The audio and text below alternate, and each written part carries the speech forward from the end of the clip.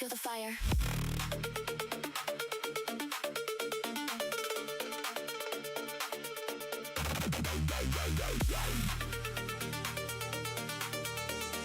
Burn it up, burn it up, burn it up, burn it up, burn it, burn it. Feel the fire.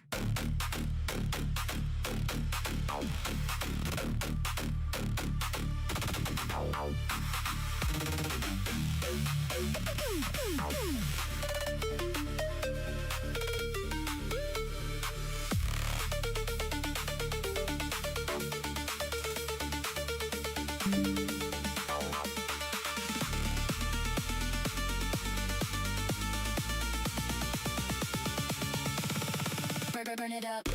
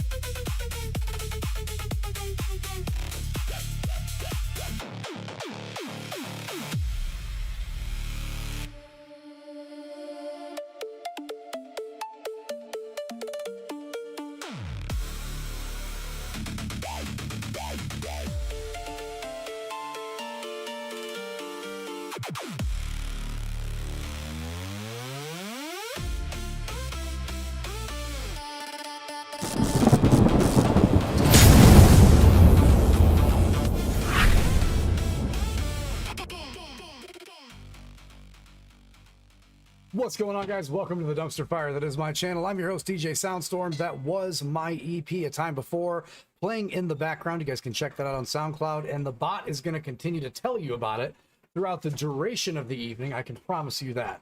You guys enjoy electronic dance music. There's a pretty vast variety of different tracks. A lot of it's more focused on progressive house and the likes, but you can definitely check that out if you'd like to on SoundCloud and support if you're enjoying the music. I do want to bring this up because YouTube told me I don't do this enough. So since we are partners, we can talk about some of the stuff that we have over here. Obviously, behind my microphone boom is the Stack Up Dinos, because Stack Up is one of the best charities on the planet, in my opinion. You guys should definitely check those guys out. But the very top of this little tower of power over here, we have Rest in Peace Harambe from Maw Energy. So I'm actually sponsored by those guys, and I do like their supplements, but these guys changed their formula back. So current state, absolutely love Rogue Energy, but if Maw ends up in a position where they can offer a sponsorship or support in any way, shape, or form, definitely going back to that. Underneath of that is the stuff that fuels this half the body I am now. And that is our Superhuman pre-workout. It's the lion's blood flavor. It's amazing. You can see some of the videos tagged with other products from Superhuman. Absolutely love the creatine-free, no creatine pre-workout stuff. It's essentially legal uppers.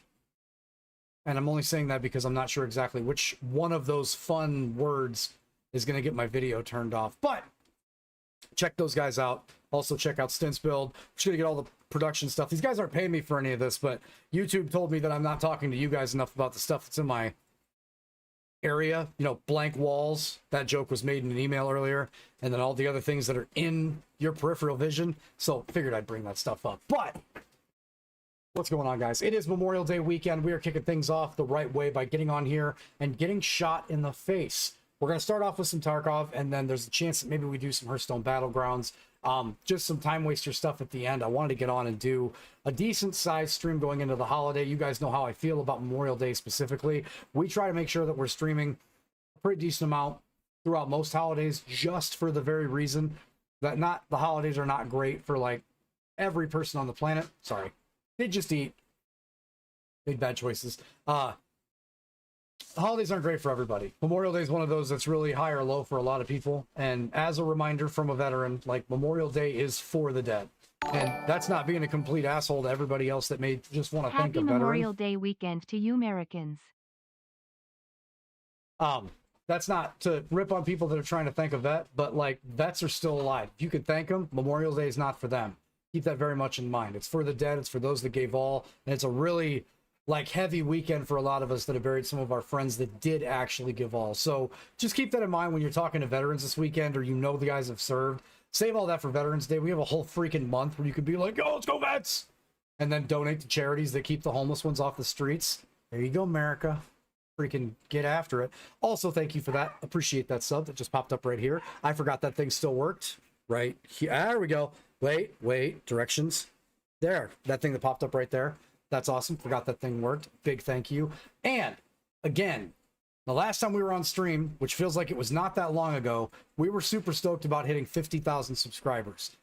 We have videos planned all the way mostly through August. Monday, Wednesday, Friday release time, 7 a.m. so everybody can see them throughout the day when they want to. Majority of it is Tarkov. There is some RPG stuff that's sprinkled in throughout that release schedule, and really, really stoked about that. But the last time we got on here, it was being stoked about 50K. With everyone on YouTube that runs into this video or runs into these videos, be sure, if you can, and if you don't hate the content, to hit that subscribe button. We are a stone's throw away from 100,000 subscribers. Let me say that again, because I never thought in my wildest dreams I'd be having that conversation under any capacity with a microphone on, talking to the community. But I really didn't think that was something that was even like feasible. I was a partner on YouTube already. Long story short, for those of you guys that are wondering why I don't have the big cool check mark on my channel, it might be back already, but so we already were partners on YouTube. And we were partners because of a mix and match of things. It was our RPG content, it was shorts of the dogs, and a little bit of Tarkov in its infancy. And then, because of how life works, this is not my full-time job. For those of you guys that are really familiar with me, or been around the community for a while, you guys know this is 100% not my full-time job. So my full-time job started to get, I don't want to say needy, but it started to get to the point where the more of me I put into that job, the more positive outcome that I got. And then I went back to school. That was also part of the things that my job needed, that they were willing to help get done for me. And then a lot of my time just went like that. So I barely had any time at the start of the spring/summer to get out on the golf course. It's been a lot of focus on school, a lot of focus on work, and staying in the gym, if I'm being honest, because that's been kind of the super focal point for everything that we've been doing, is making sure that we're staying in the gym, staying on top of things. We started our fitness journey, I guess you could call it that, just about, well, it's a little under 2 years ago, because it was not this past January, but the one before. And we got off to a great start doing some calorie counting and jumped out to a 21 pound loss. And I felt great. But then I kind of plateaued a little bit. And I felt like I couldn't get down any further.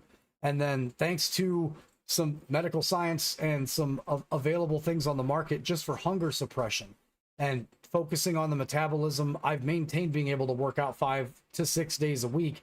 And we lost another 26, 27. So we're closing in on have lost 50 pounds in 2 years. And I got to be honest, that has taken a lot more precedent than trying to cater to the community that I just came on either YouTube or Twitch on a live status and just got hammered with all the time and played RPGs and was really irresponsible with my health at the time. So everything is going in a very positive direction. Seems like the more I'm hyper focused on succeeding and getting better in my personal life, it's a lot cooler to come on here and really be digging the way things are going right now. And then on top of that, to watch that many people find the channel from all over the world, mind you. Massive shout out to a bunch of the new subscribers that are in Pakistan, in India, in Ukraine. Huge shout out to all of our new followers from Ukraine. I just want to point out that over the last 3 weeks, I've been watching where a bunch of those subscribers have been coming from. Ukraine was number 3. So Slava Ukraine, huge shout out to you guys over there that are watching. Appreciate that. I honestly do. And that's incredible that some folks in other countries, Canada was number 5. I believe Spain and Brazil were tied for number 6. Instead of just trying to focus on people that were in my little part of the pond here in Chicago, it really seems that pushing all of the content that we have and having fun doing this has really garnered attention from all over the world. we knew that we had a small group of folks out there in Finland with Mog and a few other people that were watching the content on a constant. And we had folks from South America and from Canada, but the numbers aren't representative of all of my friends that are up there and around the globe. It's much larger than that. And the SoundCloud numbers have been the exact same for the new EP. We have a lot of people listening in China, a lot of people listening in India again, a lot of people that are listening over in the UK, and a lot that are listening from South America. And the thing that's been crazy about content creation, and anybody who's been doing it for a long time, I feel like I can put myself in the over a decade club now, so I can put myself in that. The content is way different, and the content is a lot more fun when you don't necessarily have to jump on here and do it, right? I did the do content to try to pay the bills, and I am eternally grateful for all the folks that swarmed to my community when we were doing Fuser, just classic RPGs, and really kept us afloat. And things would not be where they are right now without the members of that community. But now, on the other side of it, since I got everything in line and got my entire life back on track and focused on a much more positive level, it's really cool to get to sit down, have a couple of drinks with everybody, not get hysterically drunk, obviously, because I honestly, I don't do that anymore. Like, I just don't drink as much. And that's been part of the whole health and wellness and the mindset that we've moved forward, is I haven't really needed to. It's been better to not feel like trash when I get up in the morning so I can get back to the gym and stay on my schedule and keep making YouTube content, keep jumping in with the guys and getting stuff done. And it's just been much more enlightening to know that when I jump on, have these conversations, talk about what's going on with life, I'm not skipping the part in the intro or the part in the hello, how you doing with everybody, because it doesn't feel bad to talk about it anymore. And that's kind of a huge, like, step in the right direction. And it makes stuff like this holiday, just being thankful in general, it makes that even more of a big deal for me. We're going to try to stream more than one time throughout the Memorial Day holiday. I do have to have time because we do have some content that we have to get done. We think, unsure. Of course, it's, you know, the memes for Tarkov are going to continue to fly around where everyone's going to say new content's going to release on a specific date, but we never know with Nikita. I would love to get a lot of videos right at the jump start of Icebreaker being released. If that's the case and he does launch in the next couple of weeks, we will cut some of the Icebreaker content in so you guys can see our general reactions to the new map, to the new quests that I'm sure he's going to bake into that, and to some of the new vibes that are happening with Tarkov when that happens. I don't want everyone to have to wait until September to see content that released in June. That doesn't make a whole lot of sense. Everybody following our journey to get to Terminal and our journey to get to Kappa, I think that can be done on a raid-by-raid basis, and I really don't mind doing that because you guys know, and everybody's starting to figure out, if they want to see the current progress, they can 100% jump in when we're live streaming, see exactly how far off they are. It's going to tell on me a little bit, I'm not going to lie, because you're going to see exactly how much content we have that's leading up to where we currently are. But still, I promise you that those raids that we've had, especially the ones for the last 2 months that we're getting together, those are definitely worth waiting for, especially when it comes to me just getting got, or like those of you guys that watched the last release video with me and Bags getting absolutely decimated by a glue hard grenade. Like, there are little things like that that happen in almost every single video, and I can promise you that none of it's planned. You can tell by how upset I am that I actually died. There's just a lot of good stuff that's in that content, and when it comes to the RPGs, that's going to be a little slower. We're going to try to cut that into hour segments so everybody can really sit in and enjoy and appreciate some of the content that we're doing. I do want to start doing some deep dives on the Final Fantasies, because I feel like after I was, not that I was bored, but I was just wanting to like kind of get some vibes stirred back up for Final Fantasy again, because I was really considering, after I finished Rebirth, like jumping back into 7 and just starting all over again with that arc, the current arc, or 6, 7, like into that slide. But I feel like there is conversations that streamers and content creators don't necessarily have about the importance of each Final Fantasy in that magic arc, like from the steampunk forward from 97 on, that they don't really point out. And I think it's a really good conversation piece, and I'd like to do a full video or a full set of videos on my thoughts on that, because of a couple of different perspectives that I have from the content creation side, being as close to the modding community as I was, and still am, because those guys are still friends of mine. Shout out Strifes, shout out Sunamods, shout out Crane, all those guys doing all that good work for all of those classic games and making it feel brand new for a lot of people. But I really would like to get into some content creation stuff where I'm kind of going out and grabbing some videos to talk in front of and doing more talking head stuff just to have those conversations with the community. Because every once in a while, it's nice to have that, in my opinion, not just the dude with his brow down, trying to pay attention to where things are yelling at him in Tarkov, and having more of a conversation like this with a lot of people. Because I don't do that very often. And honestly, with most of the content that I'm making, it's really just enjoying the fact that I'm spending time with my buddies. Like Zug will jump into the chat and just BS with us a little bit. Monka and Bags are always ready to go slap Tarkov. But like, I feel like there's a little bit of a missing connection with like showing those real feelings and vibes that I get from talking about some of those games. And I think it's definitely worth putting some videos together for it.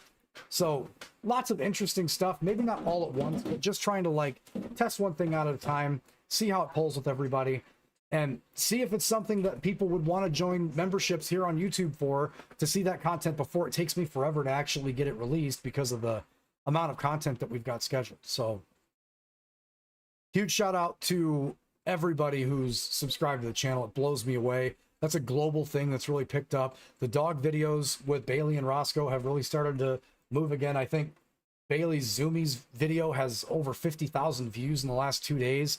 There's just a lot of good that's coming out of nowhere randomly from all of you guys. So I really, when we hit these milestones, I want to make sure that I'm visible, that I'm coming on, we're doing a stream, and I'm getting a chance to talk to everybody just so I can seriously say thank you. Memberships are available on the channel. We're really close to getting the next step. I guess you could call it Partner Plus for YouTube, where we get ad revenues for it. And that's the same thing you guys are used to with every other larger channel on YouTube. It's going to play a video. You guys are going to skip it. We're going to get paid because you guys were there when the video went off for the ad. And most of that is like fractions of a penny, but it adds up over a while, right? Like it's just that little extra that shit could get me a free can of pre-workout or something over some time. Not trying to make $1 million on YouTube. Not trying to be a household name like Peanut, or a household name in Tarkov like Landmark or any of the rest of those guys. I'm just trying to kind of chronologically put together some of these journeys that I'm on with these games, kind of like I did in the same vibe for all the Final Fantasy playthroughs that we did, all the Fallout playthroughs that we did, just pretty much everything. I enjoy thinking that like when I have or get to the point where there's wee lads of my wee lads, it'd be like, what'd you do when you were younger? And I could be like, so here's all these videos on YouTube. It's kind of a chronological journey of how my experiences in video gaming have been over however many years. So for me, it's more or less kind of keeping these moments in time in a time capsule for other people to enjoy them, people to find later, and just really appreciate in general. Because I play a lot of video games. I've played a lot of games, really bad, by the way. Been really bad at a lot of video games. And now that we're kind of settling in and the gimmick isn't this guy's trash, like getting to get CE with the guys in Hexonic's Dusk, huge pinnacle for my streaming career. Getting to some of the stuff that I've actually managed to accomplish in Tarkov feels good. Getting ranked in TFT, like little dumb stuff like that now. Those are like side quests, right? Those are adventures that we get to go on. And for me, it's kind of the extra that's just been a really positive year for 2026. All of those little wins were kind of the motivating factor between me not making music and me trying to kick out some more music for the first time in like 4 or 5 years. So right now, just in a really good headspace. It's been really nice to reconnect with members of the community. I do see that my Patreon is still active and people are still subscribed to it.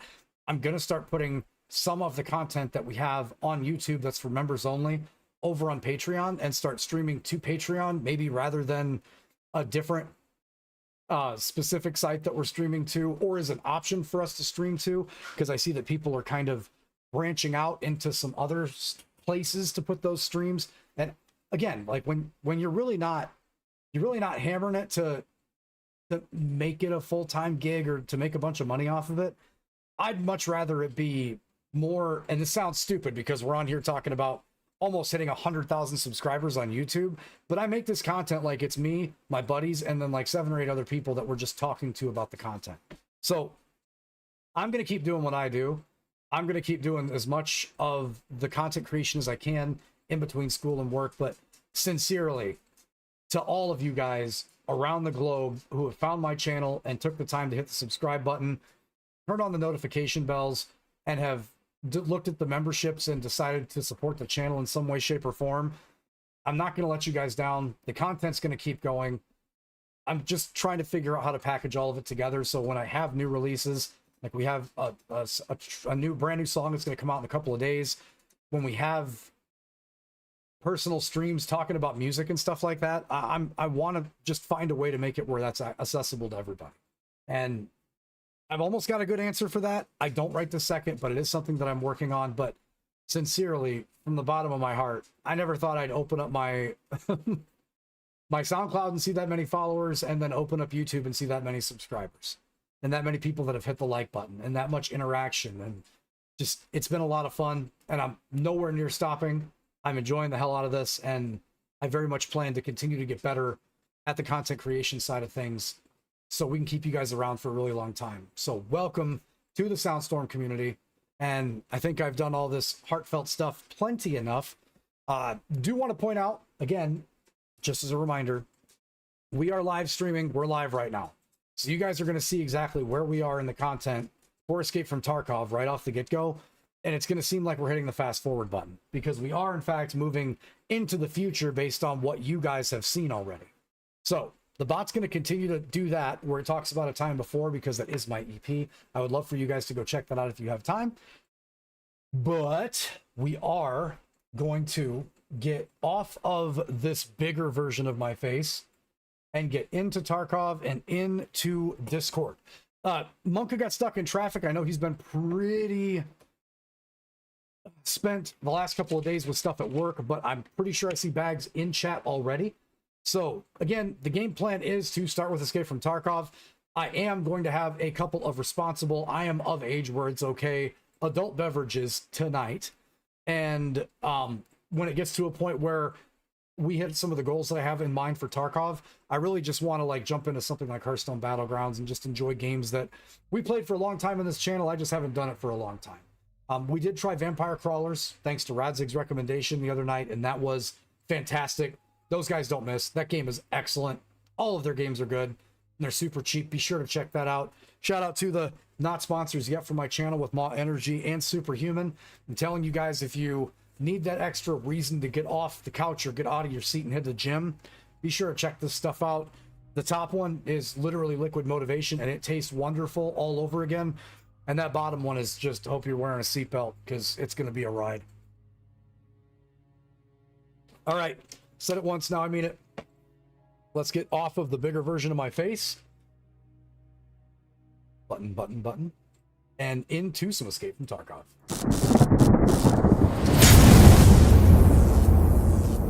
Longest opening monologue ever.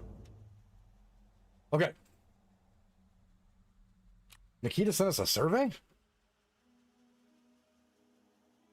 Yeah, it's about the side tasks. Now that they added the story ones, I think they're wanting to look into it. Which main game mode do you play? I mean, it's hard for me to say I play both because we make most of our content in PvE right now, but I do, for those of you guys that don't know, I do play both sides, and I actually really enjoy Arena too. How would you rate the current side task system? I'm going to say rather positive, not all the way at the top, because I know those quests. So every time BSG messes with those, it's kind of like a shell game. Like, where did you guys stick that one annoying quest that no one wants to do?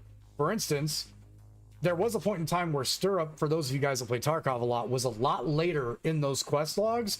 And it was like at a point where everybody was always constantly really high tier ammo, really high tier armor. And you still had to go get those headshots or go get those kills with a pistol. That was rough. So adjustments like that and making Stirrup happen a lot earlier was super huge. And I feel like right now this is probably the most smooth off-ramp into those side quests. I'm just sure there's some stuff that could be itemized better, so I'm not going to give them the full massive hard-on with how that works right this second. What do you see as the main purpose of side tasks? Well, right now they do help with story task progression. They do create additional raid objectives, and actually, for those of you guys that don't know, that's how we've been planning a lot of these tasks. What map, how many story tasks, how many side quests can we work on at the same time? And it's increased the amount of like things to do inside of a raid. Now, double-edged sword on that. If you are task focused, and me and Bags have had this conversation, and we both lived it on the PvP side. If you are task focused, you are a lot more tunnel visiony, and it is very easy to get got because you're honed in so hard. So I feel like that did create a lot of things to do, but I feel like that probably more benefits the PvE side of the game, because it's a lot more fun in PvE to have a lot less danger and risk involved with campers, cheaters, or just people that are way better at the game than you waiting in certain locations. But I can also see the other operative reason for having more things to do, that if you know you have to go to a high traffic area for things, you could still get progress by going and grabbing the other thing that you have to do.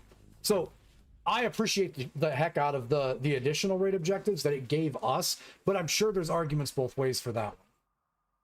They help level your character. Big facts. The XP difference is large. Thanks, Nikita. That hit me like a ton of bricks in the mouth. They unlock access to unique content. I mean, that's true. They help players learn locations and game mechanics. That's also true. After you've looked them up. I feel like Nikita's got a really good idea with that GPS thing we saw in the last Tarkov talk, though. Yeah. That might sell a lot of people not running around blind for things. Add a variety of gameplay. They encourage players to visit specific locations. They help immerse players in the world and the lore. Okay, yeah, you got all of those, Nikita. Which types of side tasks do you enjoy the most? Eliminating scavs. Okay, that one's huge. I like PMC quests. I love finding items. The areas on locations don't bug me as well. I guess you could technically say that because key cards and stuff. Collecting barter items. No. Weapon builds? Yes. Stashing items, planting markers. Nikita, there's a couple of 40 and 30-second plants in the middle of fucking factory that I don't think are a really good idea, and I'm going to complain about those until I stop playing your game. But those are kind of few and far between. Kills in specific areas? Absolutely not. Secure perimeter can be eliminated off the face of the planet. At least add a second spot in there, Nikita. Like, do in the office, but then, like, make it office and tunnels or something. Like, just... I'm on PvE for this, and it took 9 raids to get that done. PvP had to... I can only imagine. I know PvP is probably a bigger... Like, you're gonna die before you don't find anything. But if the PMCs roamed a little more, I wouldn't be making this comment. But Manbags was literally running laps around them and trying to get them to follow him into the office, and they wouldn't budge. They sat behind one of the onloaders and just looked at us. So, yeah, that one's borked. You let him roam a little more, we got a deal, bud. But till then, kills with specific weapons. Sometimes this one's fun, sometimes it's not. I'm going to go with 60% over 40. Tasks that must be completed in a single raid. These are awful. I love them. Tasks involving transition between locations. Oh, man. How do you feel about the transit stuff, Bags? I don't hate them. Yeah, I don't hate them. I feel like they could... I feel like they aren't iterated on enough, though. Because it's like, okay, so I know that this would be really terrible, but like things like delivery from the past, like I like where you have to like go get an item, and then like either bring it to a different map or something like that, or you gotta like with this recent rogue event where we can't remember, but like there was a requirement for us to actually do the transition, but with the rewards on a lot of the transition quests that they put in, I haven't, like, I still have them. I haven't done them. I don't really have anything else to do in the game other than, you know, run around and screw around. So I could do those transition quests. They're super easy, but I still haven't done them because it's like, well, Yeah, so I feel like the transitions in general when they introduced that stuff gave me a really mixed feeling. Because again, as somebody who played this game for a number of wipes before Lighthouse was even released, I have been touched inappropriately by guys like Devin and other people like Stankrat and the guys that know those locations really well. And 100% of being great at Tarkov is understanding the movements, the spawns, and the relevant locations where people can pop out. So until there is a non-specific location for us to pop up, on the PvP side, I just feel like it's a huge gamble, and the what you're getting, like Bags is talking about, the rewards do not outweigh the risk, especially if you're on the PvP side. Because I can only imagine I've watched Sheath literally materialize into the next raid, have a 3-stack in front of him, and kill them all point blank, shrug it off with that brilliant mustache of his, and take their things and walk away. It's if we maybe have a little more fluent system with that. And this goes back to the original arguments for a lot of Tarkov players about the static spawn locations in each map. I know that's probably not a fix that is even like relatively easy to fix, because we've been complaining about Shoreline for years, and I don't think that they've expanded a couple of slots, but they're still the same general locations. If you spawn back towards Path to Lighthouse, when I was playing PvP, you pretty much just ran back in, take the run through. Because everybody on the backside of the map knows you just spawned there and you're about to die. That's just how it works. And I feel like the transit system empowered that even more. Because depending on the time of the raid, not only did you give everybody the opportunity to camp to begin with, but if they camp in the high traffic spot for the beginning of a raid and they know that that transit spot's there and we're about that time in the wipe where people have to get their transits done, oh my god, it is a wrap. Which locations would go ahead? For me, like I like having the option to transit to different maps without like actually leaving the raid. But why would I? Yeah. Like with the current state of it. It's like, why would I? Which locations would you like to see more side tasks on? Ha! Y'all can appreciate that vote or hate it. But, and I know that we spend a lot of time on interchange, but because of the new locations that they added, I feel like there's some more stuff they can do on interchange. Lighthouse, an absolute no. Take all the quests off of that and burn it until we have the restructure for Lighthouse. Streets has a lot of quests, but I feel like, ooh, the Labyrinth. Oh, that's high stakes. I like that. I like that idea.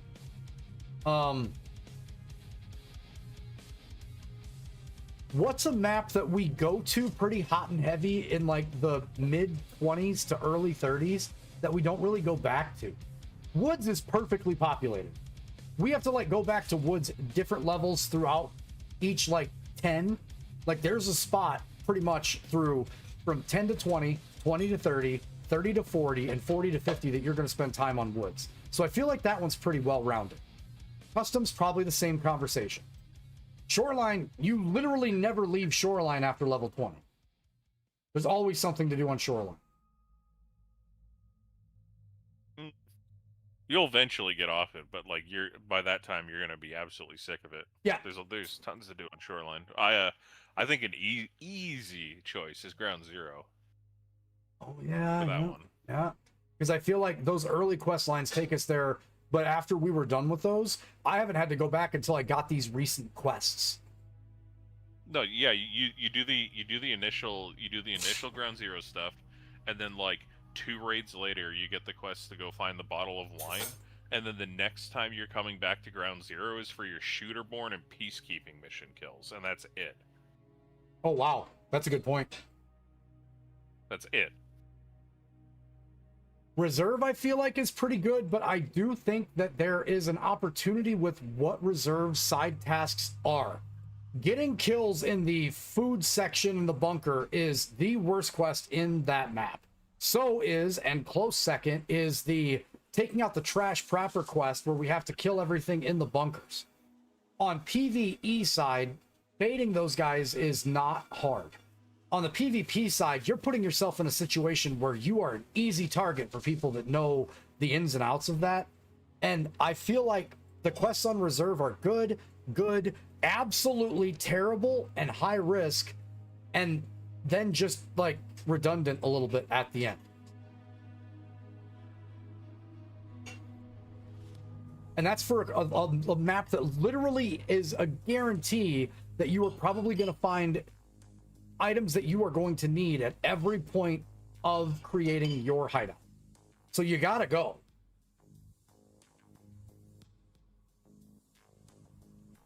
Yeah, I guess I'd agree that reserve could have more. They could at least use, let's put it this way, I think that it could use a touch-up on when and what we have to do on that map. But if they were to add things to it, I don't feel like we have enough quests that actually take us to Orb. I don't feel like we have enough quests that actually take us like to the train or the train station. Like there's no objective stuff that's back there. Or the front bunkers. Well, yeah, I was gonna say, or like, you know, the bunkers that are like out in the fields and stuff like that. Like there's, when was the last time you actually went in with one of those? Yeah. I mean, there was, with the Rogue event, there's the guys that goes on the AGS. So like maybe you might take a peek in, see if there's any stragglers hiding underneath that AGS out in the field. But like they serve no purpose. But it's like, dude, it's a bunker. Like. Yeah, I mean, and honestly, if you're going to get people to have to float out there for a quest, that's a high-risk maneuver out in the middle of, like, no cover. So that would actually add to a map that's already really dicey on the PvP side. That would add another layer, I think, to the little bit of risk factor for reserve. I understand that the bunker is a great place to PvP, and I understand that movement in that location is probably the most fun for a lot of classic, like, really old-school Tarkov players. But I feel like a lot of reserve gets neglected for options for quests. I feel like those quests have been the same for a really long time. There's not too much alterations there. And there is still, even though reserve is not huge, I think there's still opportunities for that. So I'm going to leave those as my answers. Ground Zero needs some love. Interchange, just because I love Interchange, and because we have new locations, and I don't think we do explore one of those for sure with the storyline quest, but I feel like there is more things that we could be doing outside now that we have the extra space. Reserved for the reasons we talked about, and honestly, the Labyrinth is just going to make people better at this game. And the reason I say that is because you guys can go on my channel, check out the playbook or the playlist of the times when Bags was introducing me to Labyrinth, and you learn real quick about a lot of different functions of the game, and you learn real quick about two of the better bosses in the game. So you're learning the where to look for your high risk loot. You're learning to watch where you're stepping. You're using your ears a lot more, and almost all of the basic toolkit that you need to be relatively okay at Tarkov and survive, you can get by forcing yourself to go die in the Labyrinth. Maybe not so much the little puzzle at the front, like obviously everyone's going to Google that and figure out how to do it, but the rest of the contact that you have in that map is excellent. It's excellent.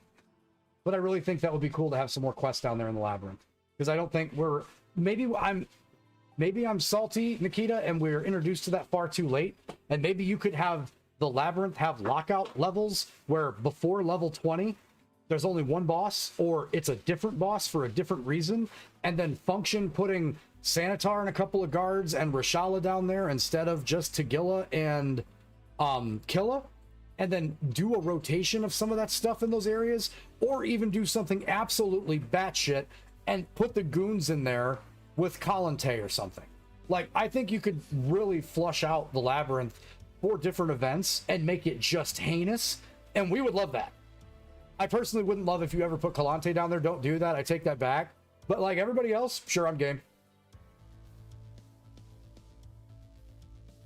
I would get my weapon turned off and run over a tripwire. Why did you say Kalante? I'm gonna be like, oh sick, he changed the bosses. Oh no, it's the stick man. I'm gonna run through landmines because I can't use my gun trying to stay alive. Don't do that, Nikita. He's used his magic wand to turn my gun off, and now I'm running through everything. I'm gonna die in a pit. Fucking grenades, yeah.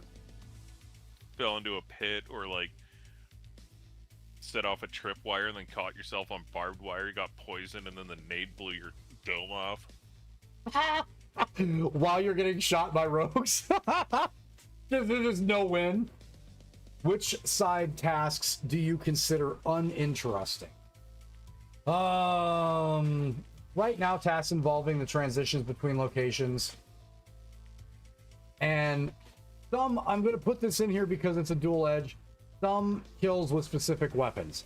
What I don't like is being asked to go to specific maps that you literally can't defend yourself in a PvP situation or a medium range fight, and you had to take a shotgun. And nobody has the strength to carry 2 weapons at that time without moving like a turtle on hot asphalt. And you're in a really bad spot. Finding areas and locations, I think, is a 50-50 as well. If those areas are high value locations or we're finding keys for those, 100% you got me. But there are certain areas that I just honestly, like, I know because there's nothing there that I don't want to go check out. Or the loot is so uninteresting, it's literally just baiting us into a location where other people know that we have to go. So depending on the time of the wipe... Collecting barter items is pure ass. Oh, yeah, no, that's straight up dog. Complete dog. Kills in specific areas, I don't mind. The rest of these, I feel like have at least more upside than down, but I'm going to go with those 4 for sure. Which type of side quests do you think should be added or appear more frequently in the game? This one's not for me, guys. It's for all of you. Tutorial, mechanic-focused stuff. That's something that I think Nikita's needed in Tarkov for a long time to ramp on the new player base. High-risk tasks, more valuable rewards. Yup. 100% on that one. Multi-stage task chains. I don't mind these. These are what help keep some of the RPG element of the game together. Like Bag said, something like you pick up something from one map and take it to the other. You are so mad when you die on that quest, but when you complete it, the win is real. Like, you feel that win when you're done with that. So I think there should be a few more of those in the game. We don't have as many in the mid-game progress, and I feel like some more of those high-risk, high-reward situations involving multi-stage task change would be awesome. Team-based tasks, absolutely. Group completion and coordination with other players, yeah, that'd be sick. PvP-focused tasks. You know what? If I was on PvP more often now, absolutely. Task focused on fighting items and locations. I'm going to leave that one be, because we already have to do a lot of that. Random or dynamic tasks. See, I say that I want this, and then me and Bags are in a room in streets for like 20 minutes looking for a piece of paper. And I'm super irritated the whole time. Like, I think it's good for the game. Well, so the way that I read this was because they said tasks that appear during raids or after performing certain actions in a raid. Oh. So, like, I don't, like, the way that I read this is it's not like an actual task that you get, but it's more like something that can basically proc mid-raid. And then if you go out of your way or put the extra effort in to complete that, like, you know, mini in-raid event kind of thing, then you get something out of it. Basically, expanding on airdrops is how I think about it. Because, like, an airdrop is a dynamic thing, right? And you can either go for it or you can't. And if they had other things like that, obviously it doesn't have to be airdrops. So you know what I'm trying to say, right? Well, yeah, because that kind of builds on to, like, a random dynamic task could be that you have to get an exfil that's not powered on. Technically speaking, the power-up exfil in Interchange would be one of these, like, random event happens in there, or like a certain time of raid, a specific, like, entrance or exit opens. So yeah, that would be kind of cool. Any of that stuff that changes your plan because it happened, even if it was rare, would be kind of sick. Tasks with multiple completion options. I love that because I love the choosing. The choosing stuff is going to be way cooler if there are more of those that we don't already have in the wiki, Nikita. Just know that, because right now all of us know exactly what direction we're going to go on every single quest based on those rewards. Maybe if it's not even adding more of those, maybe switch up what, like, make it dynamic for what the reward is, so we don't know that the first med case comes from picking therapist on the first quest line that involves making a choice. Like, we are programmed to do the right thing with the highest income capacity for doing it, so maybe adjust the dynamic reward as opposed to adjusting the quest. But if we're doing that, that also makes the choice harder. And that would work really well into how bad do you want that ending. So definitely think that's a good idea. Lore focused tasks, love it. I like the lore in Tarkov. Me too. What could motivate you to complete difficult or uninteresting side quests? Unique bar. No, I'm sorry. The barter stuff is just, I get it, but I would much rather just speed my hideout to the point where I can craft everything if it's possible. I would much rather you develop, I would much rather BSG put more interesting and extra things to build in the hideout, or a level 4 for everything to unlock an ungodly far level of progression that we can start crafting stuff. Like, I don't care if it was like level 50 was the prerequisite. To me, that would be much more interesting than adding more freaking unique barters to the system. I hate the barter system. Yeah, I think for this one, I chose skill progression and cosmetic rewards. Something that helps my skills get max faster and then drip. The trader rep, I like where it's at. Probably experience. For super hard ones, early on, that could pop your quest quicker. And with the new experience extension, what influences your choice between traders in alternate task paths, for example? Like, oh, we just talked about this. Completion rewards. Rep loss doesn't matter because you get it right back. Oh, this question is definitely not for people that have unheard. The personality and role and lore would add to the lore, so I'll get there. Role playing and moral choices, I'm out. Easy for me. How often do you read the lore and descriptions? After Bags brings it up because it's cool, I read every one of them. How do active side tasks affect your choice of raid location? I always... I don't play this game without considering that, so... Yeah. How do you usually prioritize different types of tasks? We talked about this throughout this entire playthrough since 1.0 came out. The way that I prioritize tasks is probably much different than everybody else because I'm programmed on how I like to establish my progress through Tarkov. We do what we call punches and bunches. We line up everything that we know we have to get done that unlocks the rest of the quests. Then we start trying to layer all of those quests on top of each other to speed through our progression. For the exact same reason why everybody that plays World of Warcraft absolutely hates Mythic Raiders is the same reason why a lot of people aren't going to like my answer for this for Tarkov, because trying to min-max the amount of time between I have nothing to I have the world and I can actually be a panzer tank in every raid is the objective every single wipe for everybody that plays this game a lot, because that power creep feels wonderful. The journey is always a lot of fun. And even Bags, who I think has only reset his account the one time for 1.0, that felt great that second time. I could tell you on the 20th time, nah, but if it's been a minute, you don't mind restarting from zero. And it's because we're programmed to know exactly how to min-max that information to get back there. And it's the journey to get back to uber strong that's the most fun, as long as we know where the end piece is. So how do you prioritize different types of tasks? I complete the side tasks first, then story and operational.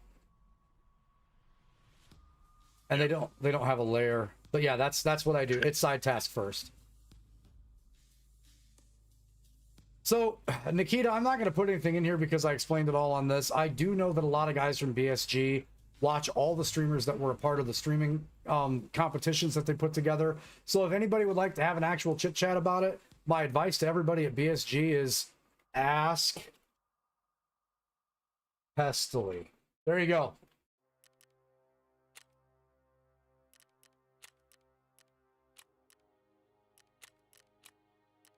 Oh, at least I got a moonshine out of it. Let's get after it. I actually typed quite a lot in the Oh, did you? type box. Yeah. I thought it would be cool if more side tasks had like tiered completion status. Oh, okay. So you know how like the early quests where you got to take like an AK-74U to customs and blow up scabs. Mm-hmm. Like, it's like, okay, so you can do that and you get the rewards, but like, what if you do it with only iron sights, and then maybe you get like an item, like a hard to find item that helps you upgrade your hideout, and then like, what if like, and then on top of that, what if like 75% of your scav kills are headshots or something like that, right? And then you get maybe another hideout item, or like or even like stuff that like kind of lines up with how you did it. Like if you're doing a kill quest and you do it with iron sights, maybe you get a little bit of aim drill skill experience as a completion, right? Even if they I think just kept cool. in that specific scenario, even if they just kept the higher level difficulty to something that just boosts your overall, like your base point stat. So like you said, with the AK-74U, if you're getting, like, let's say you get like recoil reduction for that because you have to use a weapon that notoriously bounces around a lot, or you get like an extra mastery point towards the weapon at the end of it, so it just makes using that weapon more beneficial for you. Oh, that'd be sick. That'd be so sick. All right. So quick rundown right now of where we are at, just so you can see exactly how far ahead we are from the stream than we are for the content that's going on the current release schedule. So right now, the main goal for the hideout is to get our Bitcoin 3. We are grabbing all the CPU fans that we can in every single map, and then we can purchase the tank bat. We do have all of our electric motors. We can make silicone tubes, and we can buy the pressure gauges. So all of this is possible as long as we can get that CPU fan. Also, we did max out the amount of graphics cards that we can hold, and that, as you can see in the top right-hand corner, is why I'm broke. Because I just 100% full sent directly into making sure that I had all those graphics cards. So at some point in time tonight, throughout the stream, we are definitely 100% going to be trying to make Soundstorm some money, because that is 600K. Not 600 mil, 600K. And we still have to buy the rest of the stuff for the hideout. We have 2 hideout upgrades that are left that we can focus on and prioritize. And the main creme de la creme, because we can't die again, or this is going to get a lot more interesting, our bolt action rifles is at 76 of 97 for 100. So we are going to be sticking to the DVL and this wonderful toy that Bags gave us, so we can try to complete our Psycho Sniper. That is a huge goal for us to get done. On top of that, getting the guide and getting some of the harder quests taken care of in a timely fashion while we're trying to cut through some of the story missions. Like I just said, punches and bunches is kind of the goal. We're going to be trying to stack a lot of these, but the main priority would be for those items for the hideout, and then also as many bolt action rifle kills as we possibly can without dying. Because if we die, Psycho Sniper restarts. It's all in one life and it has to get taken care of, or you have to restart. So we're going to be gambling a little bit depending on where we're going, but I have some faith that we can pull this off as long as we stay after it. And as long as the event's up, there's lots of sheep to shoot on reserve, so if we have to go fix that problem really quick, I have no problem going to sit in the clock tower and just raining death on people. But in terms of what we're looking at for our tasks, so right now we have gain access to Lightkeeper and talk to Lightkeeper. Batya is study the stuff from Mormon's phone. I believe that's number 2 here. Сразу видно, что он как утка. Explain. You get it? Taran, like, oh, thanks. I've been trying to not swear so much on my stream and then instantaneously get after it, Tarkov. Nice. Soundstorm and being broke when GPUs are involved. I feel like I've seen this before. You've seen this exact episode before, Mind Tricks. Damn right. Yeah, I remember no one got hurt, at least. So we're still tracking what is going on with Mormon so we can keep moving Batya forward. Looks like contact the Bogatir squad.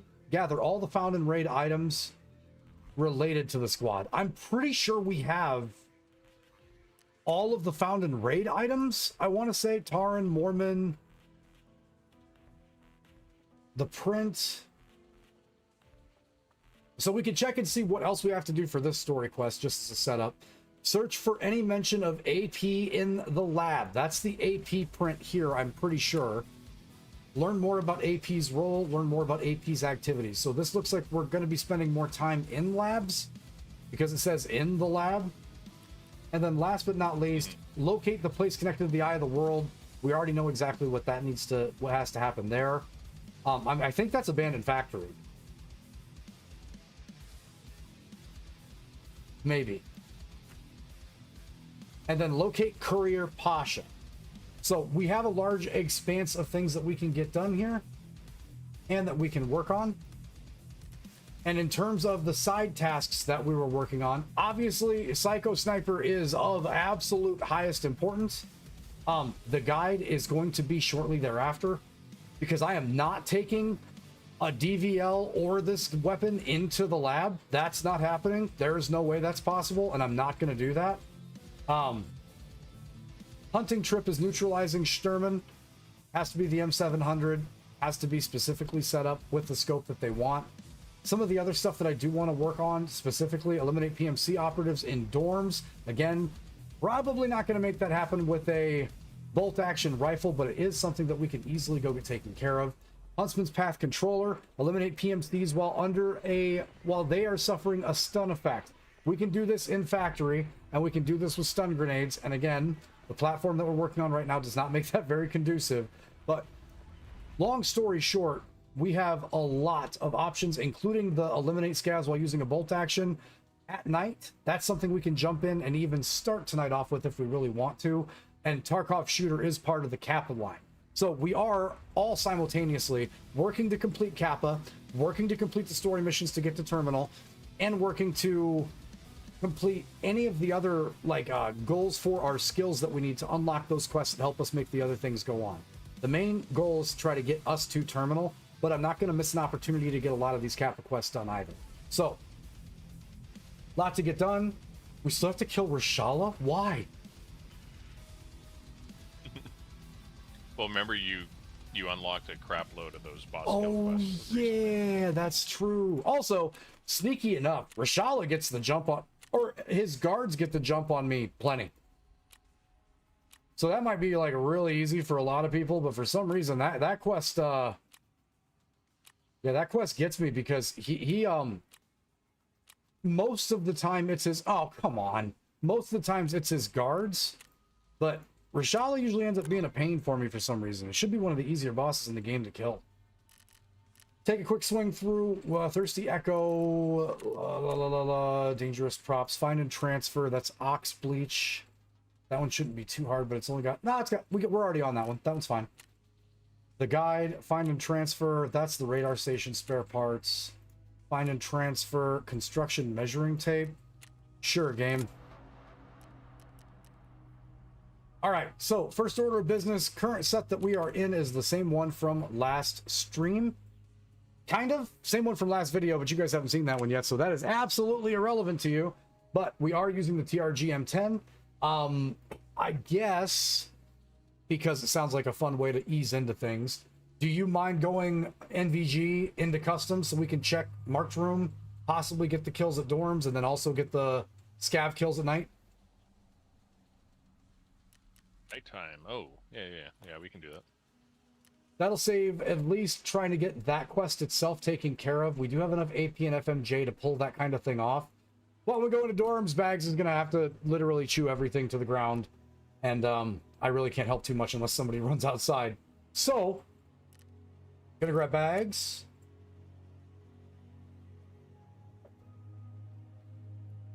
Right to group. What you doing, Mindtricks? Chillin' playing League. Hey, so first part of the stream, because I had some things that I went over for the first hour of the stream that are kind of like career highlights, school highlights, kind of riding a wave. Obviously, you can see the chatter about the subscribers on YouTube. But after we get a lot of Tarkov stuff done, because I have some stuff I want to get taken care of, I did want to get completely like sideways and play Hearthstone Battlegrounds. So depending on how sideways and after it you're going to be a little bit later, that is still in my plans. Oh, hell yeah. For those of you guys that watch all next week, so oh yeah. God, why would they let you do that? Yeah. Hey, Sunday, Monday looks like it might actually be good golf weather too, by the way. I am looking at this weekend. I am looking at the possibility next week as well. I am super happy. Sunday, Monday looks like mid 80s, 5-mile-an-hour winds and perfectly sunny. That's going to be a burner. It's going to be find a course that doesn't have an hour wait. That's what that's going to be. Fair. Because even just the guys that work the site that we have on the corporate side was like, if you guys are going to get a tea time, y'all better call quick. And we're like, yeah, it's Monday. And they're like, yeah, we know. Let's grab some food and water for customs, just because we really don't know exactly how that one's going to pan out. We did do a food run with Monka before the stream tonight, so I do have a plenty of that. And we're going to double check our injectors. Going to make sure we've got some propofol, because if one thing is considerably certain, it is that I am always going to get shot. But really, why are you broke when GPUs are involved again? So I'm pretty sure I've lived this. Yeah, you did. So in Tarkov, you build a... Are you watching the YouTube stream? Yeah. Okay, so... No, Twitch. Okay, so on the Twitch stream, you have a Bitcoin farm in your hideout. At level 2, you have to have 25 of these cards. They're about 900,000 rubles a piece. I have one extra, but level 3 makes it where you have 25 additional slots on top of these 25 graphics card slots and stacks this thing to the roof. Literally. Makes this a... Yeah, this definitely feels like a repeat of real life. Yeah, pretty much. Like, we lived this. Yeah. It was actually stacked up to my room. That's the roof. That's for sure. But that's one of the last upgrades that we have in the hideout. Hey, is that babe, we Bitcoin can turn farm. off the heating. We got crypto mining. Let's go. I did that. I literally 100% had heating for an entire winter because of the crypto farm. Those were the good old days. All right, let's see if we've got customs at night. Oh, what's the timepiece for that? 20?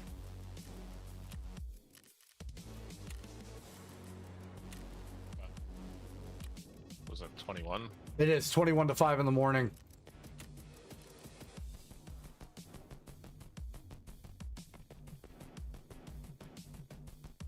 Okay. Smack dab sticks. That's awful.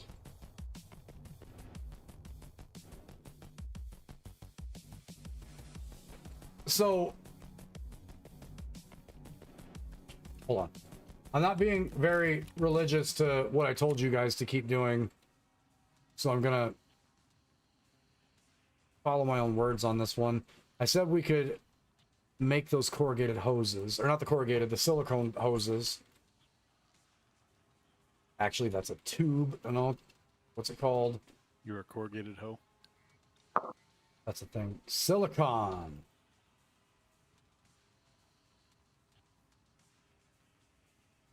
So I can't actually make that. Oh, but I can use it. Nice. All right, so we actually have one of Ragman's quest for these stacks of fabric. So we'll spend even more money just to break down and start getting Cordura and some of the other fabrics for this station. Then we'll run across the mill over here to the workshop. And we will...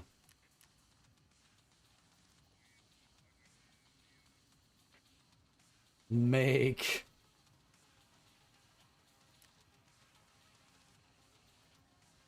Sure, why not?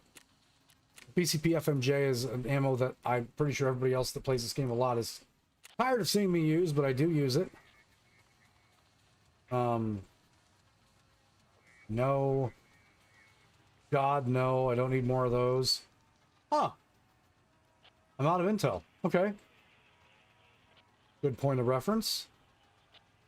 Gonna need those. We're gonna leave the... We're gonna need the intel center just to chill out for a second. Let's, I know I can afford the chocolate bars. Barely, but I can. No, give me the other one.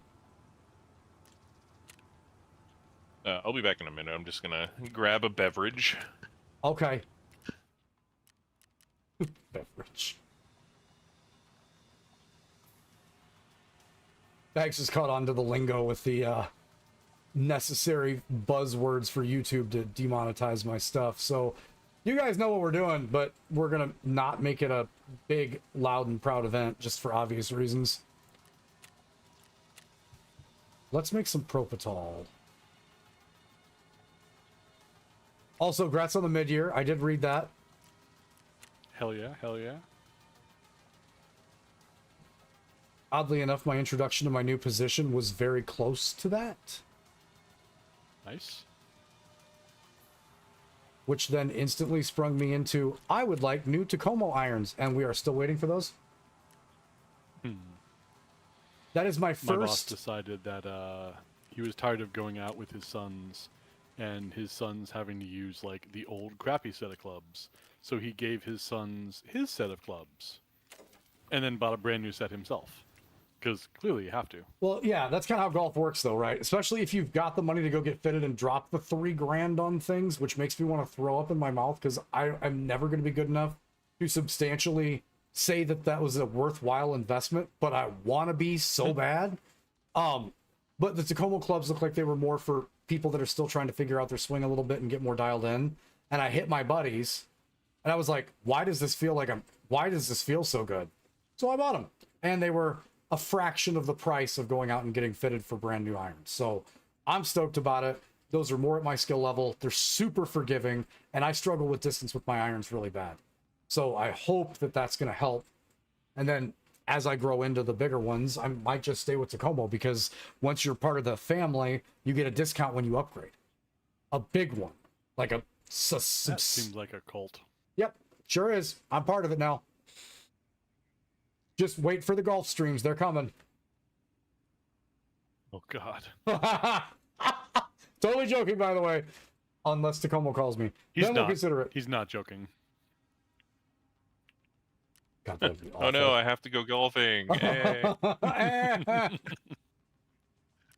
A bunch of factory workers and people from our accounting office out on our local golf course, and I have to record that. I would be fired. Somebody getting fired. I might not be the one that gets fired, but somebody's probably gonna regret all that. All right, Jimothy is up, so we're gonna hit Jimothy 2.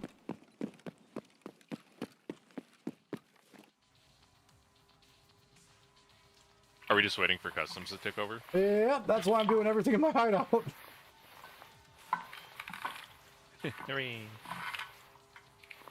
No. Yes. Yes. No. No. There we go. No. Yep. Okay, nothing broke. Wins. Do it again.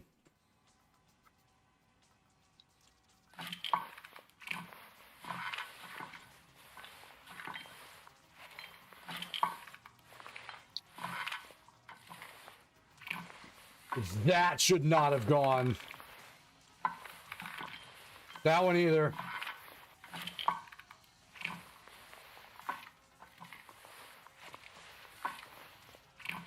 You know what? Yeah, they should have. I was just that good that time. No idea what happened right there, but okay. Thanks, Jimothy. I know I didn't click that at the right time.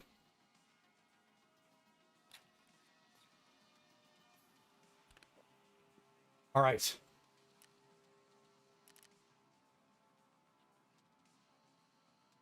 All right. Let's see if the time has cooked enough. Ah, it's 21. Like, what are the chances that do we just wait a couple more minutes?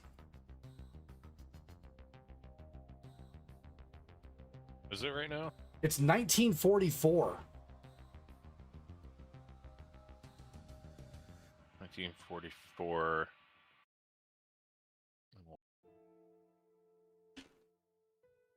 It'll be about it'll take 11 minutes in raid to tick over to 21. Okay, give me just one more second then, because if you're beveraging, I'll beverage, use the bathroom, then we'll go, so at least most of the raid is in that window. 1 second.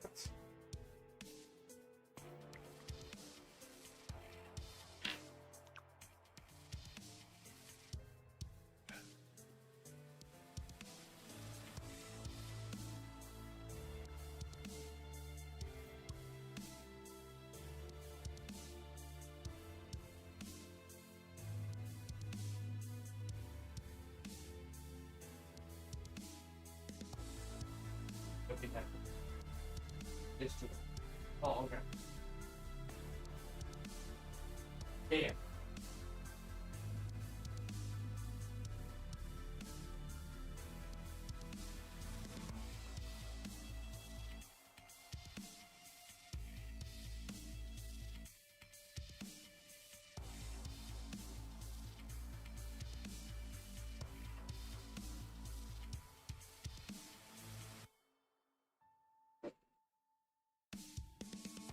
We are 10 minutes into this game of League.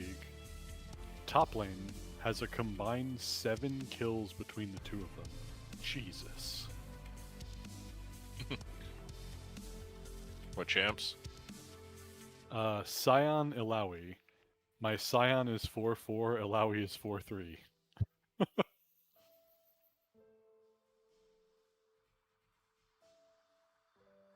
Hopefully that sound just becomes an absolute wall. That's the fucking plan.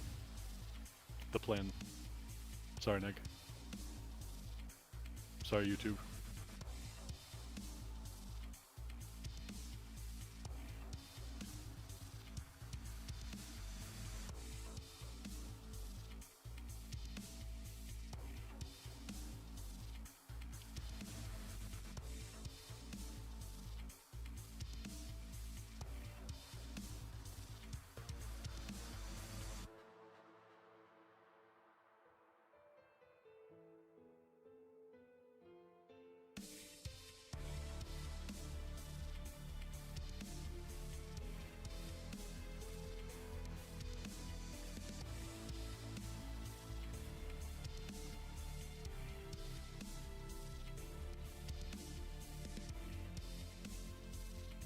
Bong.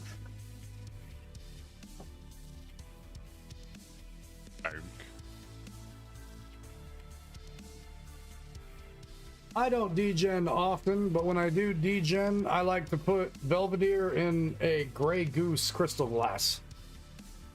Either one of you can call me, by the way. Eh? There's a goose. A goose anyway. But that's not that the Belvedere is going in it. Because Belvedere is I don't want to say it's better, but it's definitely more my favorite vodka. Mildly less rubbing alcohol? Mildly a lot less rubbing alcohol. Mildly a lot. Yeah. Yeah. Meant every syllable.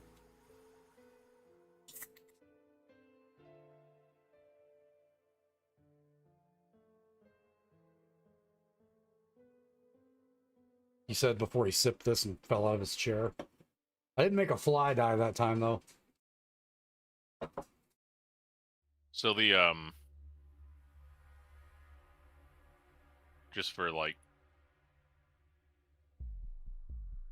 knowledge sake, basically, every minute IRL is 7 minutes in game.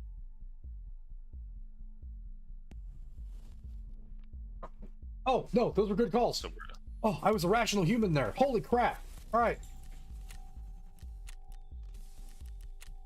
I didn't regret that. Let's go.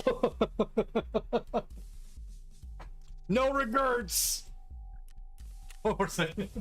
Regretty spaghetti!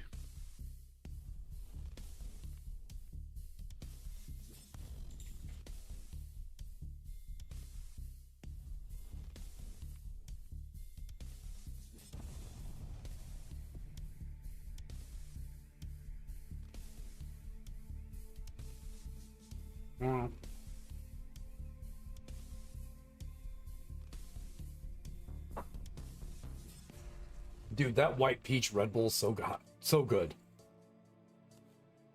That is, oh.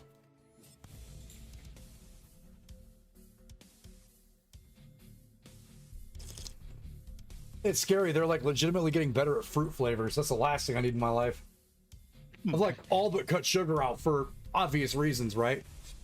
This morning at weigh-in, I'm almost crossed into that the 20s. So started right knocking on the door to 280, almost knocking on the door to 220s. That's over 2 years, obviously, but Hell this yeah. last run has been a sprint. I hit 247, and that's been quite the slog from 250. But getting to 250, yes, was a sprint. I'm excited for when it does slow down like that, though, too, because I feel like my body's not going to forget these eating habits. So there's less of a chance that I'm just going to...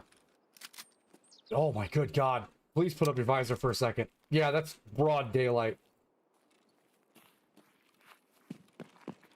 So we spawned in a good place for scav kills. I just realized what scope I have on. This was a fail.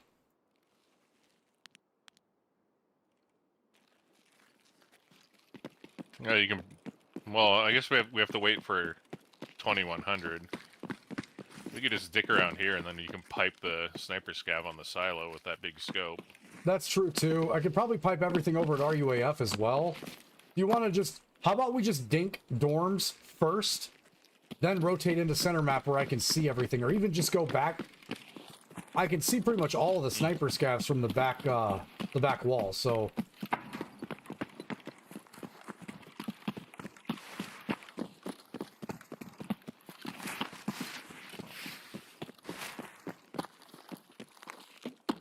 Oh my God! You can see the dimples on that rock.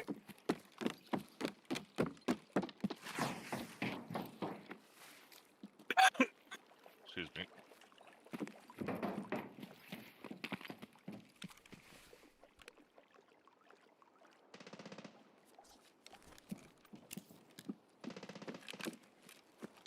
That's back at Big Red.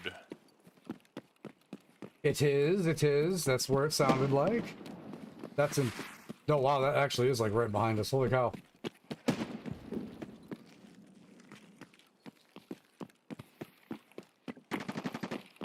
That's okay, because I legitimately brought a scope that if they cross the river, I can see them.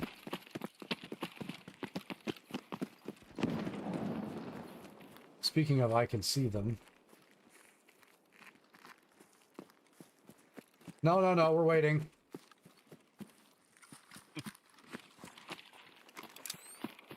Woohoo! NVG action! Shala? I think we have Rashala.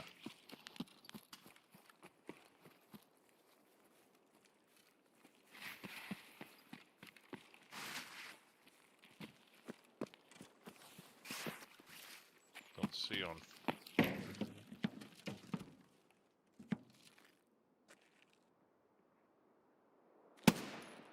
That's just a normal scav, but someone shut themselves in the bathroom on second.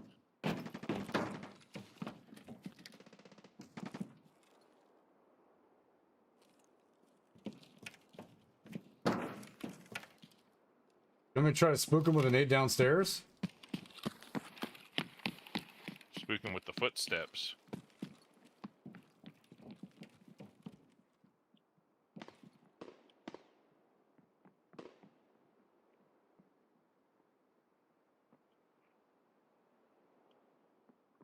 First is clear. Coming up mid stairs on second. Yeah, I hear a pivot. See your laser.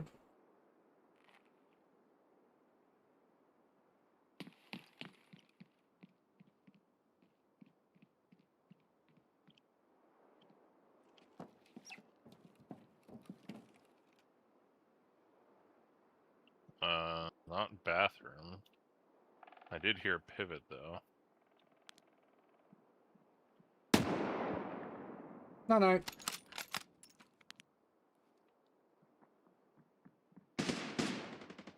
Normal scav.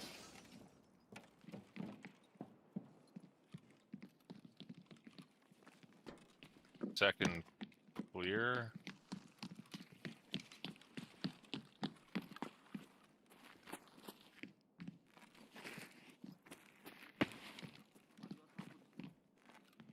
Coming in bottom floor, I think.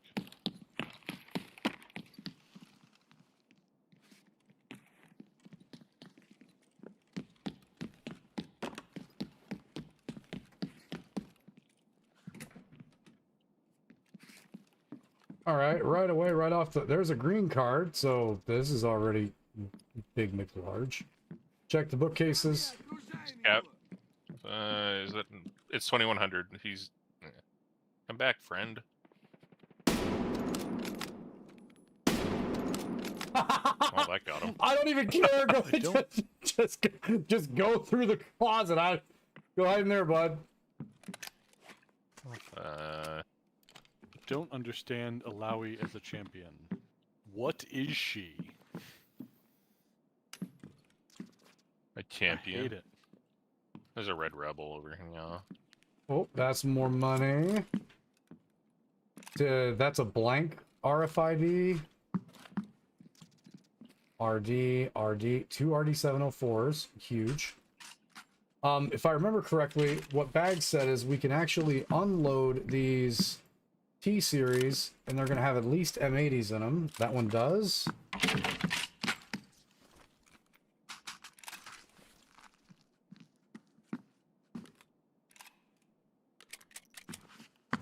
As does that.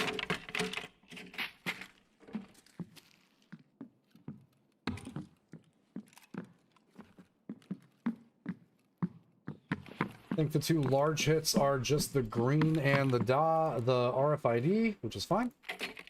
Yeah, there's nothing left in that room. What a P90 on that dead guy.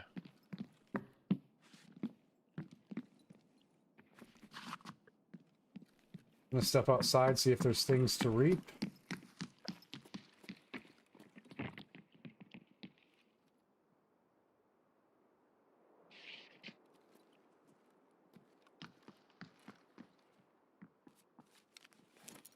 Gonna need 2-story.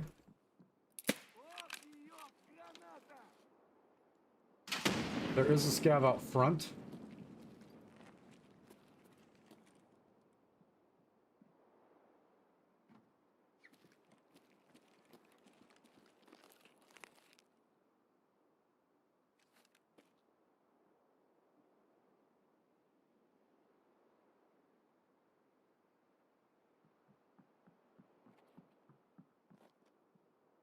He's just rotating on first floor, I think.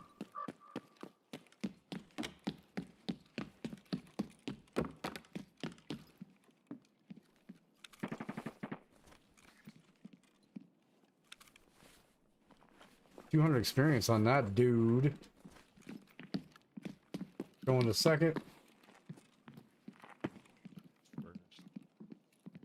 Oh, yeah. He's stupid. If you want to come down to first. Just on the right.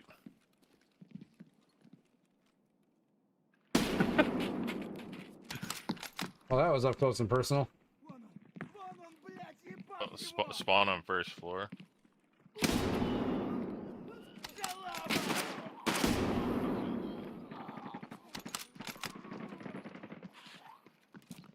They're coming in.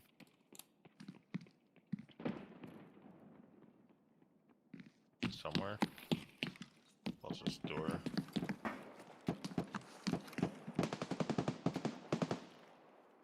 New gas.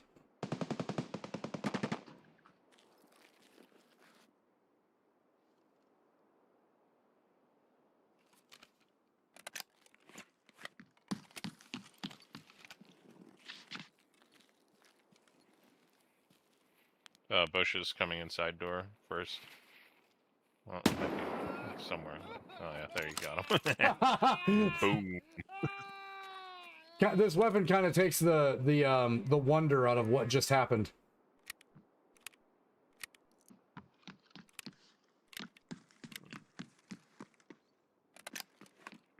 So we know that there's something going on over in New Gas, which means when Bags is done searching for things, we can rotate around this back side, and then we will have the scavs that we can reach out and touch because of the size of the scope. Dead center middle by one of the other quest locations in the center there. On top of killing whatever is causing chaos over at New Gas. We've already gotten this sniper scav. We know that there's going to be another one a little further up.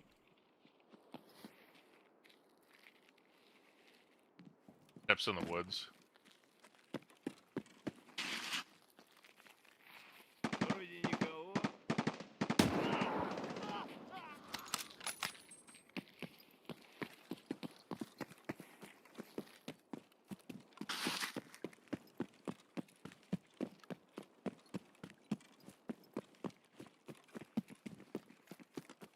Oh, we're right by Buddy Dude Pasha? for Tasha.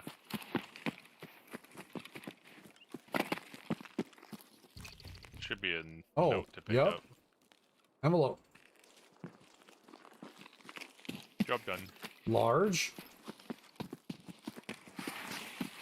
Totally wasn't intentional, but bonus points for Bags for considering that he knew where that was and we were going to run right by it.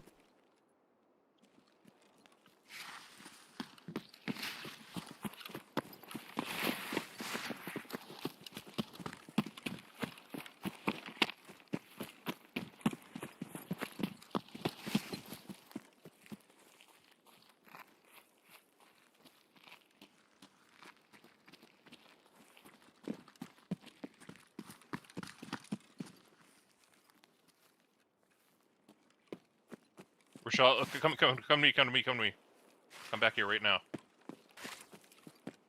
Fuel tank in front of new gas, pivoting right in front of it. Rochelle blows head off. Let's go.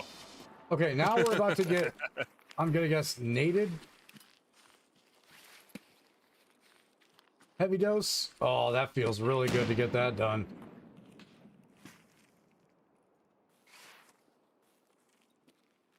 I bet his homies don't even know what happened. And you already have his gun and everything, right? So. Yeah, I already turned in his gun. Maybe we keep rotating around backside and try to just shoot down over him. Yeah, that's what I'm thinking. I kind of figured Somewhere they start. where it's harder for them to nade. Yeah.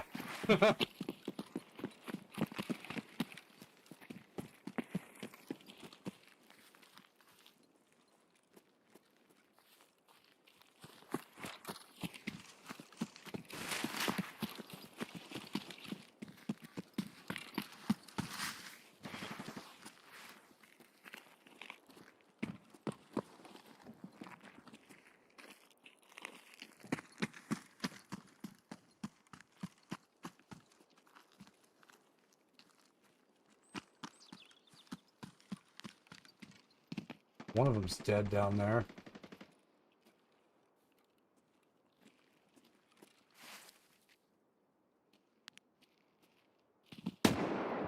Another one down. Nice.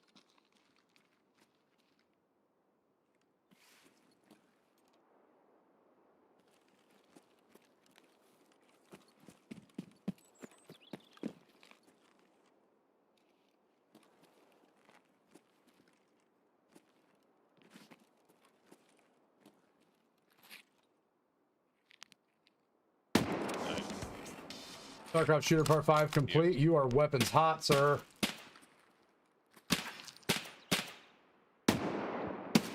No, sorry. Well,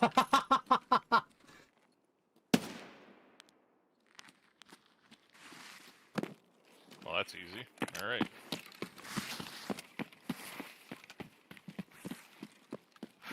Now, keep in mind, this is that point where a lot of people were like, all right, I got the quest done, let's get out of here.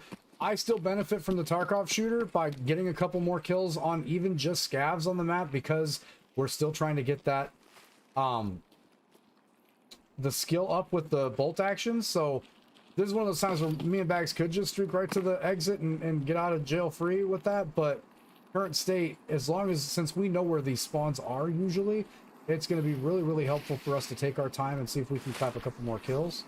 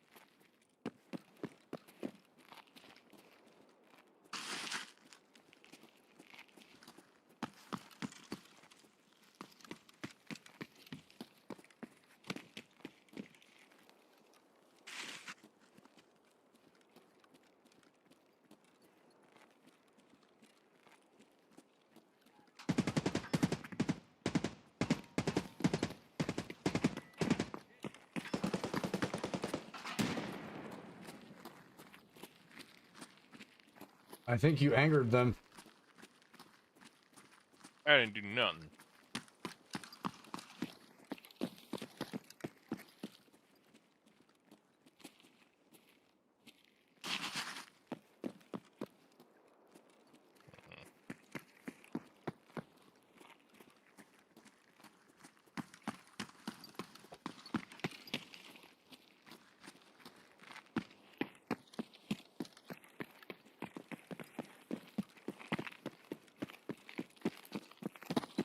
Absence of scaverinos over this direction. Usually there's a few.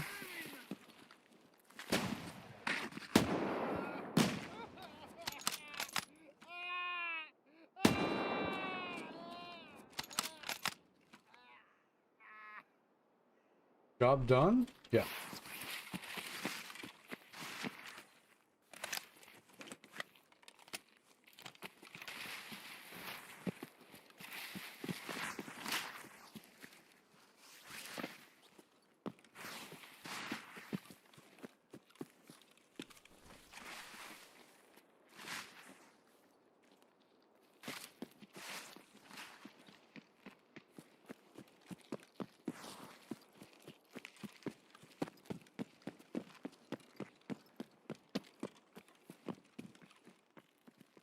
Go up here and take a look-see-loo.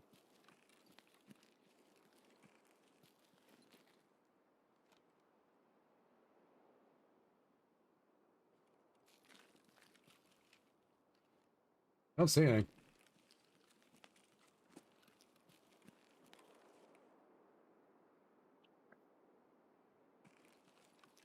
Oh, I guess we've got 13 though.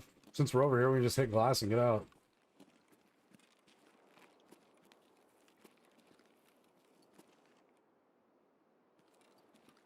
Yeah, I'm just kind of peeking at Stronghold right now.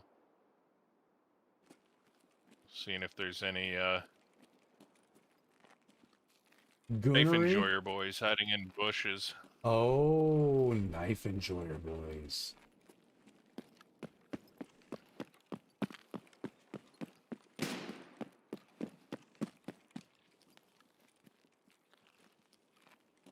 I dropped something, but I think it was just a normal scav.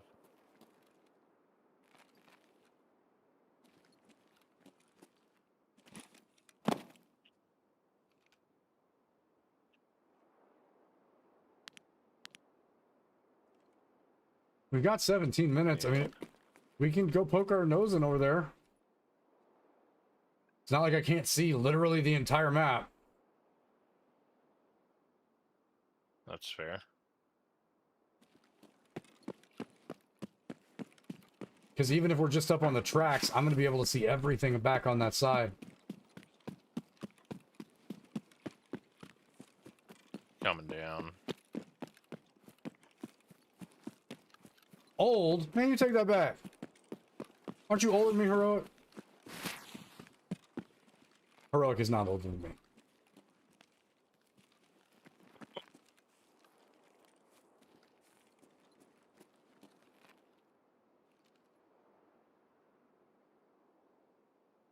Alright, I'm gonna try and no, we're just gonna hop off the bridge and hurt my legs. Cool.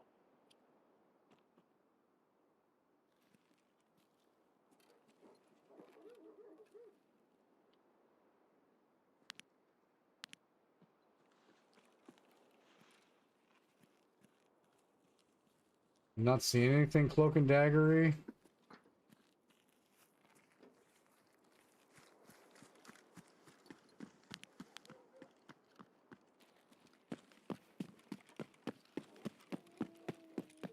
Not to the left anyway. Fuck.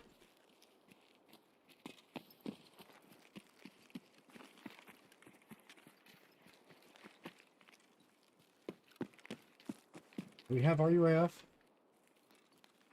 No. I don't think so. We spawned too close to it. On the far right. One behind a shipping container. He's poking his head out again.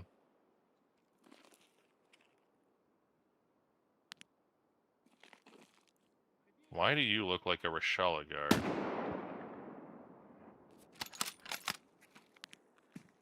Well, it looks like paste now. Nice. Yeah, this is a normal scav I shot.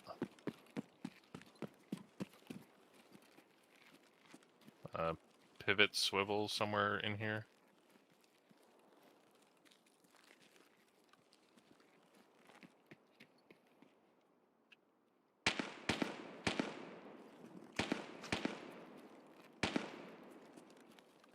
I think it's coming down from second.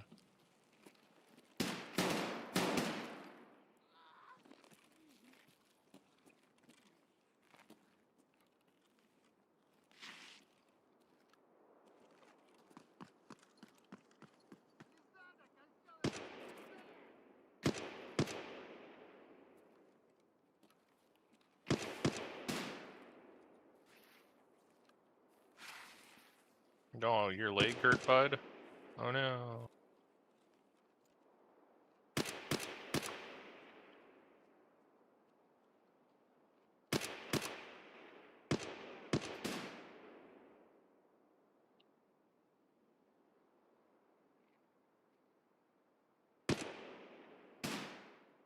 Alright, I'm playing with that guy.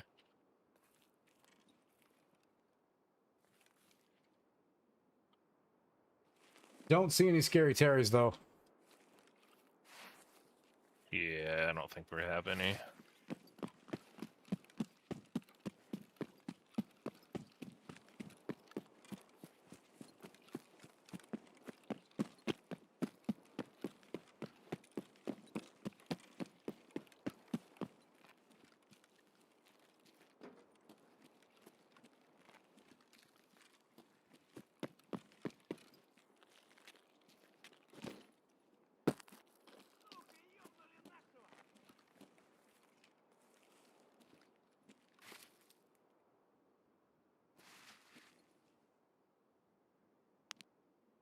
Oh, Silo. Oh no, Silo Sniper's dead.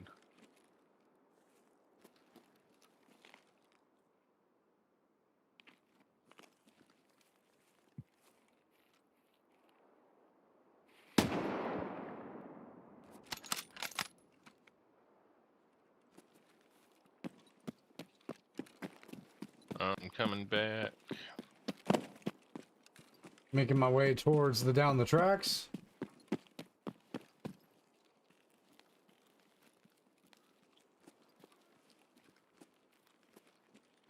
Here, Bags hurting himself in the distance. Well, jumping that wall is like super chill until you get max strength, then you clear it by 10 feet and fucking crater on the other side.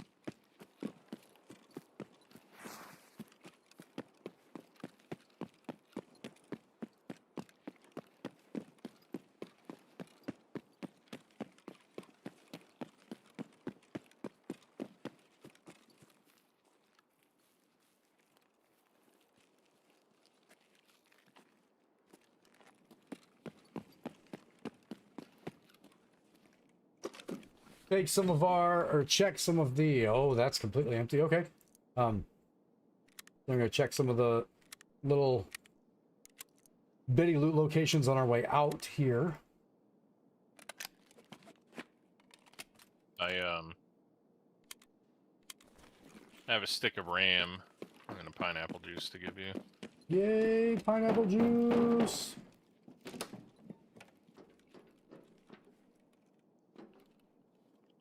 No coats.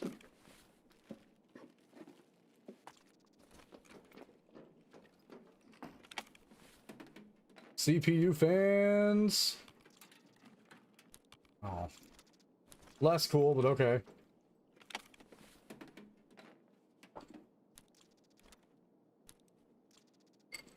Also less cool, but okay.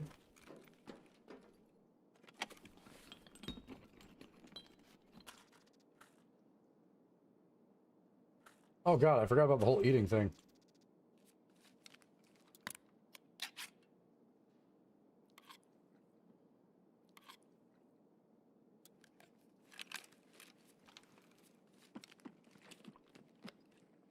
You're in Glacia.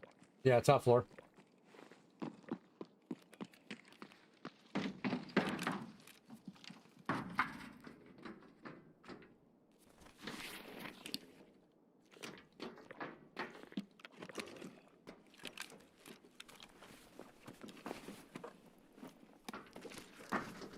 Ram, yay! Pineapple, yayer! Search experience, also hot. There you go, sir.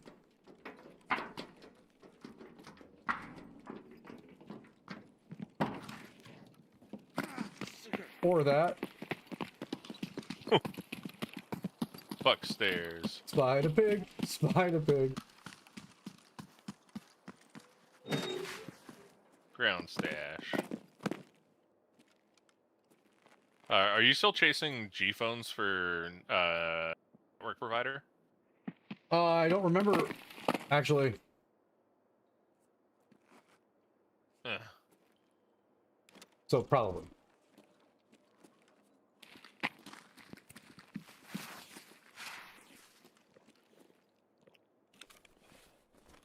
There we go. We were at 76 when we went into the raid. We did get the handbook item. We did get a Rashala kill because for some reason he was just standing by himself. Out of fairness, it was very, very dark. Hence, we're in the NVGs. So Rashala's range when it's dark is real bad. Almost all the bosses are, with the exception of Tagilla. He can just smell you. Yeah, he smells the fear. Yeah. Headshot, headshot, headshot. Scav, boss. Not a single one of those things I killed was a guard. Where was guards? Yeah. That's crazy. Maybe they all got wiped out by like a PMC pack that moved through, and then Rashala did his patented move of hiding like a bitch. Yeah. Find a nice little corner where the shooting isn't. Hashtag hides in bed bathroom. All right, infiltrators. That's another Jaeger quest out of the way. Trophy complete.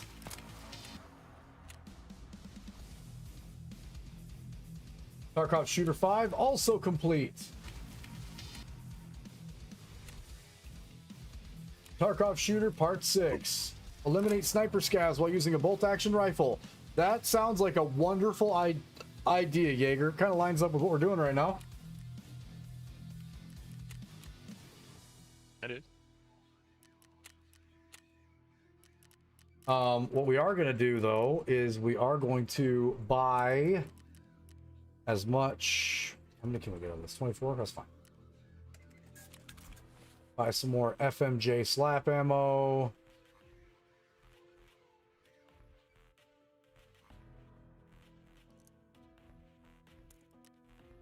Gonna repack that out. I did need that for network provider. I completely forgot about that. Attaboy. Red Rebel is a very good start for us making a little bit of money. Those are still selling for $989,999. And I'm already wearing one. So, $989,999. chuck that bad boy up there. Could start our little bit of a money quest to get back. Those of you guys curious, yes, I did do an extreme amount of cleaning in my hideout. So a lot of the junk has been removed that I had. And a majority of the space that I have, if you can't tell, this is probably the most space I've had the entire wipe for this so far. So we definitely went above and beyond, making sure that if we were going to get after it, we very clearly could get after it instead of just kind of getting after it. Two different things. Not going to dive into the discrepancies between the two, but definitely made sure that there was room for us to grow. That's for sure. That being said, what we did just get done, we did just move the story quest forward as well. For Batya. Or no. Search the ambush witness spot. Yep, accidental witness. That's the next piece, is to search the ambush spot. Now, we did just get a quest from Jaeger to kill sniper scavs with bolt action. We're going to continue to use the bolt action, and based on that last raid... Wow, bro, that went up a lot. From 76 to 84? That's huge. Hell yeah. So, that was 8 points towards our bolt action rifles for that, which is monster. We tapped that a couple more times, and Psycho Sniper is done-zo. There we go. A little less broke now. It still says search the ambush spot. Yeah. Tasks. Did you read the note in raid? Because the ambush spot is where we picked up the note. Hold on. That's... What is that one? Notes.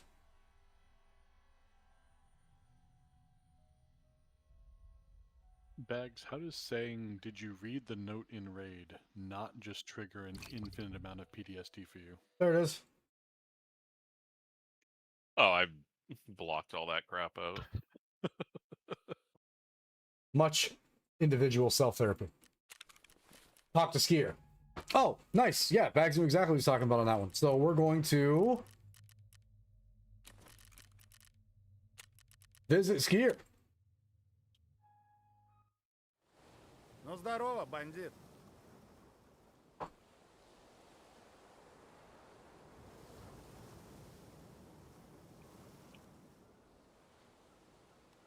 А чё, сам не в курсах? Хотя да, ты ж не знаешь. Короче, раньше Чипыга всем заправлял. Но сейчас не при делах. За это рассказать не могу, уж извиняй. Но когда Чипыга уходил, он вместо себя Решалу оставил. Его-то хоть знаешь? Heard the name, yes. Can you get me in touch with him? Ты совсем попутал? Решала же совсем отбитый, я к нему на выстрел не подойду. Сначала он еще в руках себя держал, а теперь вообще страх потерял. Он на раз пацана ровного уложит. Так что, если шкура дорога, я бы на твоем месте его стороной обходил. It's annoying how much Skier reminds me of one of my roommates. Ты как-нибудь потом зайди, лады. Может, обсудить, что будет. Okay, so for that one, now we're back to character tasks. Locate Rashala's stash. Locate Rashala's stash. Obtain Courier Pasha's belongings. Is that literally the Rashala key? Rashala Bunkhouse. That's easy money.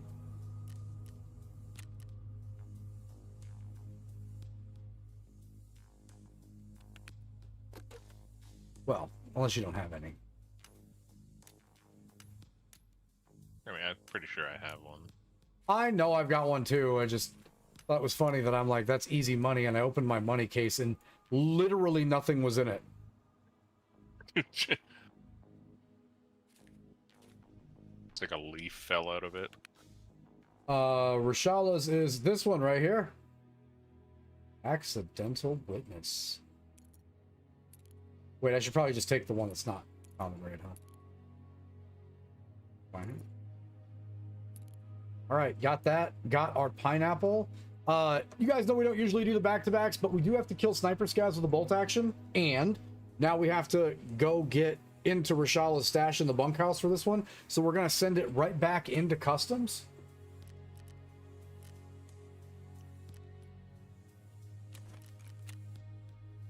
Except for we don't need to do it at night. Yeah, I was just gonna say. I can put my antlers back on. You are safe from getting killed by Soundstorm with antlers on. We've proved this. It's a thing. Except for Monka. He's hunting scavs and he's hunting scavs and PMCs, not deer. Yeah, I don't hunt deer. Bags found the one safe thing to wear in Tarkov. I'm also bringing in I call it a crayon gun. Oh my goodness, I have fired that before and it's fun. Crayon gun go burr a lot. So first raid, realistically, getting the quest done that we did because of the night stuff that was there. I still didn't change the scope on this because I'm brilliant, but that's okay because we have to shoot sniper scavs.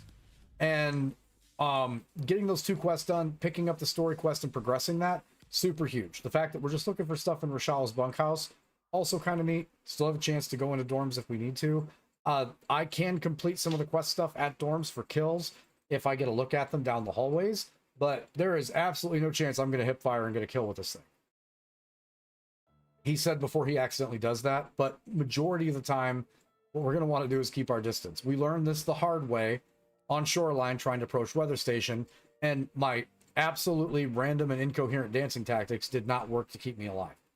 So we're going to play this a little smarter while we're finishing the last couple of points for bolt actions. Luckily, the goon, because they extended the event, the goons are still locked to Shoreline. That's wonderful.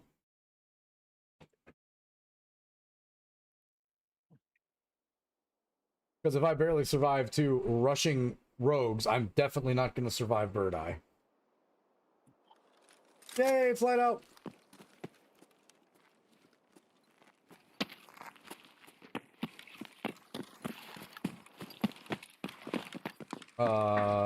Quickly starting this quest off. Bye!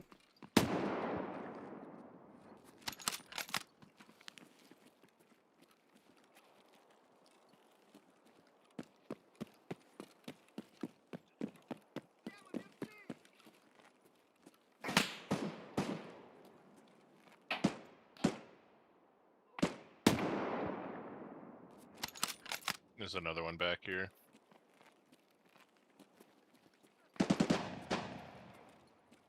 He's got no legs. Lieutenant Dan, is that you?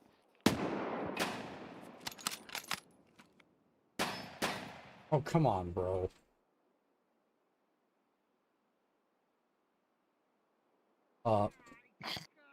Feet?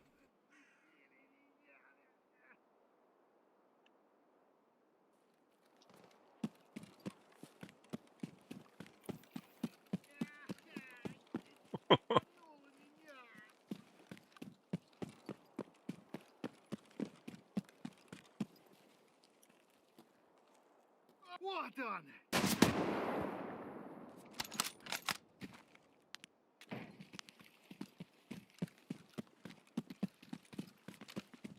7x is so much. Why do you have 146 experience? Oh, you had food for me. Let's go.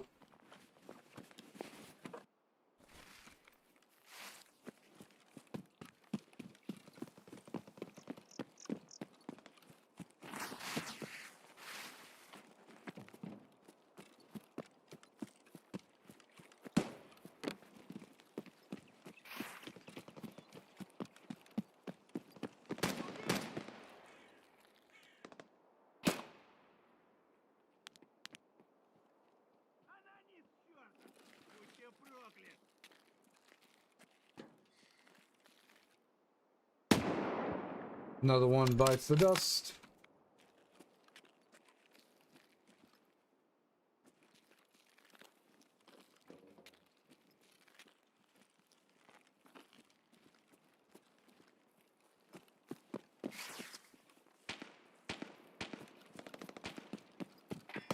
Stronghold's clear.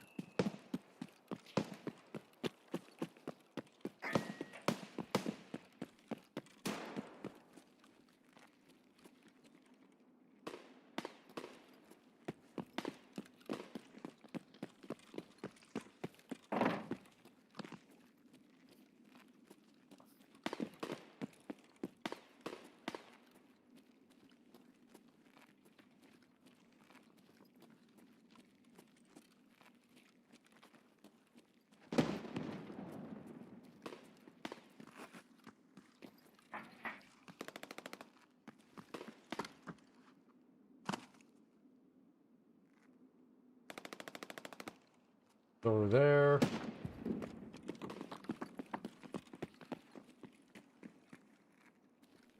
Don't see other snooper scav.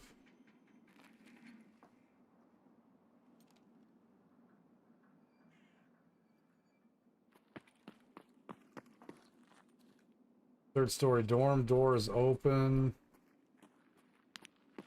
Oh no, it's not. Neither is first. I was gonna say open or not rendered.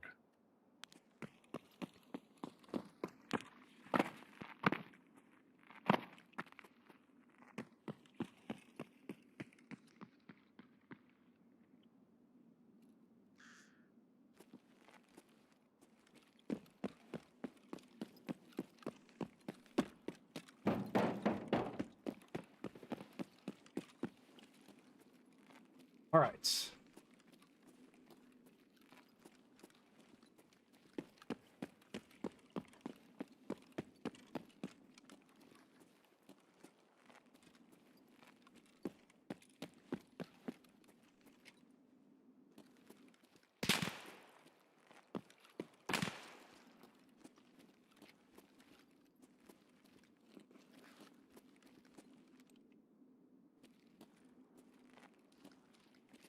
Good swamp ass.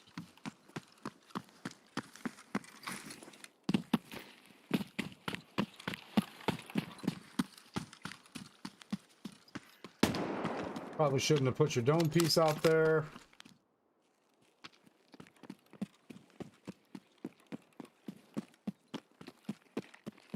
I think I heard a pivot in repair.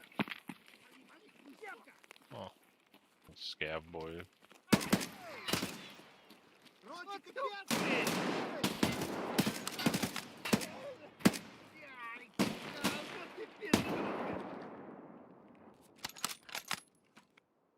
No way.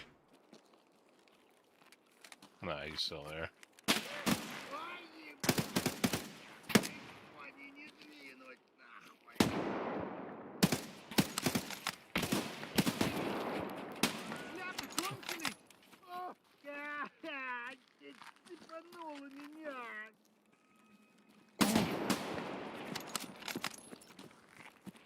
That one made me bleed.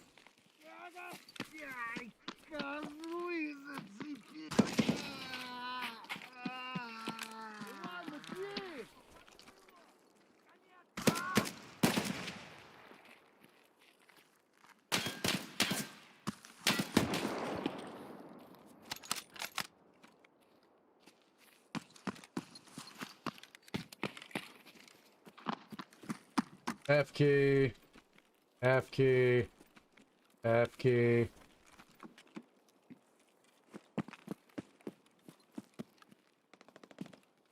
F key. There Put should on be arm. 3 notes in here. Free. Overachieving shit.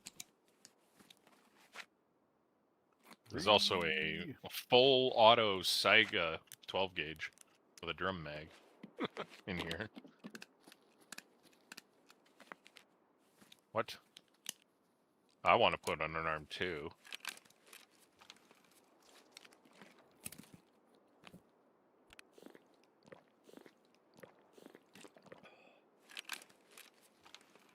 Scav coming.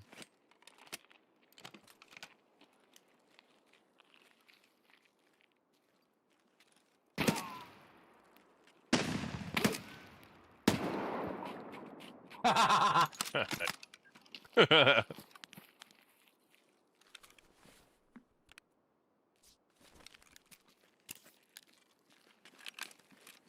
bunkhouse. Okay, looking for notes. Looking for notes. Looking. There's one.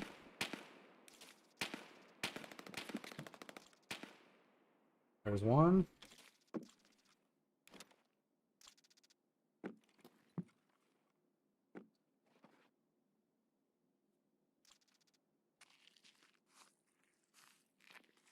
So I got a 12 pro kill.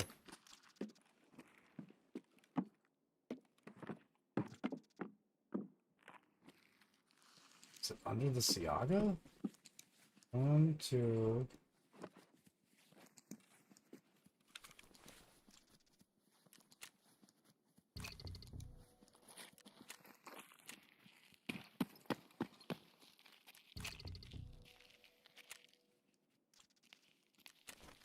I've only found 2.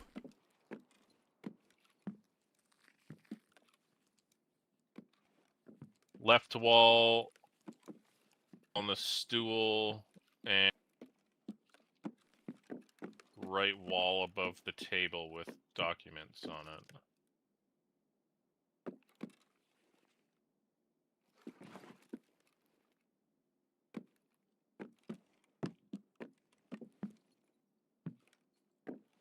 Left wall. Yes. Yeah, so there This should one be I one got. right here. Oh.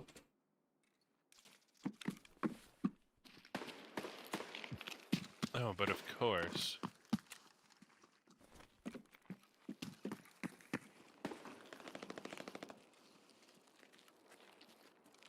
Oh, the scav coming?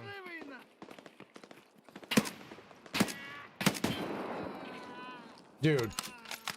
Okay, so I can clear 2 walls with this thing.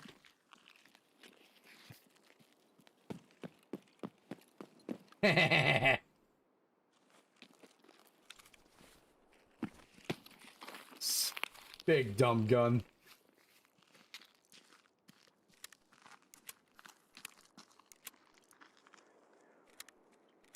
That sounded not scav. The bear. Okay.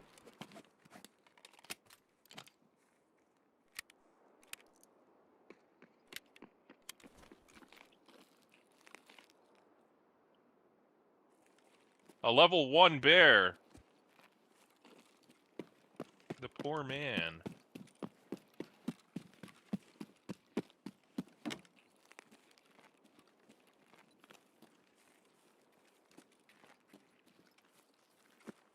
To dormitories?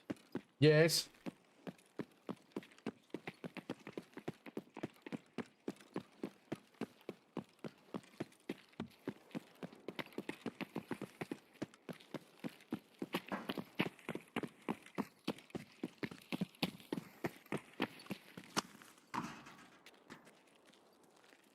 Oh.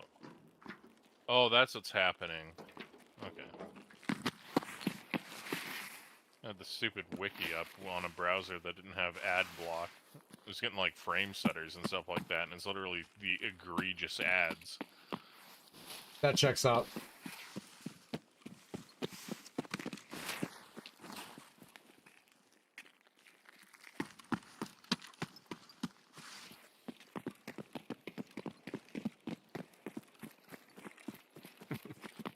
How egregious are the advertisements? Well, they're starting to choke a stints build rig. Like, Yeah, they're... How much male enhancement do you need? yays. Ah!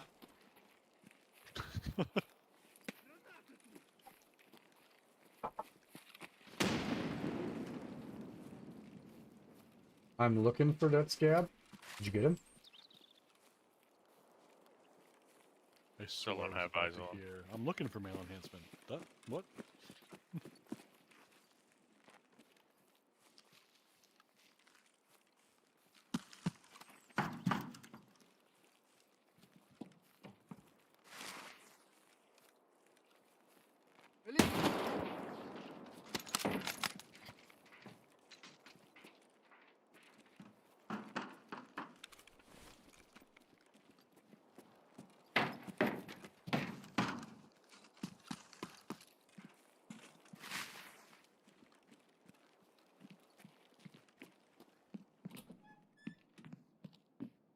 underappreciated room, by the way.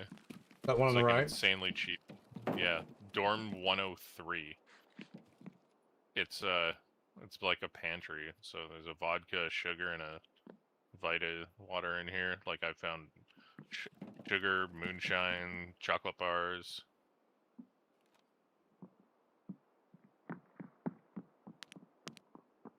It's probably like a 20K key. Are you on second or third? I'm on second outside.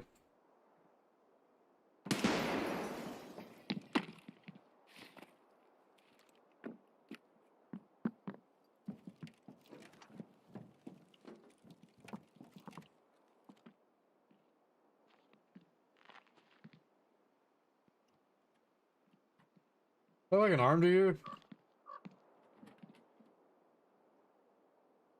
Yeah.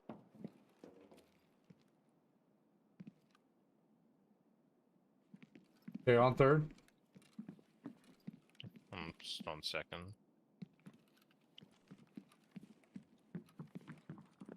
I can push that hallway and just check really quick. And I'll open the room.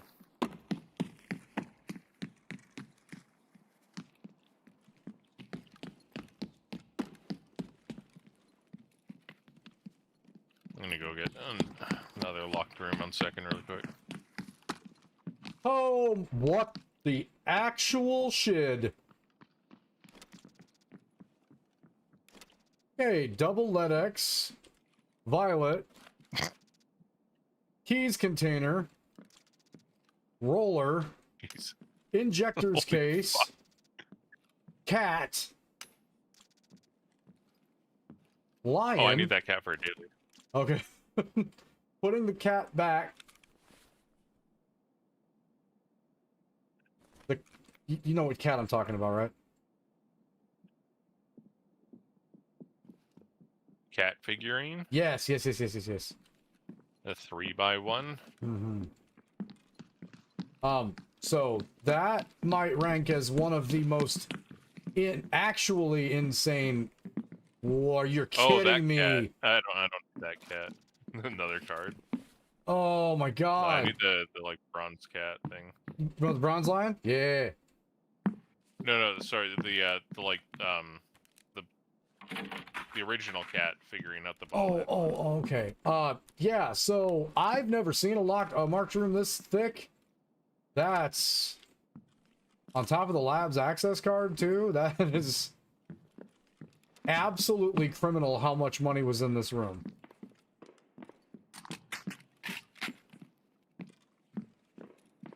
Figurine's still there if you want it. Once over. Oop, I pinged on something. Probably a bullet.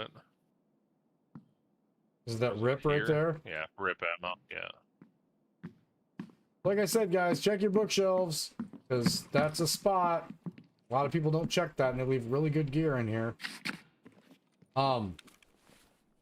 Yeah, that's egregious how That's insane. large this room was. My God. Okay. Last thing to check would be if car's up.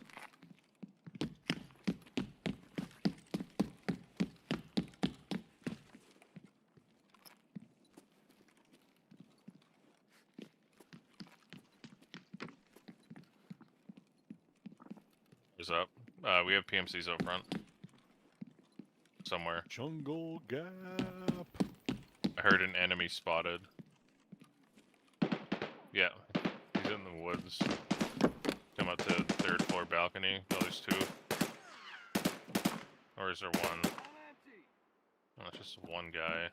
Missing everything.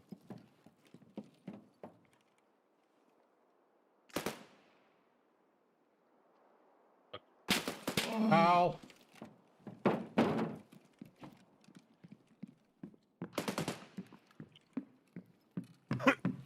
I don't have eyes on anymore. Oh, he's way back there. Holy shit. He's dialed.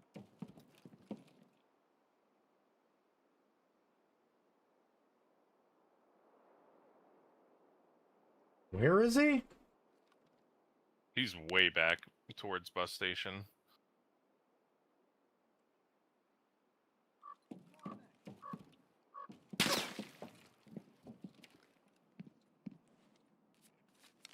Shooting through fucking bushes.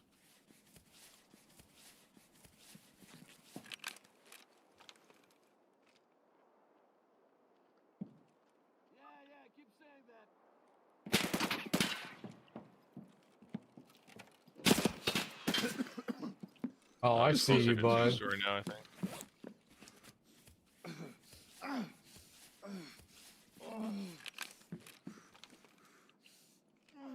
Be right back. I'm gonna grab the YouTube-friendly version of a beverage that came from Michigan. There you go. Beaches. He's dead, by the way. Oh, Riri. Mm-hmm. Oh yeah, I just saw it. The stream caught up.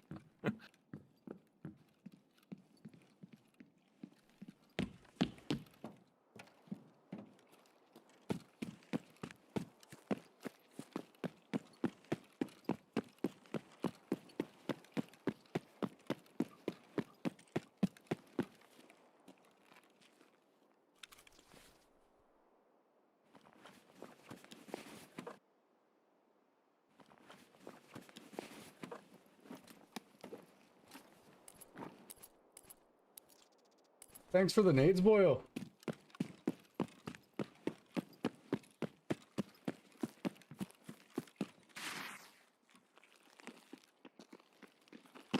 Running back towards the car. Yeah.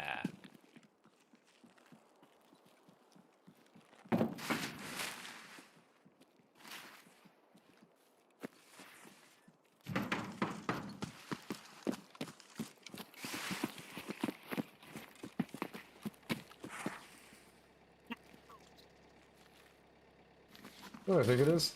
No, they're empty. Search experience. There's a thing in there. A gift for ye. Oh my god.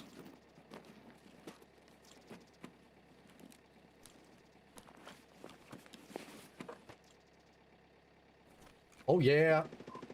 Search experience. EP located. And you're fat. And a massive.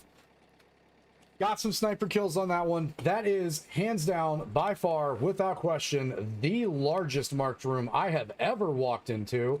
Starting off with the baseline of a double LEDX is insanity. Having the injector case and the keys case in there as well is just another level. And the fact that we still got a Violet card and a Labs Access card out of it too just is the icing on the cake for that. But I've never seen a marked room that filthy, and that's incredible. And we got all the notes found for the handbook, which is another level of still moving on the story quest, which is awesome. So everything about that raid was just actual wins. Now we'll see how much experience we got for the kills. Not everything was a headshot, so that's going to be a little less, I imagine. But 1, 2... There's quite a few. Still got 2 sniper scavs. The 1 bear that we got there at the end. And did come out with an absolute metric ton of money. I don't even know what level I can actually start selling LEDXs, but I'm pretty excited for when I can. I'm pretty sure you can. Is it 4.2? Well, I'm pretty. I think 40 is the last cutoff for like the high tier flea shit.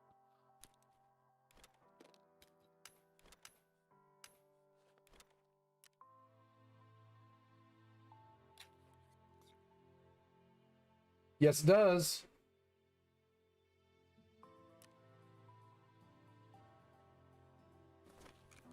Oh, yeah, actually, it does. 1.1 mil.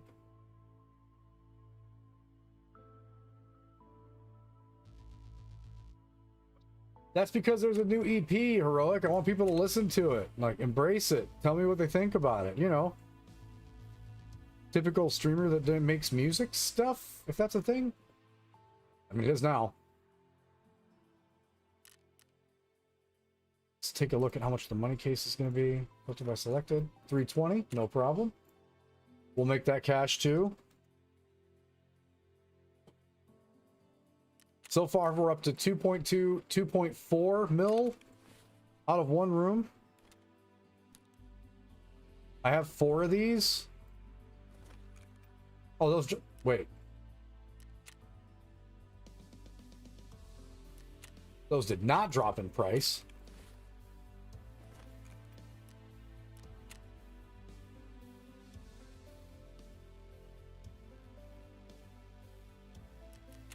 $3 mil.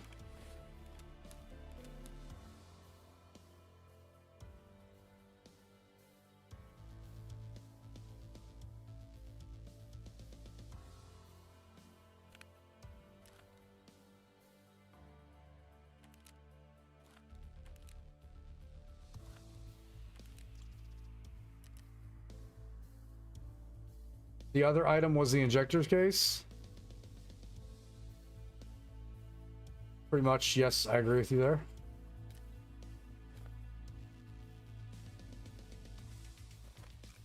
Injector's case still 2777777. The therapist vendor price. Oh, is it really? Yeah.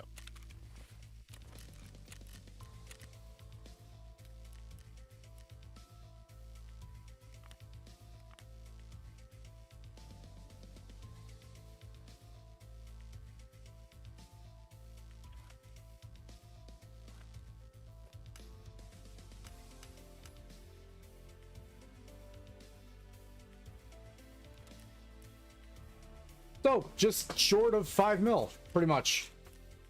In one marked room. Absolutely ridiculous. And we like those. Let's take a look at trader-wise tasks.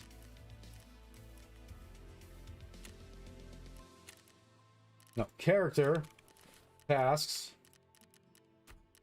Locate Kozlov's hideout. I need to check the third house on near the village, in the village near Health Resort. So as we talked about, the goons are definitely on Shoreline. Yeah, it's a frisky place to run right now. Yeah, I might have to wait on that one. But let's take a look at the other metric we're leveling. Where did Charisma go? Bolt actions at 90. So that wasn't as big of a win there. That was a little bit less, obviously. We did have a headshot on Rashala with the bolty, so that was going to make a big difference for that. So we're probably, based on the amount that we're getting, 1 really great raid, or 2 really mediocre, or 3 really trash ones from getting that up. So that's wonderful. We're in striking distance of getting Psycho Sniper done. Large mechanic, large repair. Gonna repair this as well. Armor kit boop. More stuff is sold. Oh my goodness. 1 marked room sometimes is all it takes. I do want to point out that was the filthiest marked room I've ever opened. So they're not all gonna look like that. Can guarantee, don't get your hopes up, but that was pretty large. Pretty by far and away awesome. Taking a look at traders for the quest that we're trying to melt here. That one was down. Nope, right. So we need 3 more snipers down with the bolt action rifle to get Tarkov Shooter 6 done. And it looks like currently, based on the tasks that we have, contact the Bogatyr squad and gather all the items found to the squad. So where is that hideout? Is that on interchange?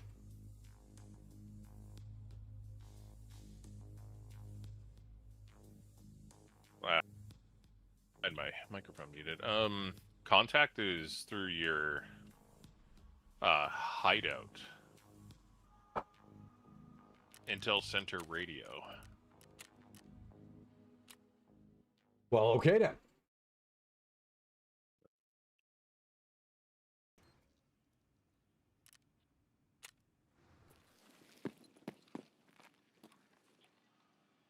Contact the Boketeer squad. I think your frequency is going to be 27893-2000.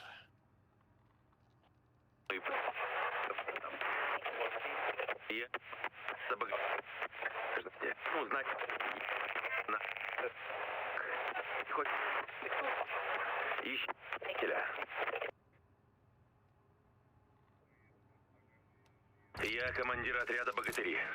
Если ты хочешь помочь нам в добром деле, ищи смотрителя.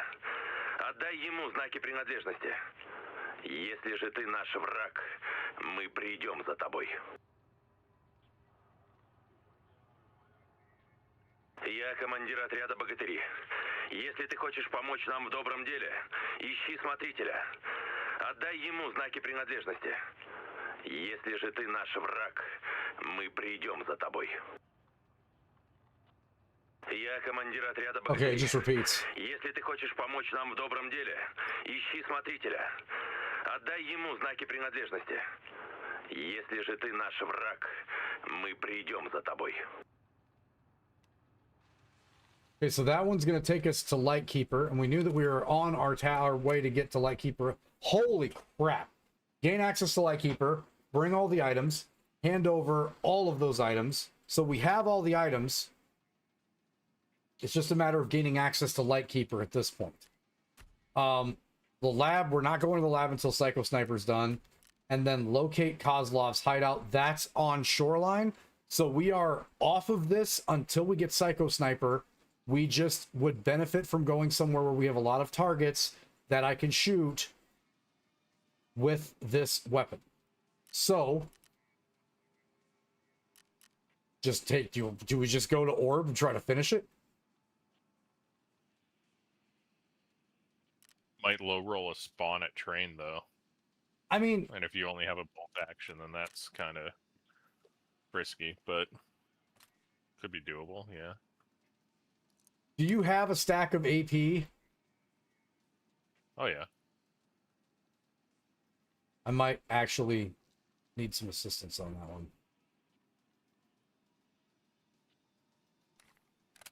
Because I think I already burnt up my buy of FMJ. Okay, we're gonna do a, I don't want to say it's a leap of faith, but we're close enough, and we already know, you guys know based on the event, if we can get up to the observation orb at Reserve with the event happening right now, it's kind of, the world is our oyster and we can get some good pickings there. If we mow everything down, it's still not worth, based on, unless I finish the quest, it's not really worth us trying to transverse in right this second, but it is worth just to go try to get those kills. So we're gonna food and water. Just max bolt there.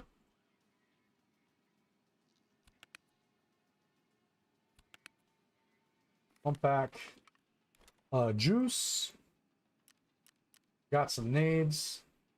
Don't think we got shot there. We did just repair. All right, we're gonna send it.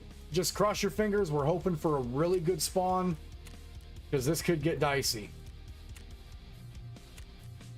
Might have to tactically play good Tarkov.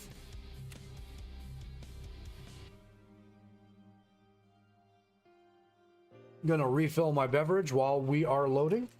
And Bags brought a weapon that can kill the entire map. We're good.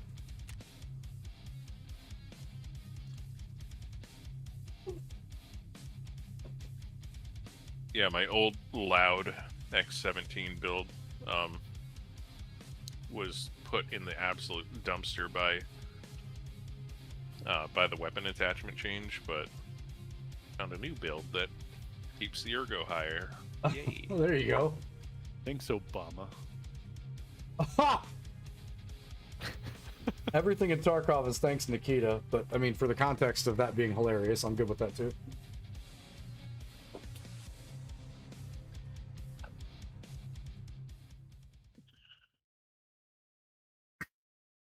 Wonderful timing for that. All right, synchronizing with players, hoping for a spawn that isn't absolute trash. Anything over on that back side will be fine because we can transverse map to get up to our location. If we're in train yard, this is going to get dicey. Does every single time. I hear Here. inside echo. Yeah, I hear air. Oh, wonderful.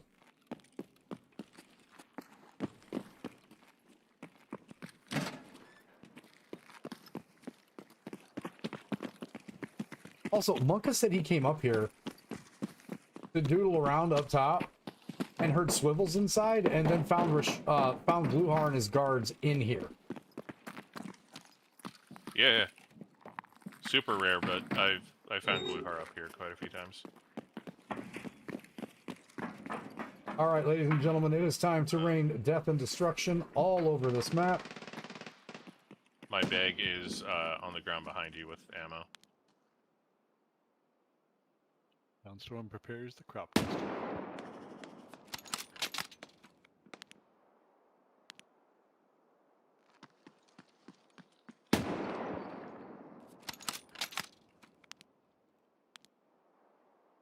You absolute turd. You have a guy on the mounted gun far by. Hold on, this guy adjacent to is food bunkers. going to the mounted gun so I can make this work. I missed. Okay, other mountain gun.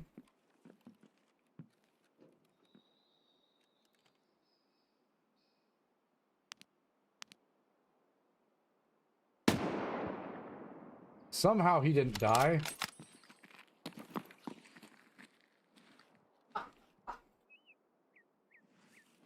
And then I think there's the one on the exposed roof mounted gun by Tech Building.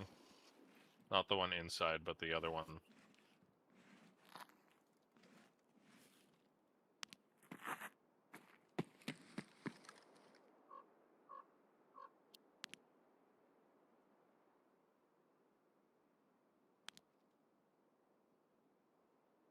Come back to that. Let's do a quick scan since we're on our belly.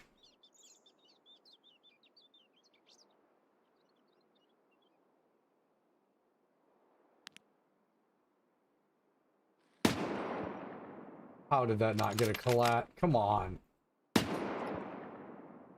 Oh, I know exactly how that didn't get a collat. Just don't shoot the concrete, Soundstorm. That sounds like a wonderful plan.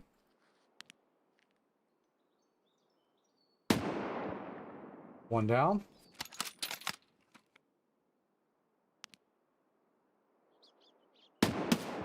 Oh, I totally hit that dude.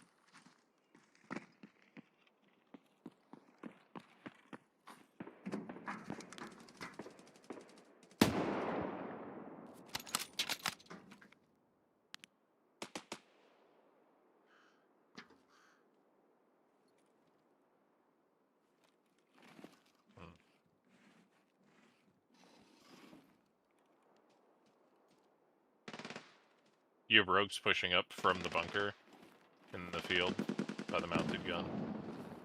Might be even PMCs. There's Gavs and rogues and all sorts of fucking ants down there.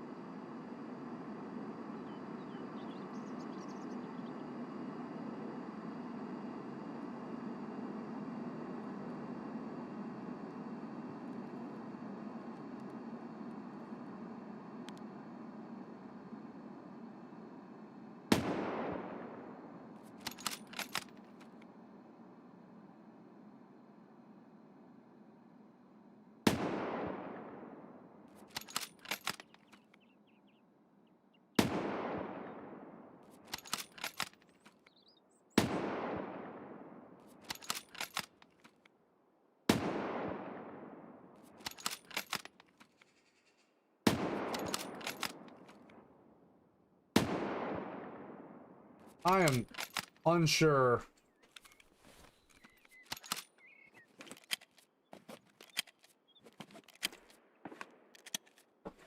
Shots at repair.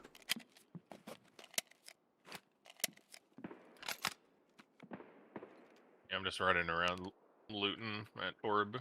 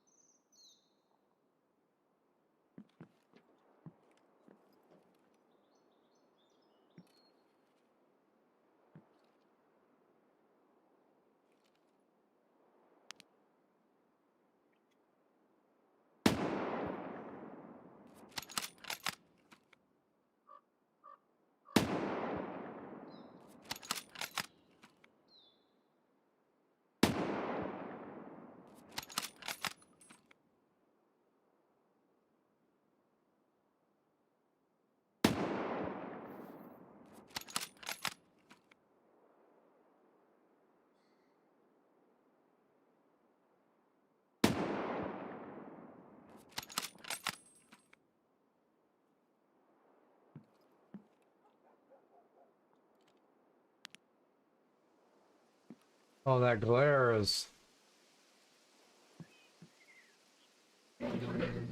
interesting.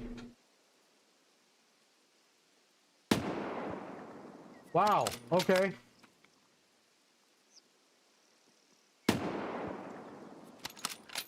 Works for me. All right, AP refills.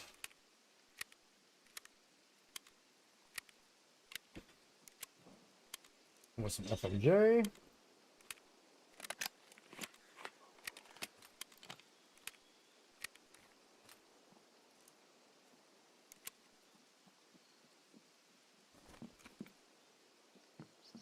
Bags put his Santa bag behind me.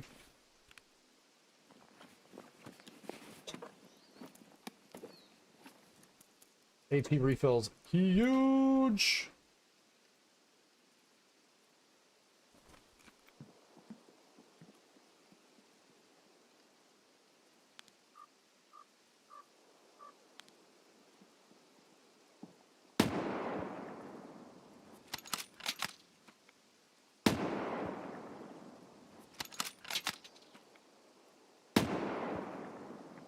Got you that time, bruh.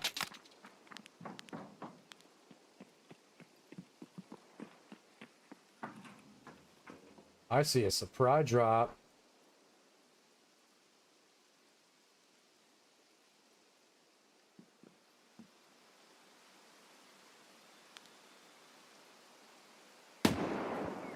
There was a man's inside the window. It was. Yes. Very was.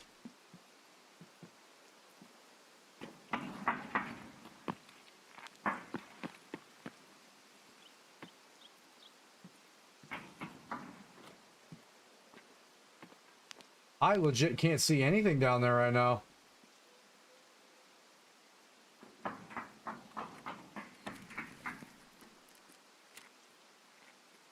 Yeah, that's Omega swamp ass weather.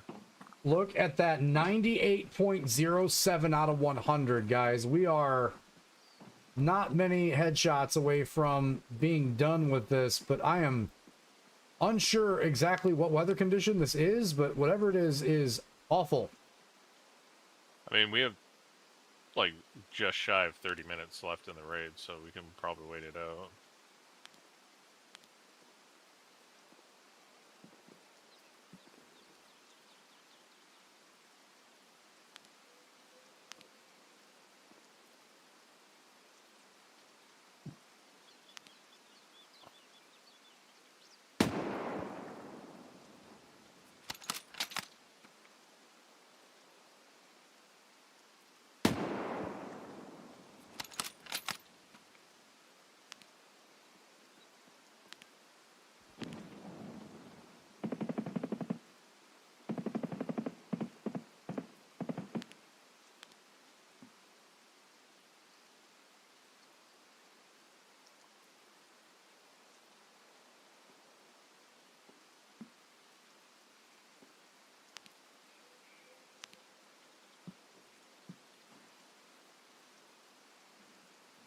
There we go.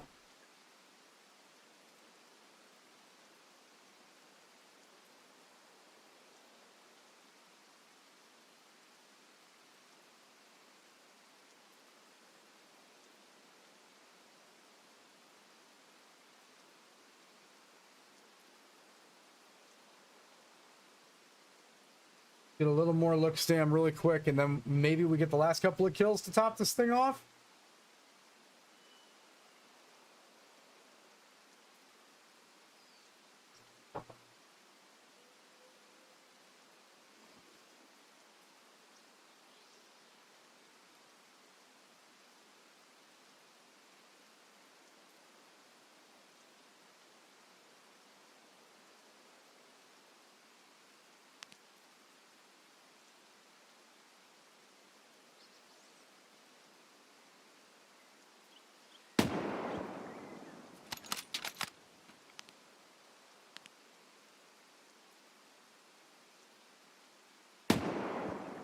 Oh, got him.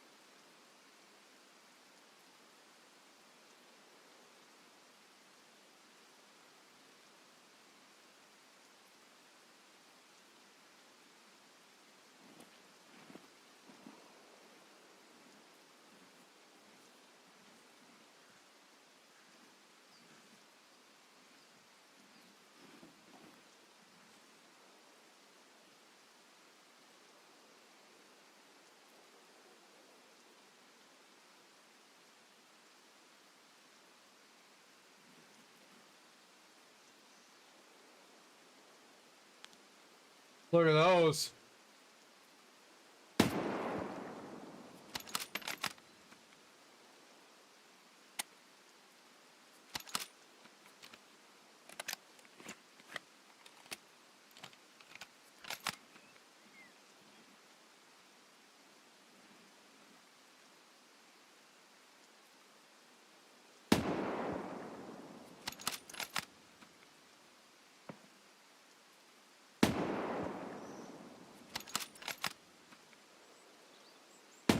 You don't get to heal.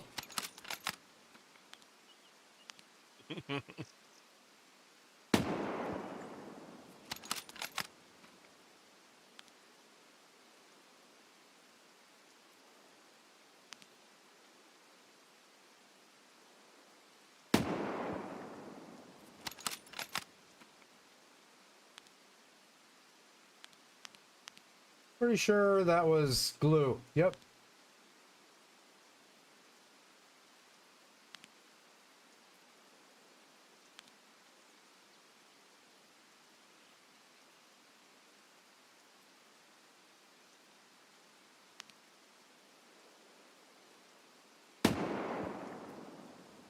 Pretty sure that was a head.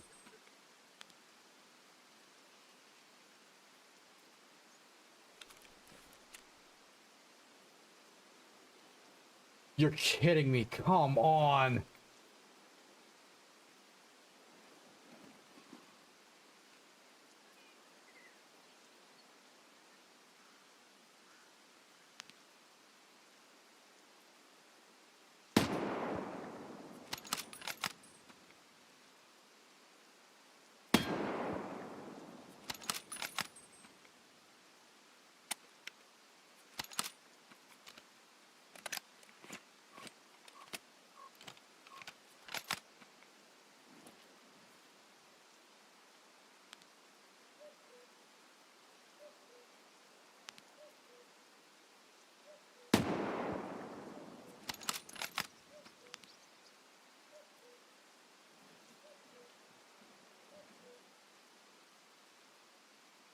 Glue, where are the rest of your guards, bro?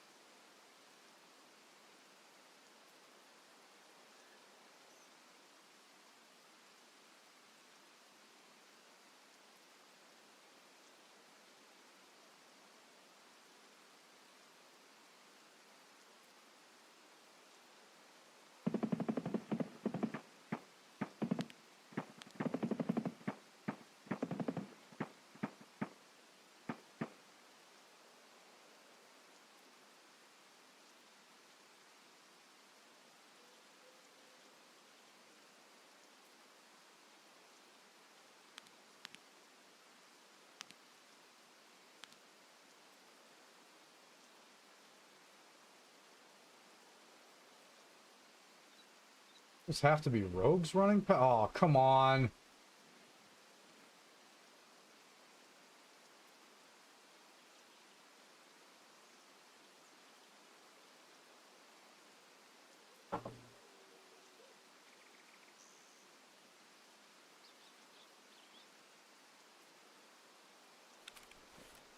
All right. Currently 98.87, guys. So we get a couple more. We might be at the we're at the diminishing returns part. Leveling speed decreased by 7% because we've killed so many things with the weapon.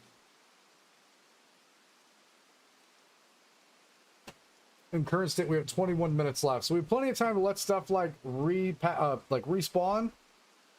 We also have the option just to dip and come back in, but I feel like if we can get it done here, probably a better option. I just have absolutely no idea what do with this sun.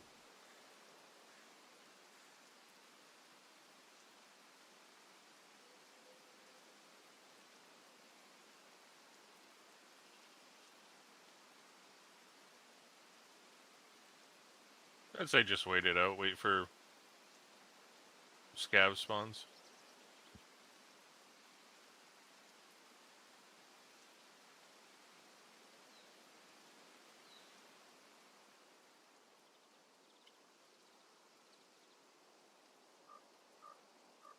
Rain sounds like it's clearing up a little bit.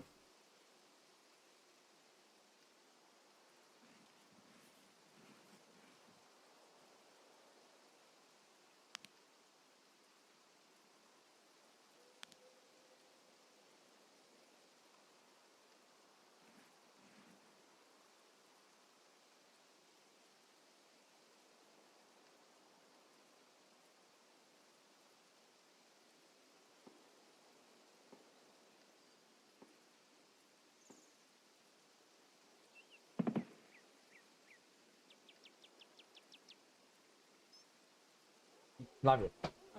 If you think about it, is so big one. I can't. Okay. It's the one that's like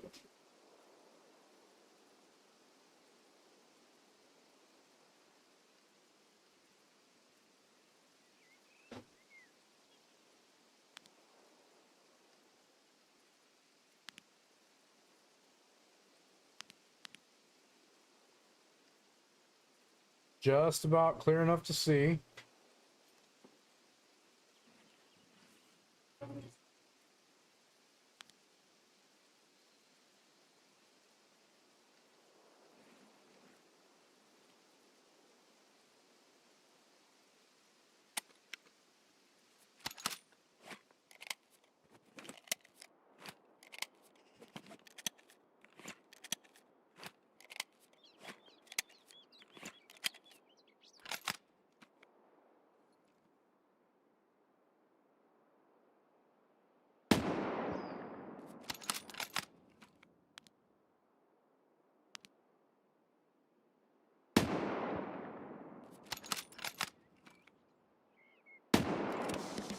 Oh my god. Oh, it's complete.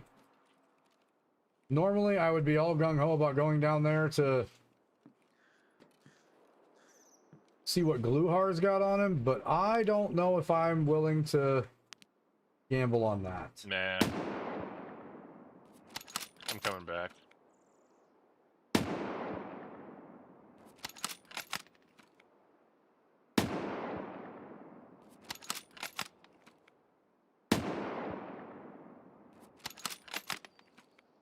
Left that man's.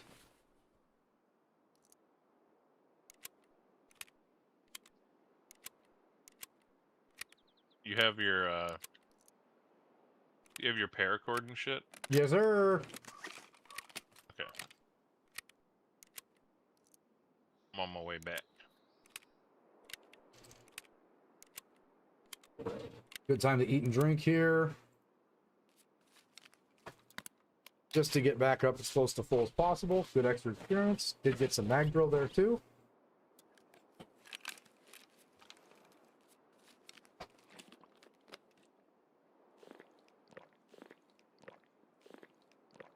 And we can save bags the trip upstairs because... Oh, you already came and got your bag. Okay.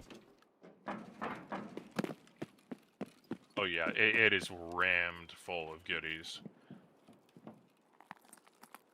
While you were sniping topside, I went and pilfered absolutely everything underground.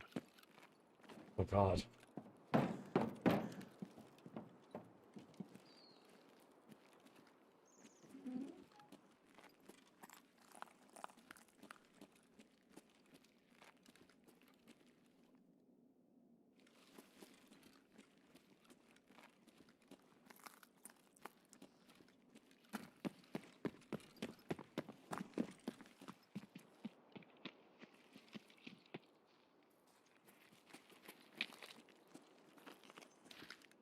Oh, God damn it.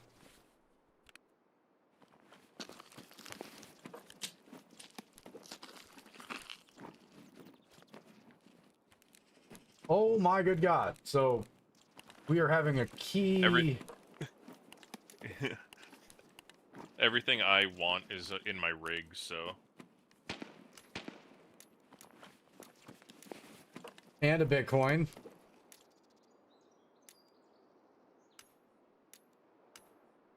More stuff to sell.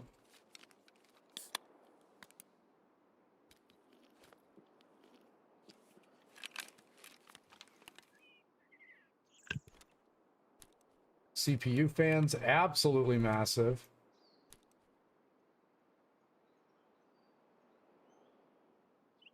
All right.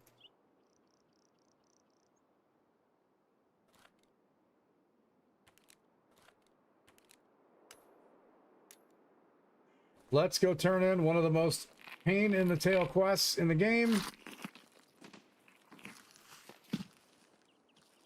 Before there is revenge to be had.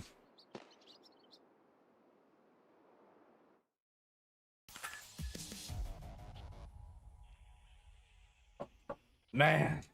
Oh, that feels great. That quest is so large. And you can't die after you hit the marks. And if not for this event, that would have taken a lot more. Oh, I would say, wow. Okay, rogue. Okay, so there's 10 headshots. Gluhar, headshot. Every single kill that I had this entire run, 14 times, was 14 headshots.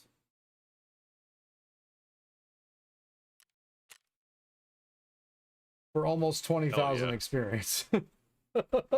Headshot bonus. And this is something we talked about a couple of, like, at this point, right? For all you guys that are up to where the launch schedule is for each of these on YouTube. Probably 4 videos ago, we talked about how you're going to increase the ramp for your experience with headshots because there's a bonus for that. The eliminations that I got was worth 2,535.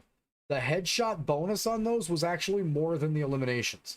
And the streak was almost as much as the eliminations. So if you're going to be playing on the PvE side, make sure you're prioritizing getting used to those headies, because that turns into a monster amount of experience when you're trying to climb up this new experience wall.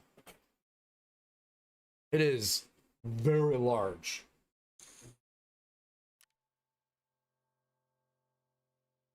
I'm gonna guess 2 more things were no, they were not. All right. Magic, quest complete, Psycho Sniper, done. Stress, perception, intellect, pretty much every large increase in the game, all just right there. And if I'm not mistaken, because we hit that level, somebody else's quest just completed too, and I don't remember which one it is. Because somebody else had the stock quest just for me to hit that level with bolt actions, and I don't recall.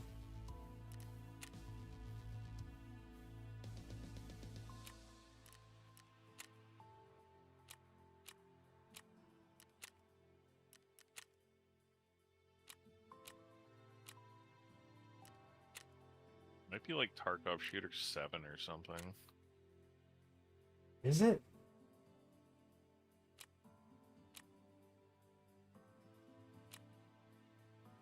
You might be right.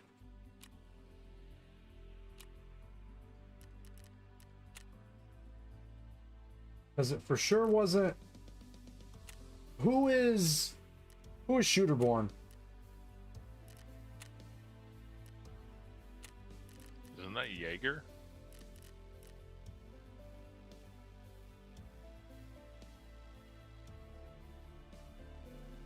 Maybe not. It's Jaeger, Peacekeeper. It's Mechanic. Skier. Oh. Mechanic Shooterborn. Yeah. So That this was is wrong. this was going to be another one that it shouldn't take very long if we're focusing on it specifically. And the biggest reasons why people would have done the bolt action rifles quest or just switched to bolt action and went to each of the maps to get this done if it was going to be outside of the event is look at the bottom right hand corner for that too though, guys. Bolt action rifles plus 5 levels. That would have booped us pretty instantaneously. We just did not. I didn't think about it because it would have been quicker for us to get 1 kill on Woods, 1 kill on Customs, figure it out on Lighthouse, and then attempt it on Ground Zero since we already have the kills everywhere else. But again, that means we can take a break from the bolt actions while we work on some of these other quests and then come back to this to finish Shooterborn now that we've got that quest done for Psycho Sniper, which is awesome.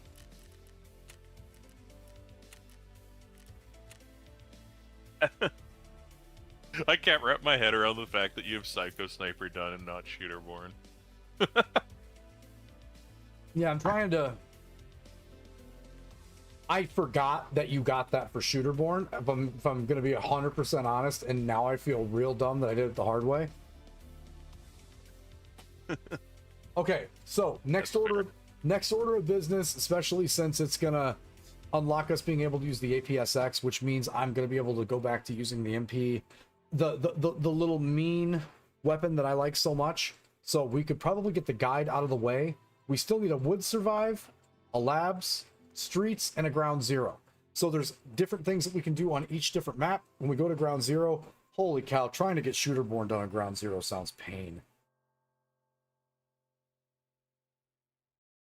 Yeah, it's kind of annoying. Ugh. But we can come off of the large life-taking Lord.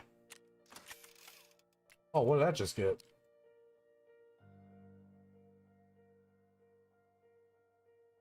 Did it literally get weapon mastery?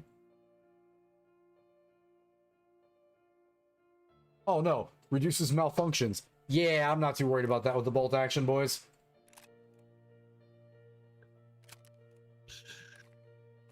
We're gonna drop these massive money big win items in here.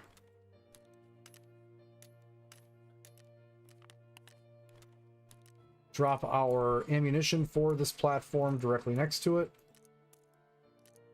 Remember the Seiko folds and like reduces the space it takes up by like 6 slots or something. It's insane. Oh, yeah. Double this down. Peacekeeper that's there. Okay, so just an idea here.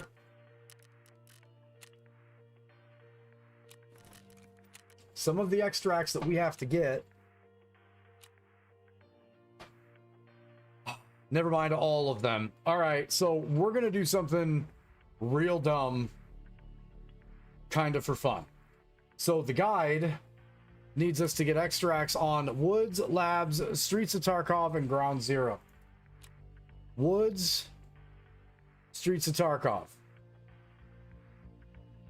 So 2 of those, we can pile this up by going to these locations, hitting some of the high value money stuff, because again, as we stated, I'm kind of broke. And we can at least get Woods and Streets and Ground Zero done with the M4A1 in the Blue Boy, and then do that while we're doing the guide. It's a little risky because blue armor, right? Because Untar armor, but also sounds like a lot of fun and pretty cool if we can pull it off. So, Blue Boy armor, Untar, LCPR,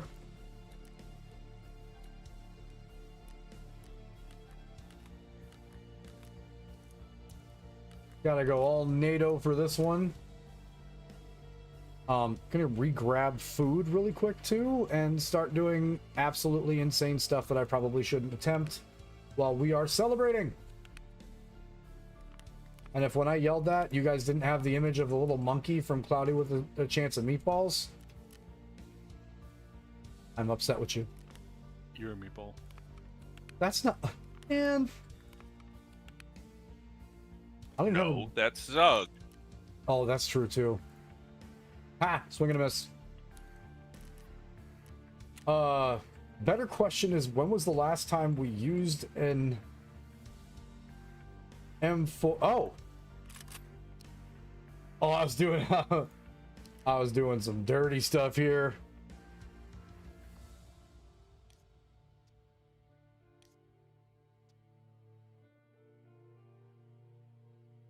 Okay, so here's the thing. I'm almost positive my hideout has a better M4 that has a little more MOI to it. The MOA for that is going to be real bad. So let's have a look-see, huh? Yeah, look at that. Much better. I mean, not as a platform, but just in general.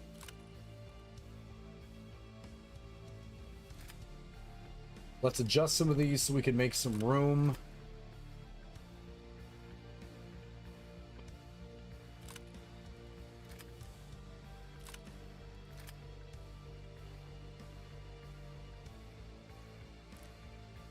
All right, double down and back.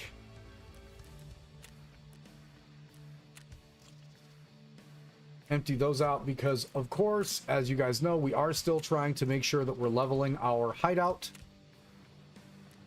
So at any given time throughout the stream, I try to do like every other. So when we come out of this next one, we're going to reload everything and start all over again. But the more you have this stuff moving, for those of you guys that did not know, because there have been some people that didn't understand that part, the more you have that moving, the quicker your hideout management goes up. Your hideout management is kind of your base multiplier because it increases percentages of all bonuses for hideout zones. So if you took the time to actually work out getting the rest of the stuff up that gives you a bonus, whether it be physical, whether it be combat, anything else, the hideout management number for how much you've gotten done will be the multiplier for that because it increases those percentages and it reduces your fuel, air, and water filter consumption by another percentage. So if you've got, like I do, or everybody else that's at this level, you have solar and you also have your hideout level stuff leveled up, then you're going to be able to like do some magical stuff in terms of getting some of your skills leveled up. It's just something to think about. It's always good to have that thing rolling, like always good. So what we're going to do, that's definitely the longer barrel one. I like the longer barrel one, but we're going to make some modifications to that. We got food and water loaded. I know we have plenty of this ammo, so I'm not too worried about that specifically. I do want to grab... Can I buy it yet? No.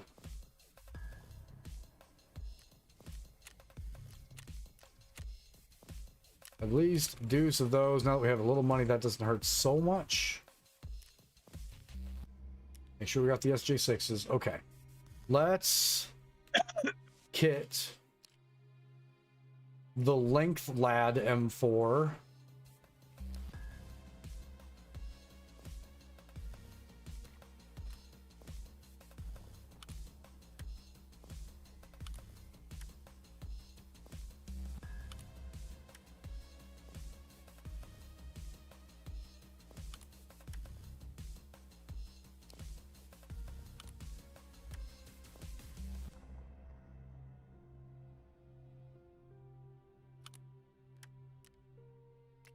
All right.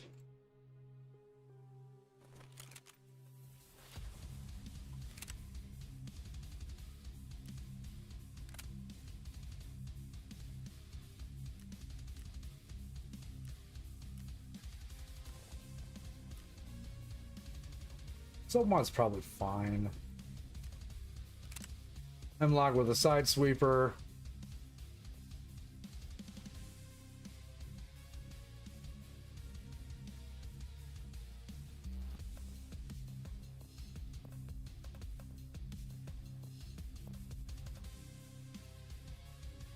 Actually, I don't mind that.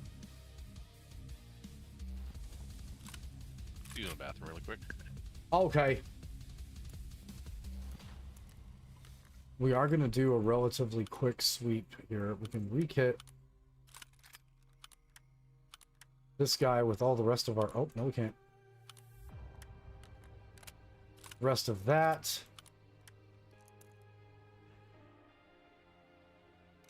No, don't unequip. Dumb, dumb, dumb, dumb, dumb, dumb. There. Okay. Now, right quick, I'm almost positive.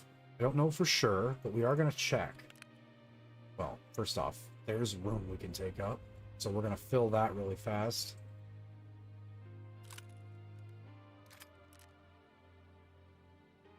Now we're going to sneak a peek at our...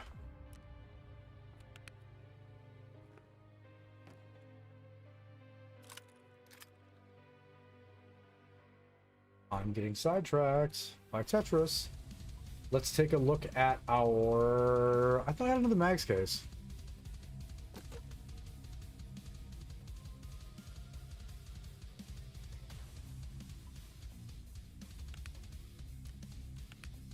I did not.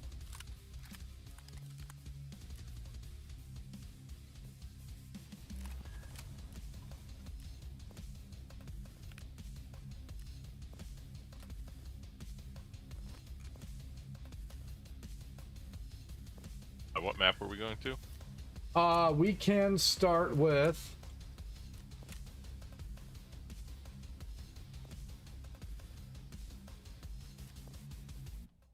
I literally can't buy more of those. Hold on. I'm mid-think and it hurts. Help me. Double 60. Filter link search.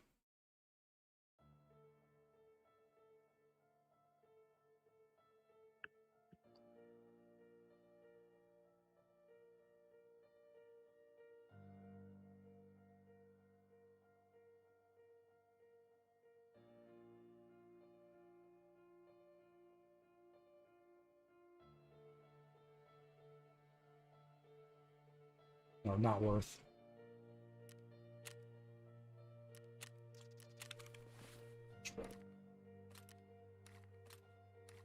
That will be better ammo.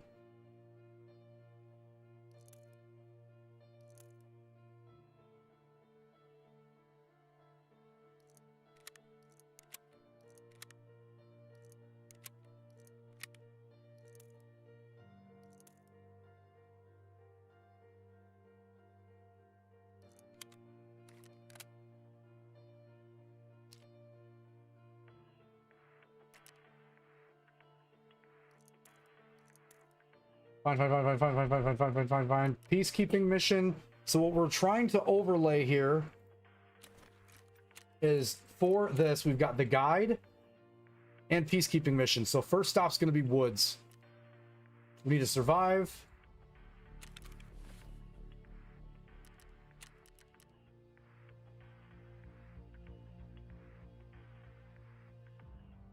And scav kills.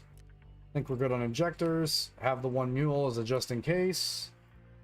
And yes. Woods is up. 9 in the Mernon.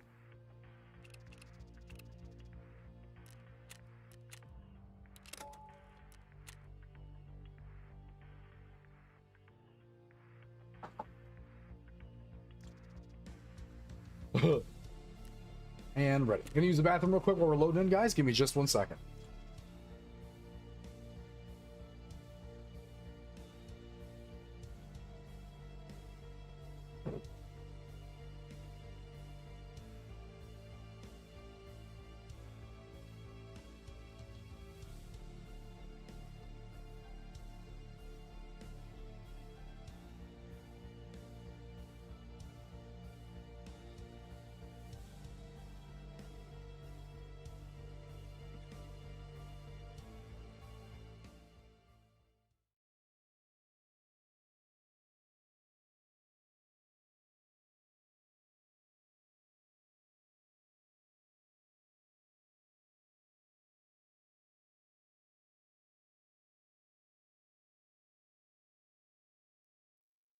Oh my god, the timing on that.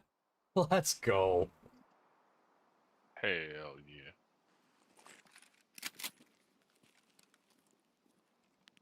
Okay, we got mines behind us.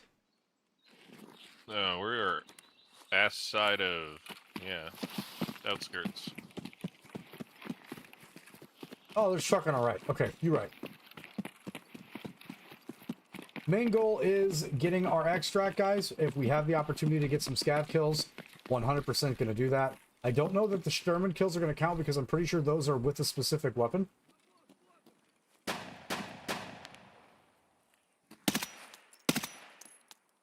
We got PMC.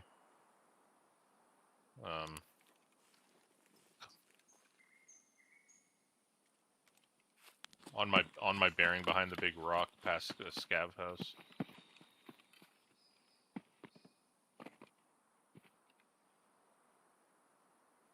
Oh yeah, he's there. If you zoom in right side of this rock, you might be able to see his spectacles. Or is that a scav?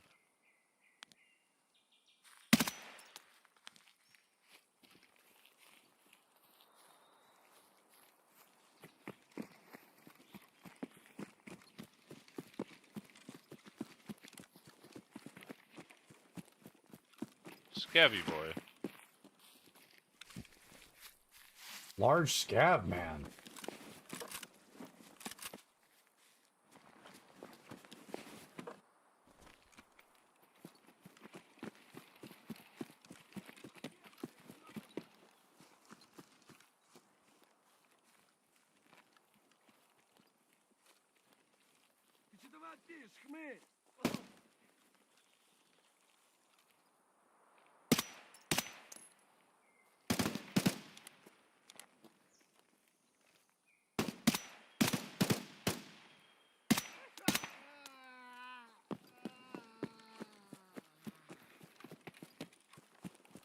At the rock that you like to snipe from.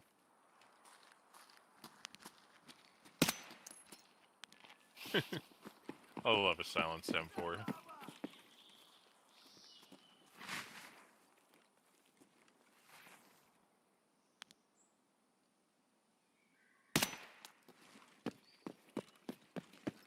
Okay.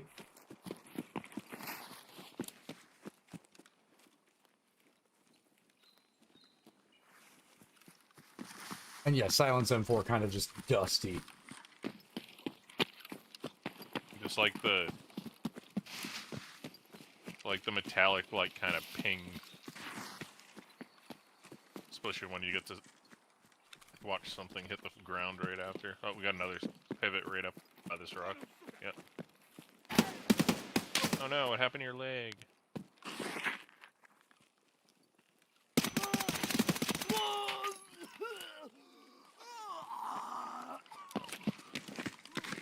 I'm gonna go up top on this rock and go prone. I have to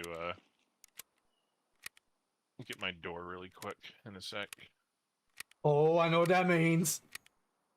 Yer.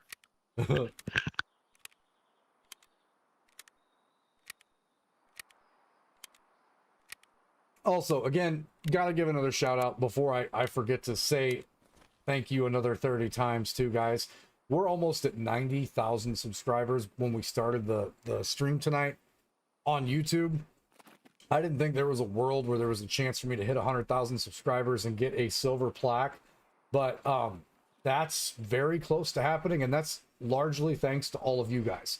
Our old community members have been around since the start, guys that we met all the way along the way, and just an accumulation of everybody we run into.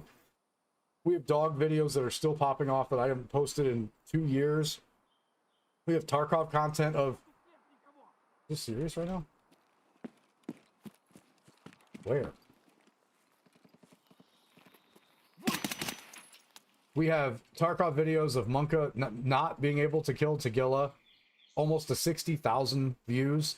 And there has just been an insane amount of subscriber growth and overall channel growth, to the point where when we checked today before I got on, for the period that we're working on, we had over 250,000 views for the month. Like, that is insane. Those are numbers that I never thought were actually even possible. But that's just proof that, like, consistency on the platform makes a huge difference. And getting a chance to see where all of these folks are viewing from and everybody is, like, around the world to support the channel has been awesome. So that's one of the things we've been super stoked about. Everything else with my life currently is kind of trending the right direction. Definitely losing weight, getting in better shape. Since last January, we're almost to 50 pounds in total that we've lost, and lost it the right way as far as I'm concerned. And getting to actually jump on stream because we have time in between my spring and summer courses for school and all the other wins that we've had recently. Just kind of nuts that I'm literally only streaming to Twitch. No offense, Twitch, but that's because there are a lot of our guys that would like to stop in and say hi that don't prefer YouTube. But for the most part, YouTube's kind of really reinvigorated my want to make content and stay consistent with it. So huge shout out and thank you to literally every one of you guys that has hit that subscribe button the last couple of months. Because we're at places and heights right now with the channel that I didn't even think were possible. So I don't think I can say it enough, and I don't think I've stressed it enough, but huge thank you to all you guys. The man's over there.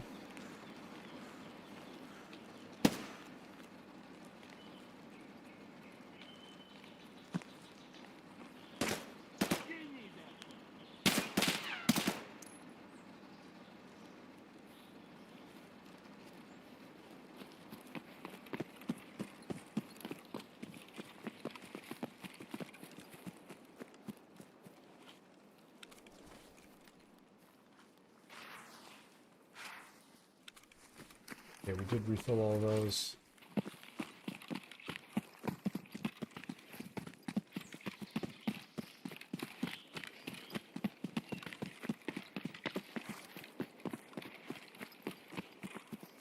Make our way through woods. Bag's making the right call here. I was just going to say, I don't know how much I want to try Sturman, even though we haven't heard the shots. That doesn't mean he's not there. The fact that we're scav kill quest for this and we need to get the extract so we can start finishing the guide is much more important than what I usually enjoy doing, squaring off with Sturman. Also, I believe we have M700 kills that we need to do with Sturman. Yeah, just one M700 kill. Free doink on a sniper scav from here.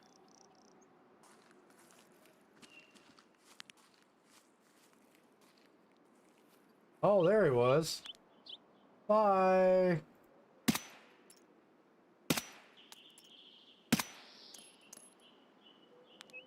Yeah, all he's doing a cartwheel for us. One tap. 3 times. One tap. And to be fair, from his perspective, it was a one tap. Yeah, that's true. that was just lights out.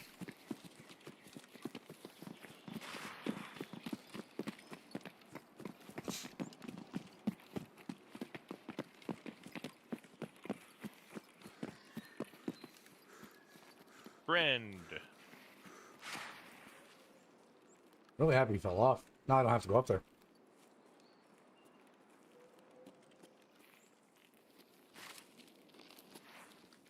Aw, good old Mosin sniper man. Mosin man.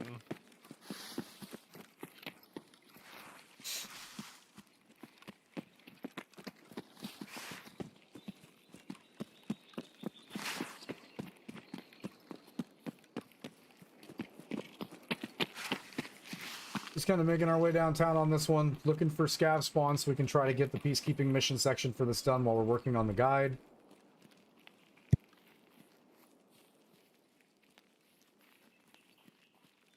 Walking fast. A milk. No good. Shots at Fob. No, that's Northern UN. Or Oh, like yeah, Scav yeah. Village. Yeah.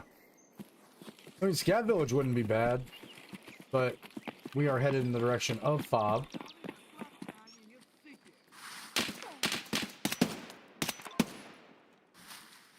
Peacekeeping mission, subtask complete. Weapons hot. Oh, Yeah, there was that many. Hell yeah.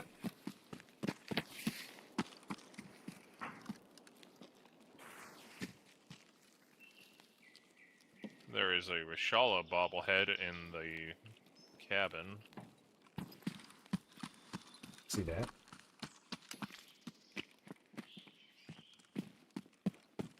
A bottle of vodka has survived this plane crash. They should just build the plane out of whatever that glass is. Mm-hmm. There's a moonshine to your right.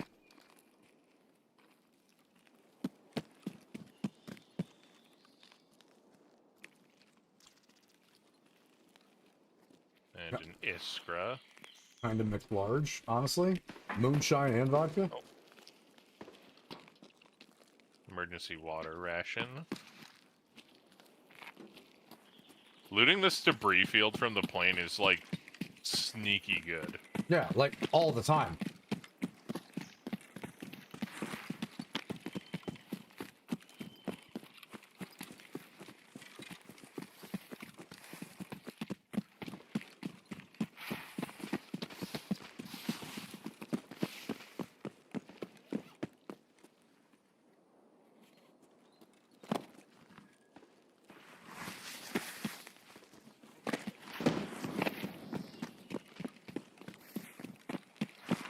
There is some stuff going on back there behind us.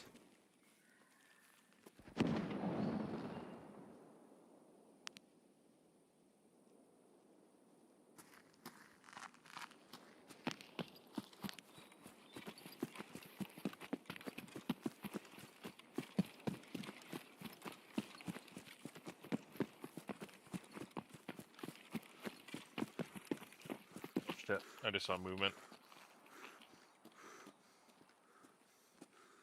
Unless I'm tripping balls. Hold on.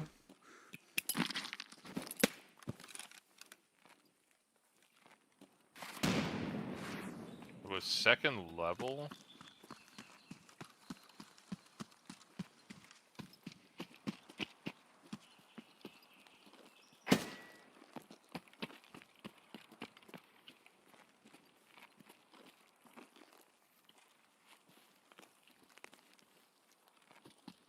Maybe I'm tripping balls.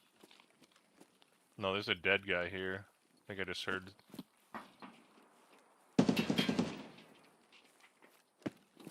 Not tripping balls. PMC down. Nice.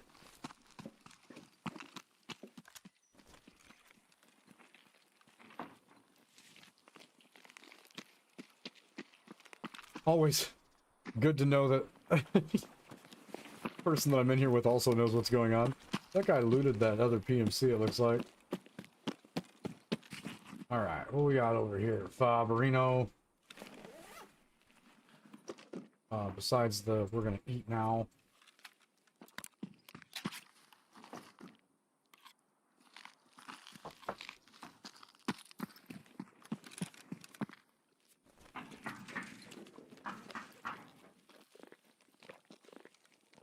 There's a morphine. That's at least a good crafting reagent.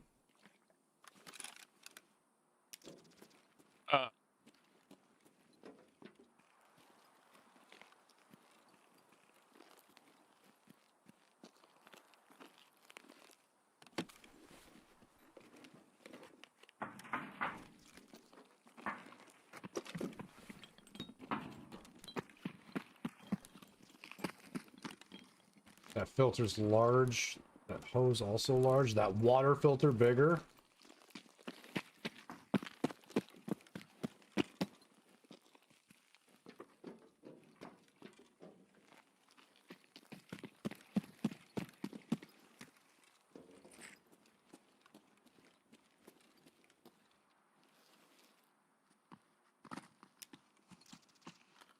Ibuprofen and obla dose.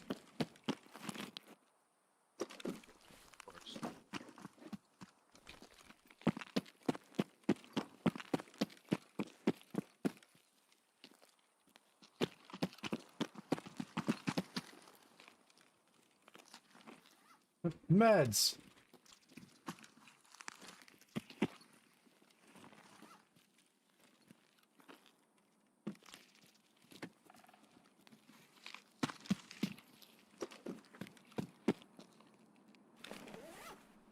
And did we get lucky and that is going to drop on or near us? Sounds pretty far away. There is no shot.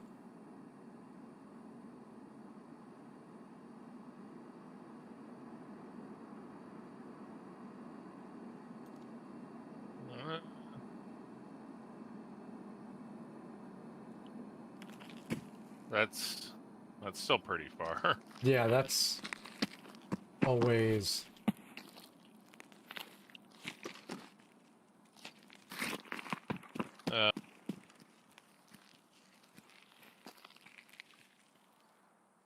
Yay! Gonna keep the pineapple this time though. Use that next raid. Alright, get out of jail free cards from Woods. We've got Northern UN, RUAF Gate. I think our...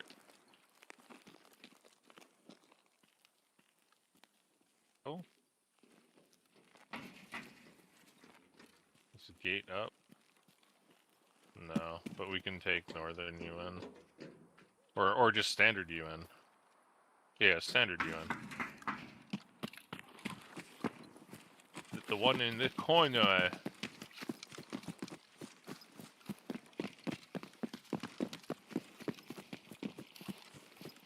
Where'd that shot coming from?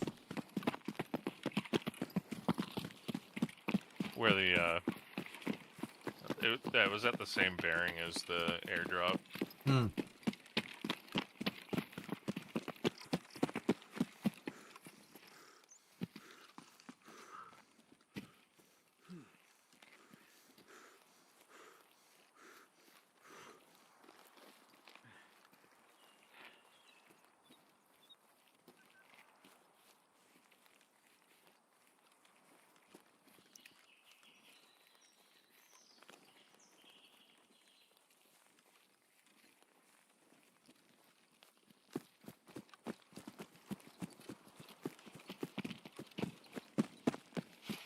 Scooting all the way up to our extract. That's one map down.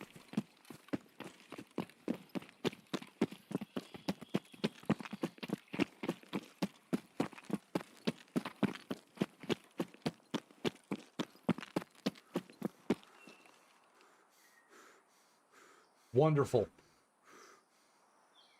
And again, that's one of the reasons why we rack and stack the way that we do too, right? Because if you have the opportunity, don't get me wrong, if you're worried about dying, if you're working specifically on something like the guide, and you're worried about you're having a trouble in certain situations where you're not actually making it out of that map because either map awareness or you're just getting killed by scavs or whatever the reason is, don't do this. Obviously, I feel like I can outshoot myself. I can outshoot my way out of a bad situation on a bunch of these maps we have peacekeeping mission on. And I've got a second right now. So that's a guaranteed, like, there's a pretty good opportunity or a chance that we're going to make it out of that. If you're trying to run this stuff solo and you're having a difficult time with that specific map, don't try to blue boy and layer that into needing to survive, because it's not a great armor for that. If you're focusing on the guide yourself and you're this late into the wipe, you're trying to progress and get those quests done for Kappa, or for whatever reason you're working on those, make sure you kit yourself appropriately to make sure that you get the extract, because it's not always super easy like that. I know sometimes we make it look easy. We've had people that have commented on the videos saying, well, this game just looks really simple. And it's like, okay, that's not real. I've said that multiple times just so everybody understands that that's not real. But just in case you guys were curious, like, the game is extremely difficult regardless. Don't put yourself in a situation where you're going to make it harder to try to get something done. I'm kind of funning it right now because I'm more comfortable on some of these maps. But if I was worried about it, like, I wouldn't take this kit to lab. Me and Bags would be streaking for places where there weren't firefights and looking for the fastest extract possible that wasn't a run through. Yeah, if lab was the last map and you rocked a blueberry, if we spawned next to an extract, it'd be like, all right, we're staying here for 7 minutes. Yeah, we're not going to move. We're just going to stay right here and babysit this one place. Okay, into the task for that one. Well, actually, smarter thing to do is just go to Peacekeeper, because that's both of them. All right, the next one that I think is probably a pretty grand idea would be the streets of Tarkov. Oh, you want to get Ground Zero? I need the shooter-borne kills. But I would much rather just get the survive. Is peacekeeping mission over there too for Ground Zero? Yeah. Yeah. And there are a bunch of scavs over there. Let's just maintain the course. Don't want to stack too many things on top of the current objective, just so we don't get lost in the sauce, and then we're focusing on too many things at once. So we're just going to keep the priority where it is for this. Let's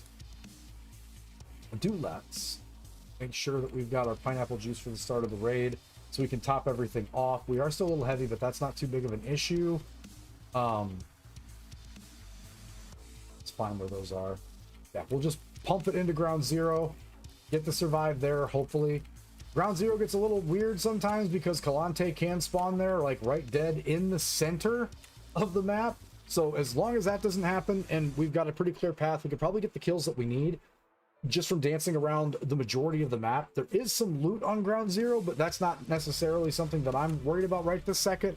I'm more worried about the extract. I'm gonna top off my celebrate and we'll do some Ground Zero.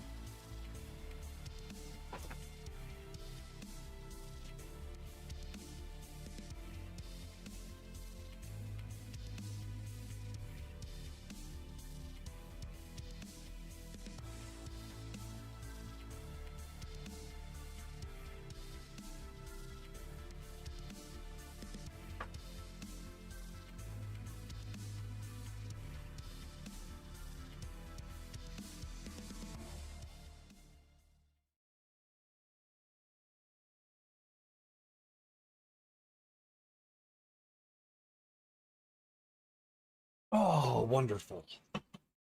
Great timing again. Wunderbar. That is a wonderful timing. Wonderful couple of just chill and relaxing raids in a row. Let's just keep those going all the way through the guide and we'll be good. Then I can put real stuff back on and we can finish the lab. Because ain't no way.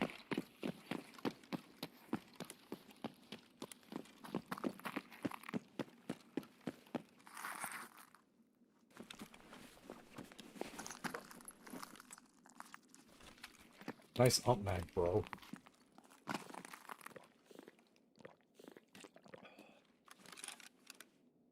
Those of you guys that are super curious too, if you're interested in maps that actually produce a bunch of money and you're kind of low on it, if you understand this map, there is a lot of loot on this map and the varied loot pool is ridiculous.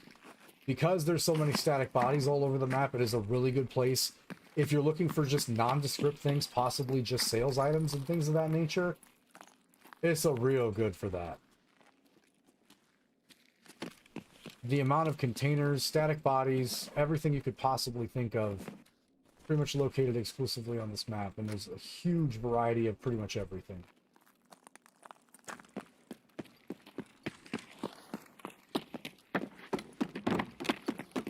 Obviously, if you're looking for something that's a little bit more specific, there are probably better places to check. But if you're just like, nah, I just want to go, like, rock a mat hard,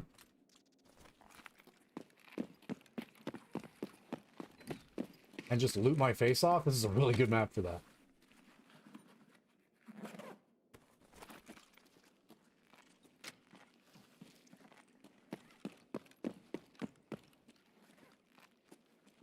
Side med. Gonna sneaky a peeky down to where there are a bunch of scavs usually.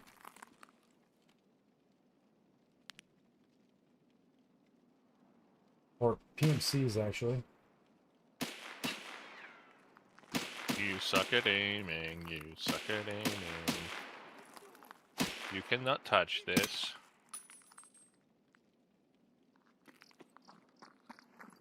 Well, we can't now.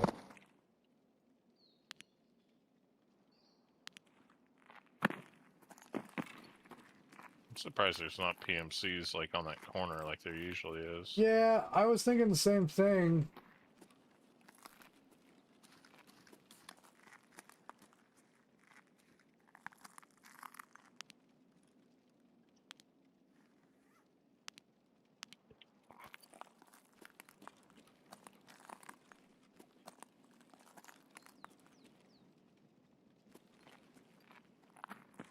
Or out in the courtyard or anywhere, I guess.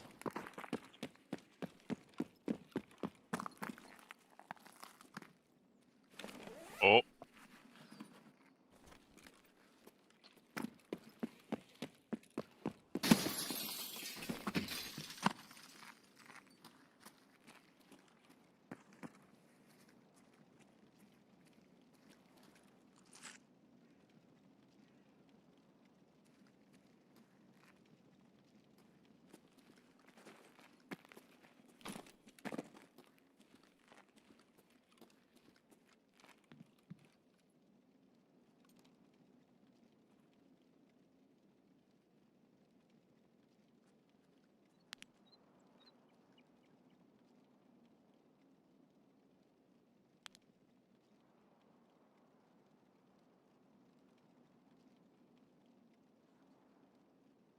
Why is this the most non-motion filled ground zero I've been at forever? I don't know. I heard fucking anything other than that one scav. And I let him shoot off, like, we let him shoot off quite a few rounds, too. I'm surprised no one else is, like, no other AI is pushing that. Oh. Was that you? That was my nade, yeah. Trying to drum up some excitement. I thought I just saw, oh my god.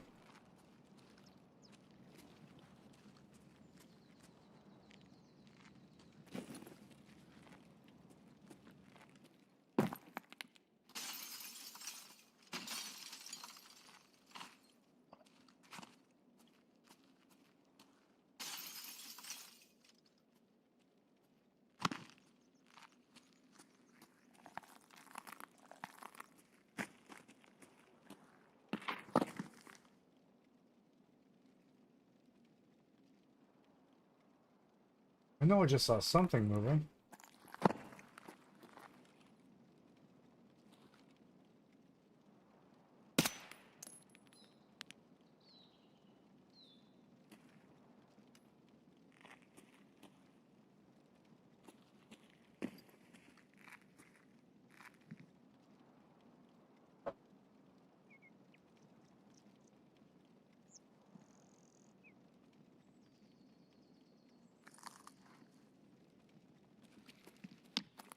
Dropped a few things.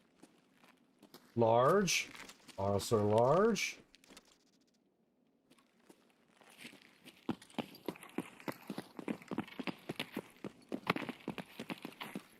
Two smash kills over here on this side. Real curious what side of the map all these guys are on. We spawned garage, so...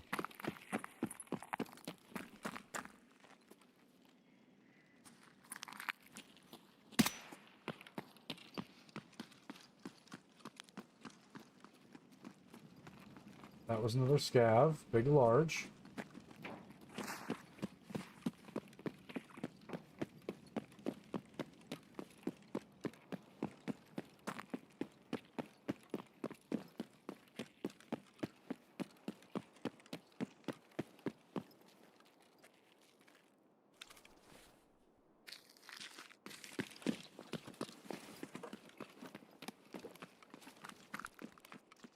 Yes.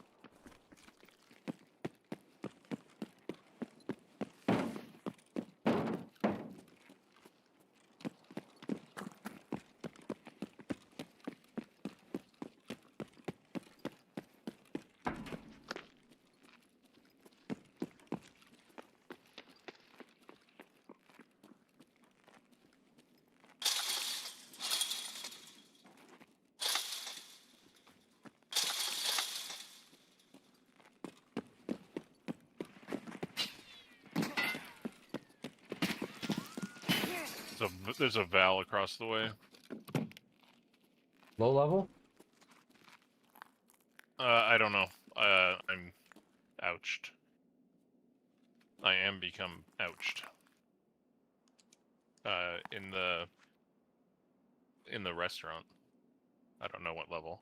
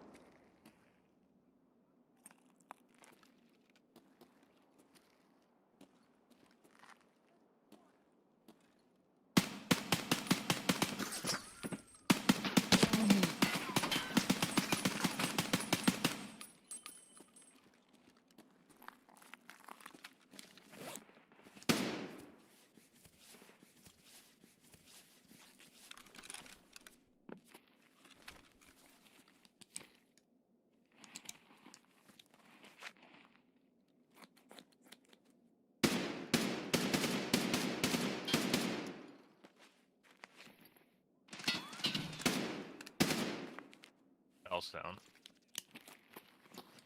Good, good, good.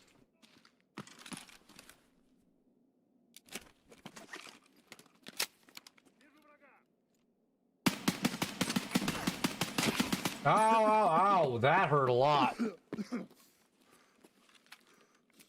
Multiple bells. two more top level.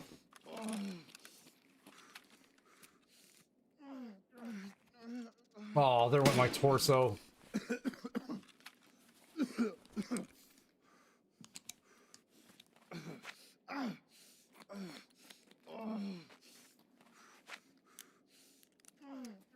That's fine. Just patch up the best you can. We'll just take car out.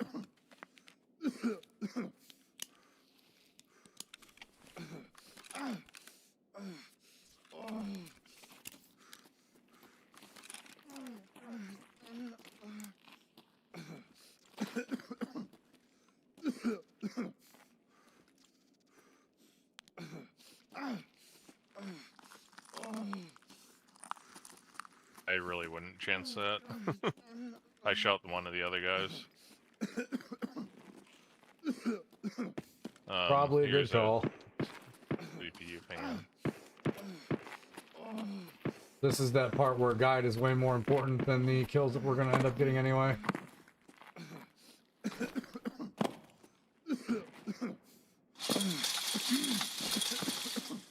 Didn't like that a lot.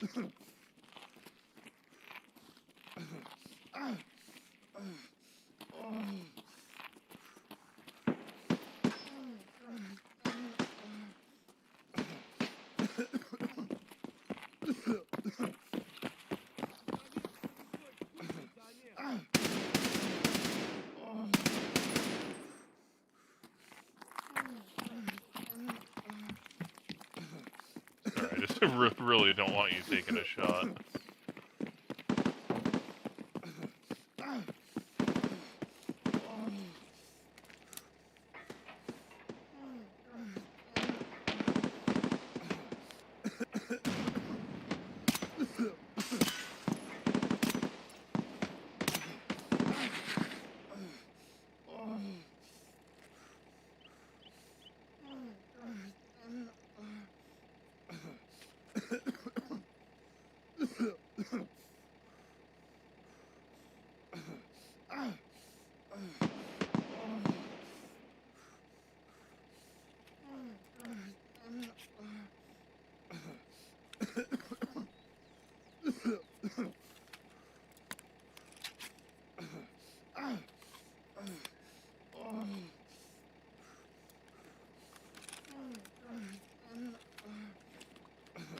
Much rather get the lead for the guide. We can always come back for peacekeeping. Those of you guys keeping track. Good call not to like try to repeat that and put ourselves in a worse situation.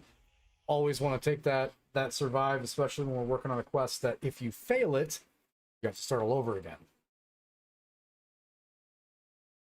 I mean, like, normally I'd be okay with you doing the repeat there, but no fucking torso, dude. Yeah, I got 3 of them. Of course, I'm in there. Like if they fling a fucking pebble at you and hit you in the torso, you're gonna fall over and die. Fun that like we go in knowing that we have to get the peacekeeping mission done, obviously get to survive as well, and all of a sudden there are 5 PMCs after the quietest ground zero we've ever been in. And then out of nowhere, bam.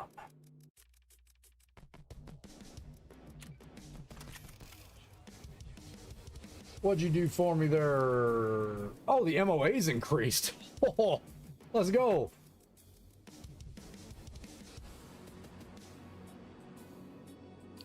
Hooray! That one will take all day long.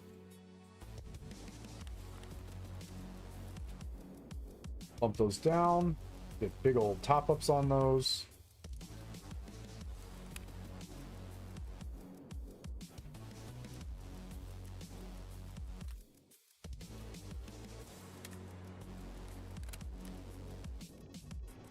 All right, still nothing hurt on that one.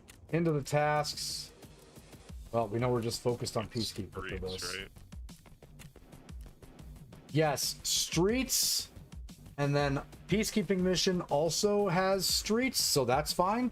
And then we're getting out of this gear for the last one, because there ain't no way.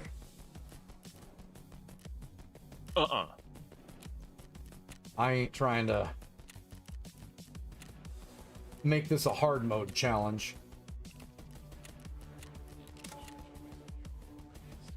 Streets, I feel like there's enough wide open space, unless I catch a really stray, awful shot, which at that case I will just cry. But I feel like there's a lot more cover and a lot less fatal funnels than there are in labs. However, we are not taking the blue boy to labs. We also don't need to take the blue boy to labs.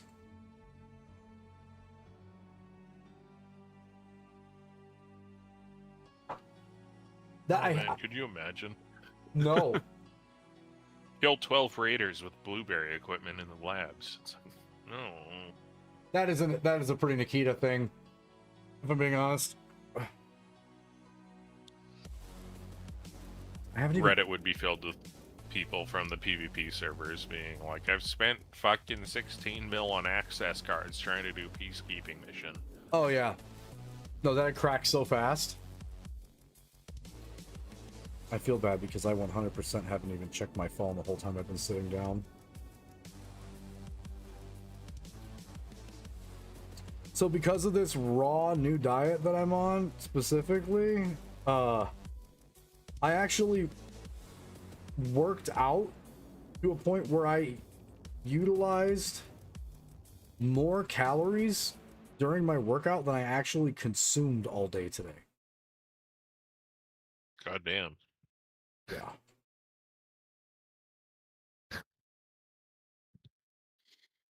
And I know that shit ain't healthy.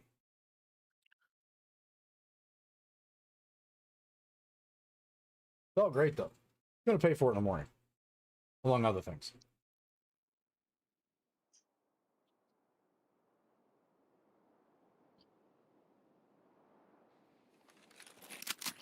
Okay, corner spawn, word, damaged house, sewer, river.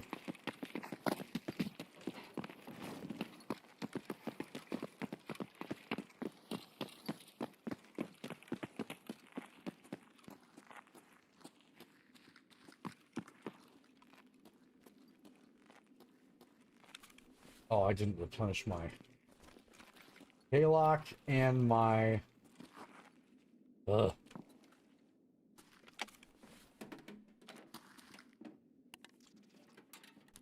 Fires.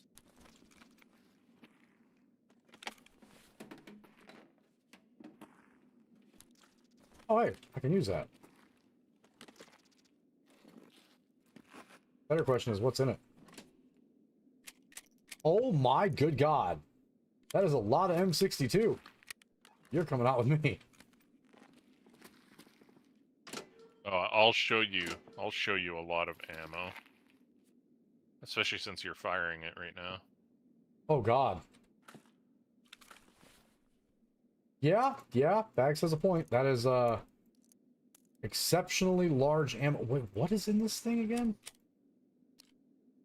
Oh Jesus. Oh my God. Is that a glitch? What? 5.56 45 Magpul 60 round Stagnag has Blackout 300 76251 in it. What? I mean, 300 will go in that mag. Oh, it will? Yeah. Okay. 300 Blackout will fit in that mag. There's Pim. Hell yeah, Pim.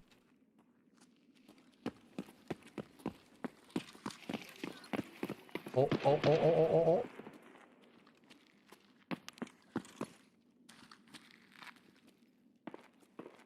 Do you take shots? Nope, heard that. Oh yeah, come across the way. That man has blood splatter on the side of his head and still didn't die. There's at least 3.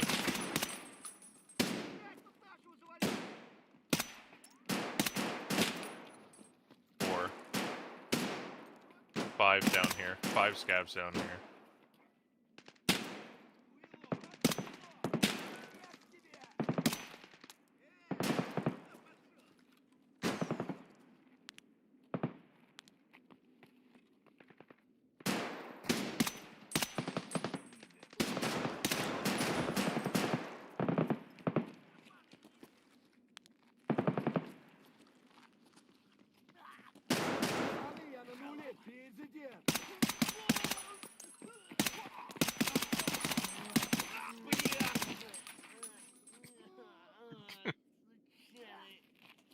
Anyone else? Anyone? Yeah, black SUV pillar on the left with the black SUV. He's hurt and bleeding out.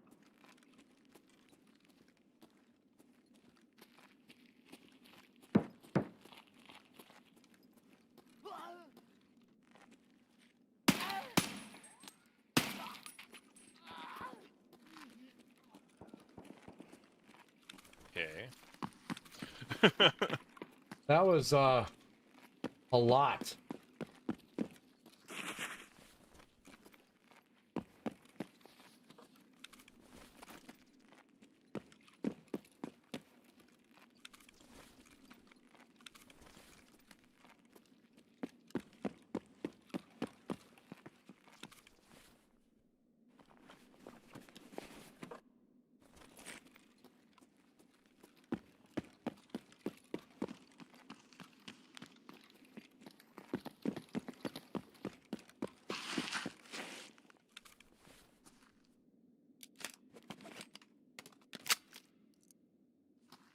All right, so that was greasy.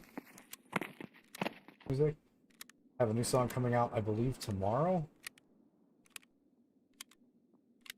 I have a song that no one except for Mindtrix has even heard yet because I needed him for a dashboard so I could hear it on my car. Oh, great.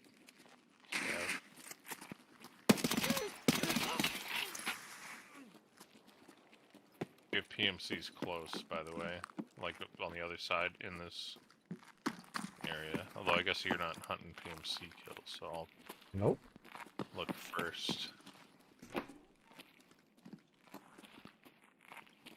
Tango! What the fuck?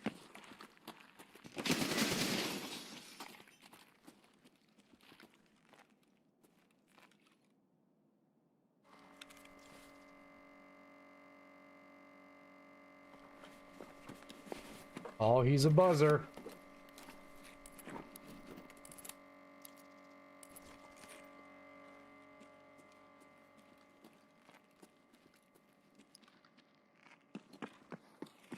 Alright, I say we loop around back. Head towards damaged house. Okay. Maybe like check out abandoned factory before we go out. Yeah, it works for me. Yeah.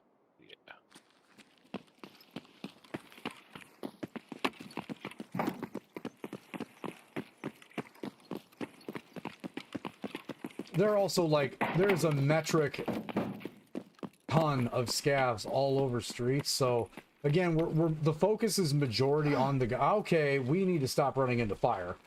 I've learned my lesson on this map. We have every opportunity and reason, especially money-wise, to come back to streets anyway. I see a sniper scav. Roof scout. Nice. Anyway, back to my thought process. There's a lot of scavs all over streets, so peacekeeping mission is going to be super easy, probably just second run through. There's no shot we don't get that. Finishing the guide, way more important. 2 more sniper scouts on top of cinema.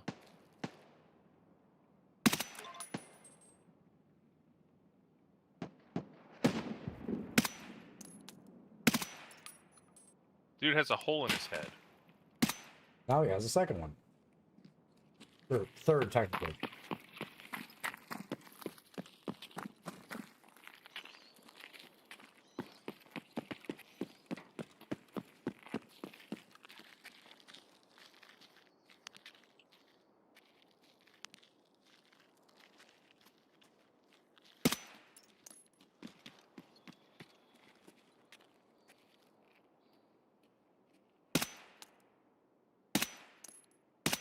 Ah, got him.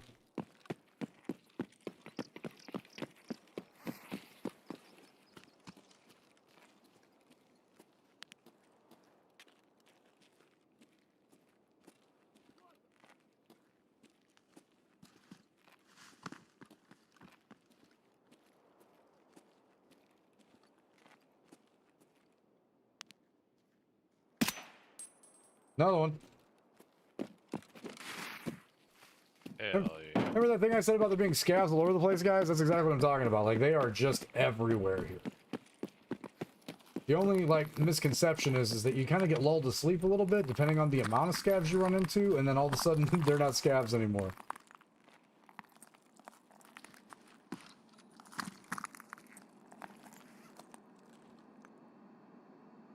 Where you think you'll be lining up a scav, and then Gus will step in the way, and then you are the bleed.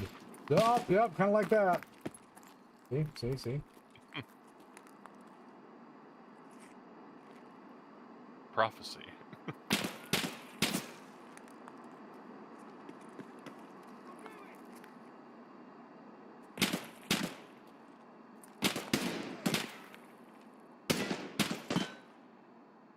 Where is that?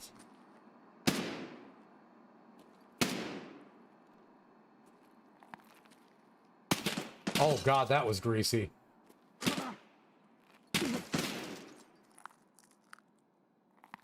Where is he, Bags? He was shooting through the yellow bus. You end him? No, I did. Okay. I was gonna say, he was locked on pretty good. Might be a good time just to put that one down.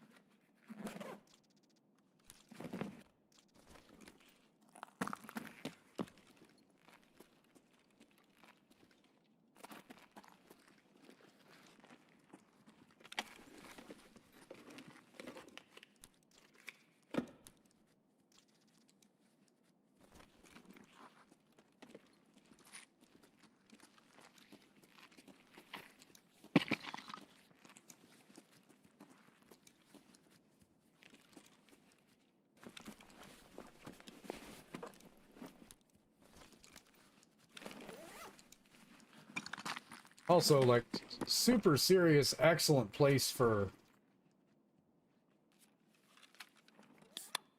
just, like, getting search experience if you guys are still trying to get to your max traders. Was that at us, or was that just some random nade? That was in Lexos, or like near towards okay. Lexos.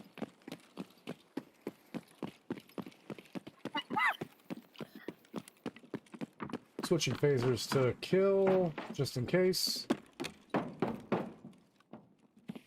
So that video is coming up soon, I promise you guys. There is a video of us actually getting a chance to not farm Tagilla, but we ran into him a couple of times, and the second time we downed him, the man's had this key on him, and I've never seen that happen before, so that was really awesome.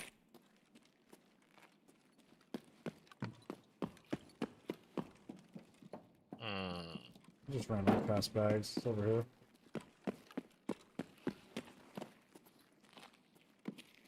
Alright. This seems kind of swamp-assy. Blank RFID.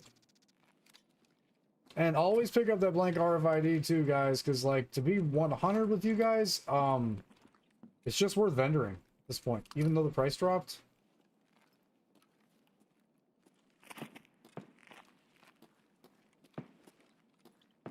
Yeah, this one kind of hit swamp.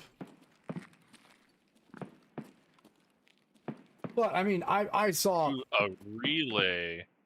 I saw by far the absolute greasiest marked room already tonight during the stream, so I've got no room to complain about that whatsoever. Double LEDX right off the rip as we walked into the door. I don't remember that ever actually being a thing.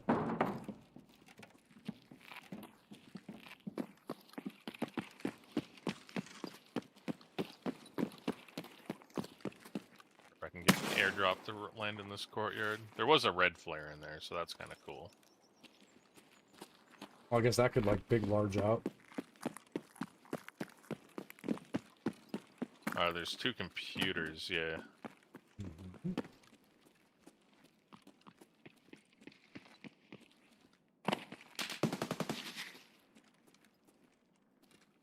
Oh, they're in hallway. Coming towards you.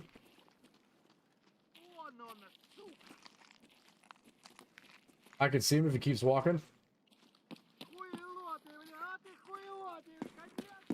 Hold on, sneaking around him. Around your side. He He might be is. coming towards you.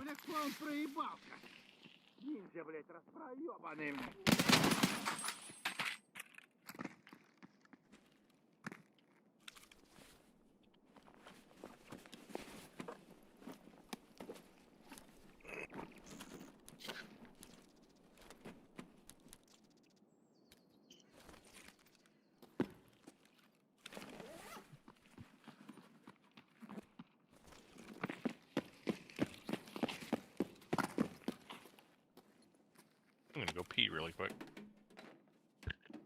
Nice. I'm gonna check filing cabinet real quick.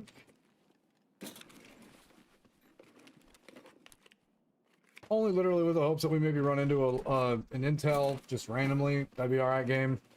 Because I did use literally all of mine. Not saying I used them smart. I am saying that I used them.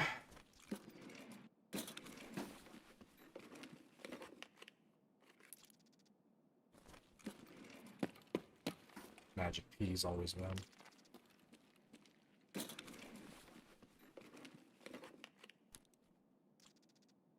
Ah.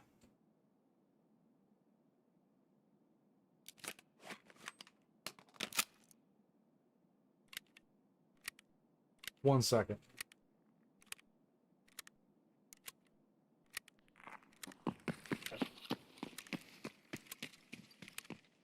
Did plane come yet?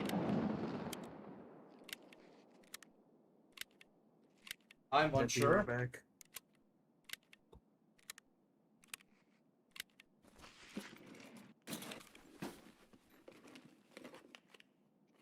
I didn't hear anything. Did I have my headphones on the whole time?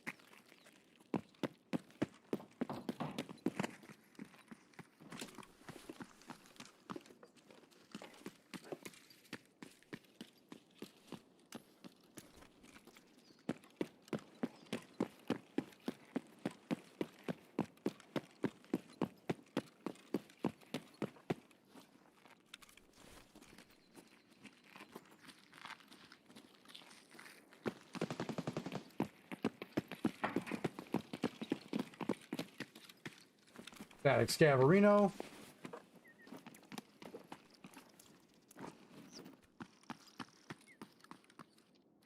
$993, huh?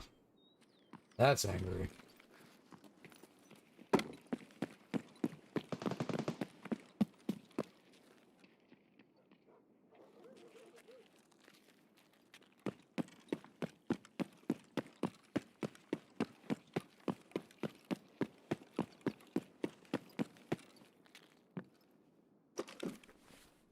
You even want to wait for the airdrop? We can for a second. I don't mind.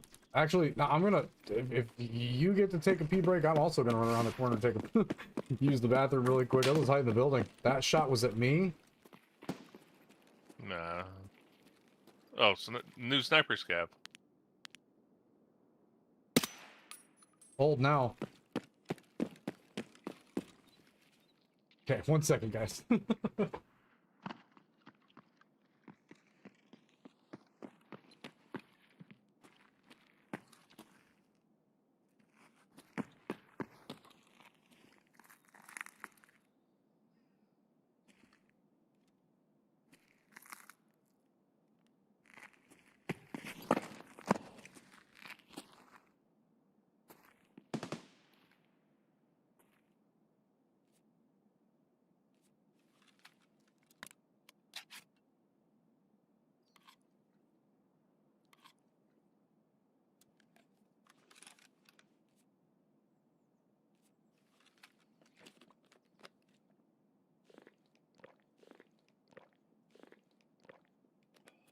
There we go.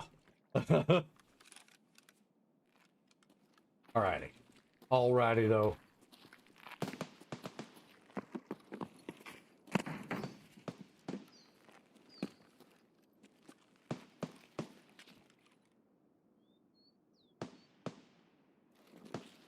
Well, we've got Sewer River, so we can at least point down that direction and see where the shots are coming from, I guess.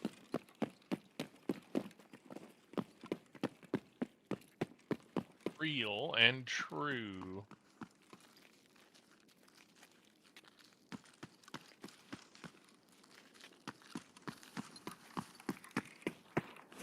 Don't follow me because you're wearing paper. And in case fucking Dick Tits is up.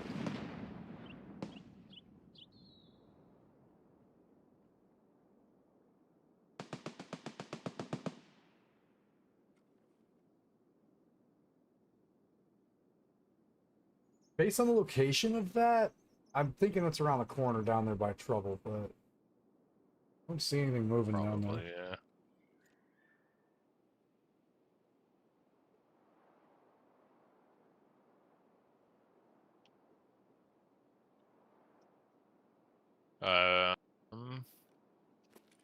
MVD is clear.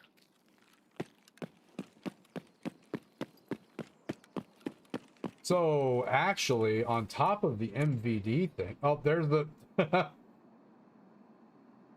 there's the airdrop. Finery.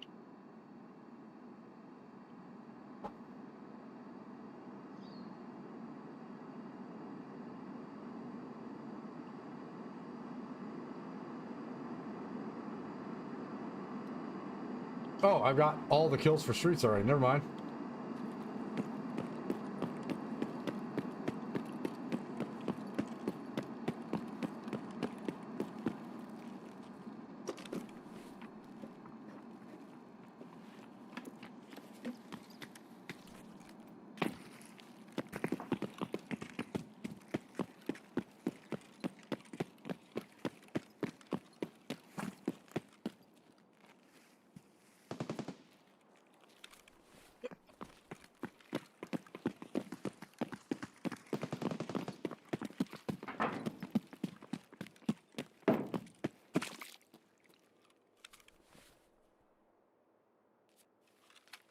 Eat and drink while Bags goes to check and see if that thing actually dropped in the location we think it did.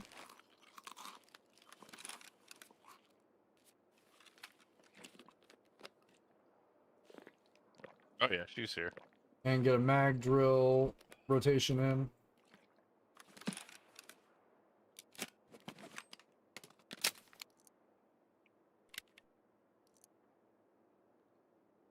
Oh man, what an absolute monster of a week.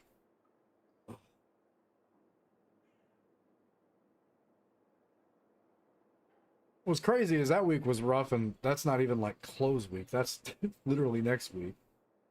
But I'm the only one that drew the short straw that has to go in and work Monday.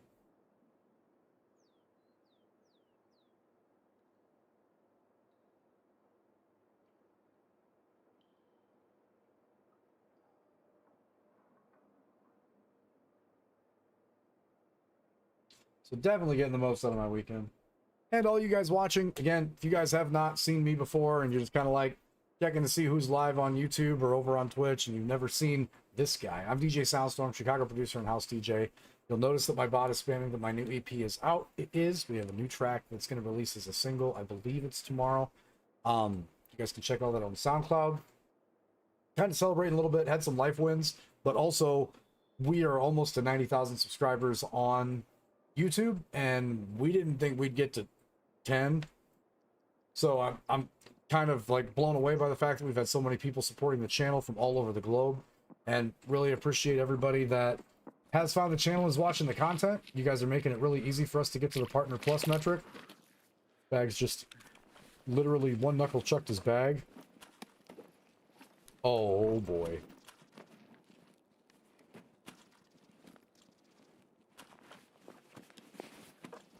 Oh, I needed that. Hell yeah. Look at that too.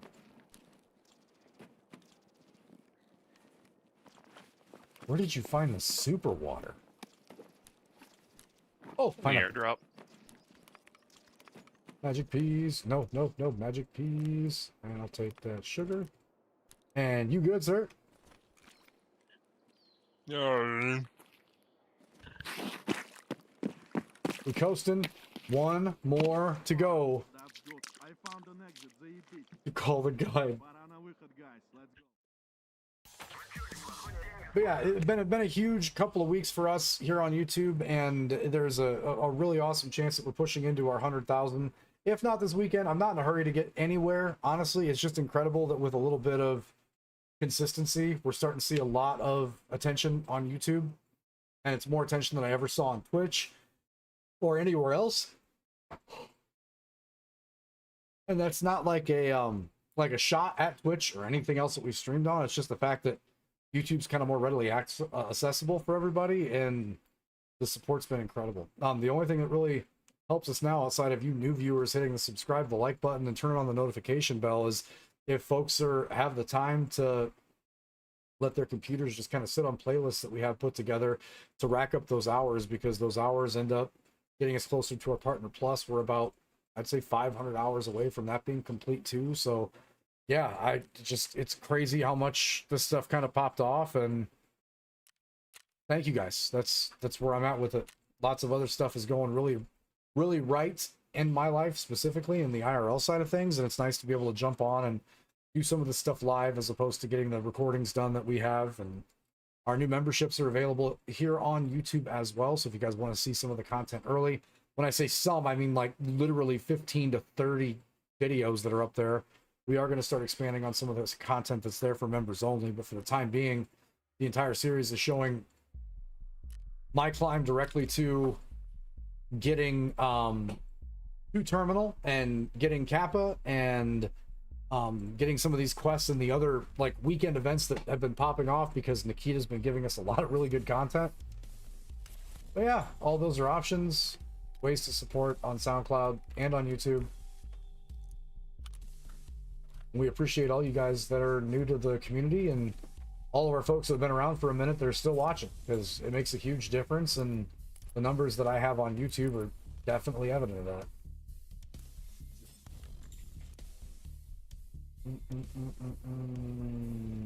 Okay, yeah, no, we might be able to take the M4, but we are not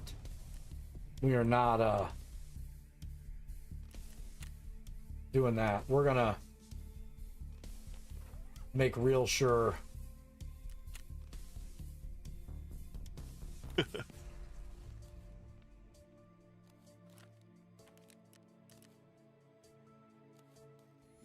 all right, perfect, wonderful, and perfect.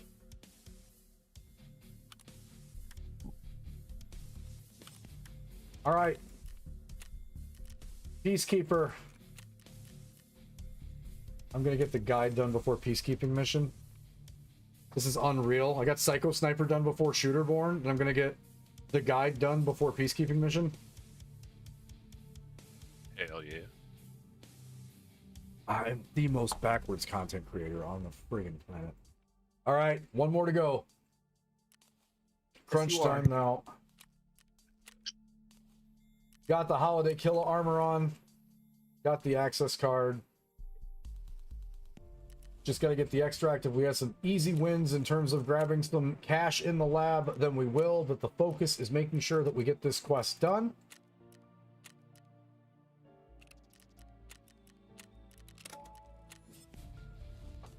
Bringing in the heavy boy armor.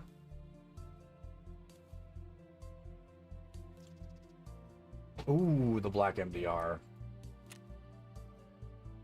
Pags is looking to shoot once and make sure that there are vaporized man material all over the place. Hell yeah.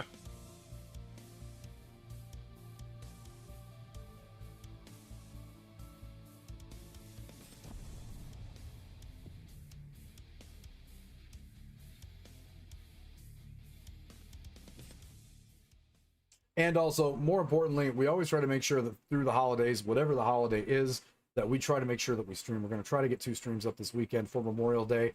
As a reminder to everybody that's not understood with the holiday, and just think it's another grill and possibly light things on fire and blow them up holiday.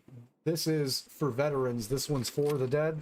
So make sure if you're going to thank a veteran, you're thanking them for the folks that inspired them to join, because Memorial Day is for the folks that gave all, not for the folks that gave their time. So make sure that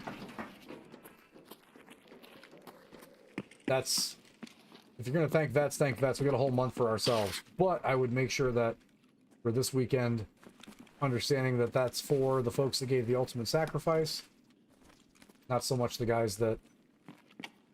There's so much M4 ammo on that shelf. I'm seeing that. You have a CPU fan in that computer as well. Also wonderful. It's that hybrid ammo too. Not that I ever get to use that weapon, but...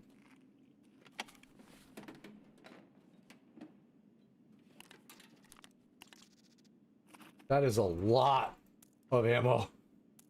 Oh my god.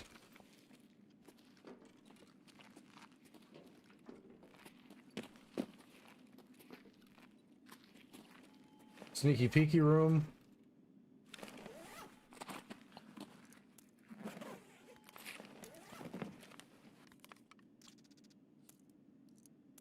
Ooh, a rack cola. I'm just gonna pop that now. Oh yeah. There's an egg on the bed. Actually, I see something. Is that a skull ring? Yeah. Yes, it is. Yarp.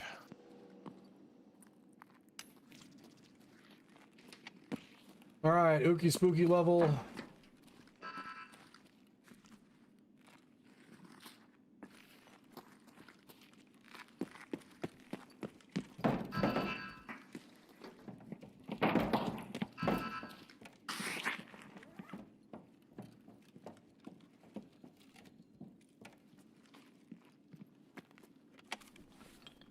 If you're going to take the time to jump in and do some stuff on the lab, and this is just a personal preference and a personal thing that I tell a lot of my buddies that are trying to learn maps like labs, take your time and just look for every single possible container in the entire lab. Don't just think that all the best loot is always 100% in locked rooms and there's like no point to check this place or do this place without it, because that is wrong. There is so much loot in this place as long as you're comfortable with the bad guy rotations and you're spending some time to get to learn it. Like, don't sell yourself short and just think, oh, I'm not even going to go to lab because I don't have all the key cards, so it's not worth it. It is very much always worth it, because there's so much here on top of being able to literally just accidentally run into the stuff that you need for solar power scattered just randomly around this map.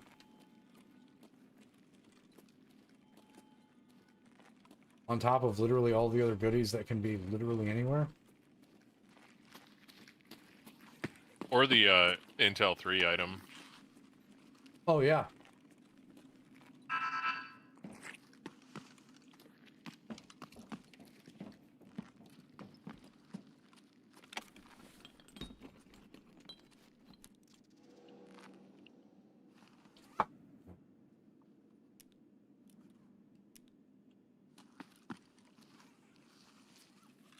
Pop the pineapple.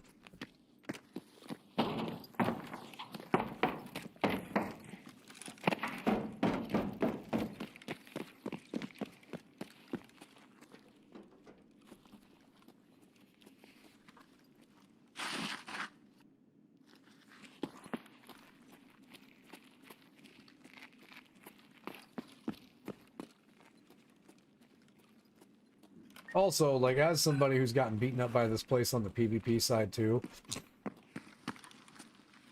don't think for a second the deaths on this place are like a bad thing. If you're learning the map, just kit cheap and run in and just try to learn the place. Don't waste your time coming in guns blazing and thinking that you're gonna just, you know, rock the world every time you come in here. I think I probably put in probably like a solid 100 hours into just learning labs, and I'm still not great with it if I'm being honest. But the guys in here on the PvP side that live here, they know the map real well, and they can smell your fear.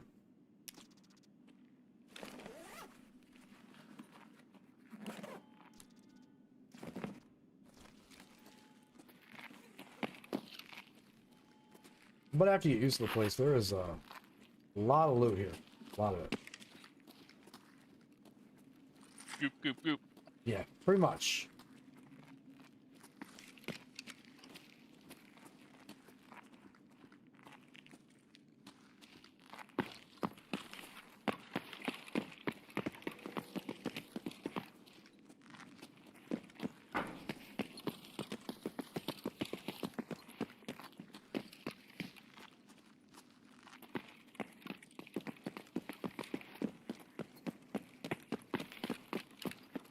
Also, when you're navigating through this place, don't stop in front of these hallways unless you're going in somewhere.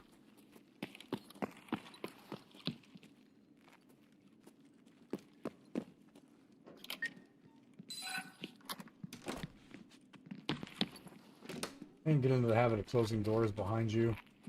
Obviously, not a huge deal because we're on PvE, right? Like, being realistic, there's some stuff that I'm going to do because I'm not saying I've been tortured by the PvP side, but I did play quite a lot and have played quite a lot of PvP and been burned by not shutting doors, not doing certain things right on each map basis. Did we just strike out on stims? Oh, I found all the way. I found a few. I found more in the areas that weren't behind locked doors than I have in some of the other places. It's incredible. 2 SJ6s alone. Oh my god, with the pineapple. Bro.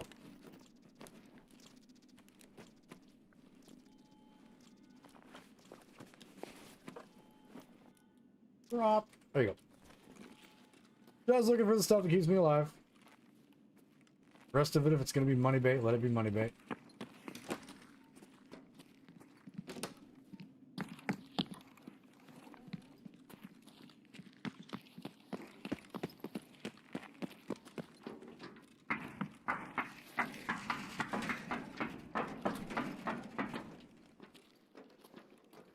Also, get into the habit if you're playing with a friend too. And this is a minor thing, but it makes a huge difference. If you're in a stack situation like that where you're waiting for a door to open, do everybody that you're running with a favor and don't block the door. When the rogues start moving around this location, they get kind of feisty.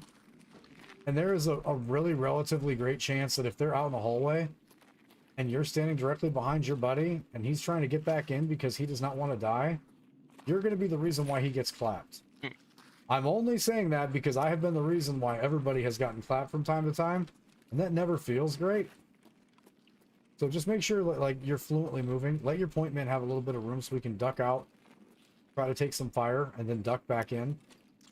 Little things like that with Tarkov matter a whole lot. This is a game of really subtle attention to detail adjustments, as opposed to, like, I'm a shooting game's god, so I'm just going to win this game, because that will still get you killed.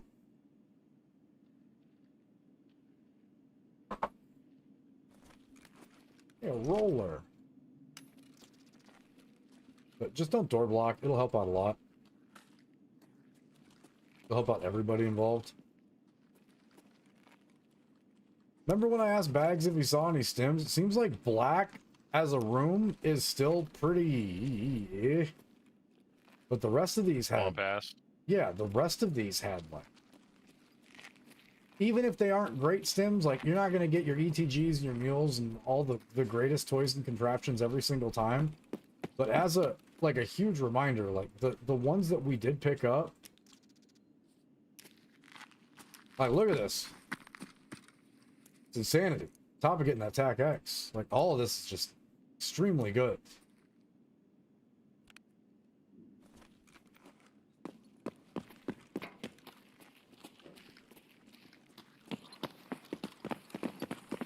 And this route gets relatively more easy the more you run it, so you know exactly how to, like, kind of avoid all of the...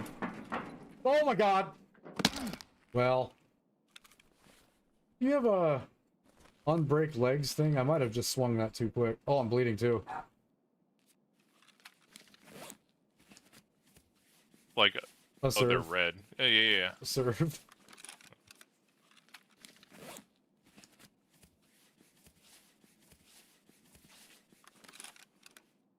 Shitload of those, so you can just have that. Okay, we're gonna fix those real quick. Also, be careful on stairs. I feel like that should be one that I don't have to explain too much because it just made the example really easy for everyone to see. Oh, I want to try something actually.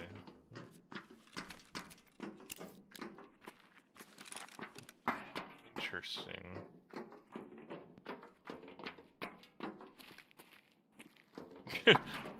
Gloria showed something. So apparently, if you put the barrel of your gun over the railing, and then you look down while strafing, it like hyper blasts you down the stairs.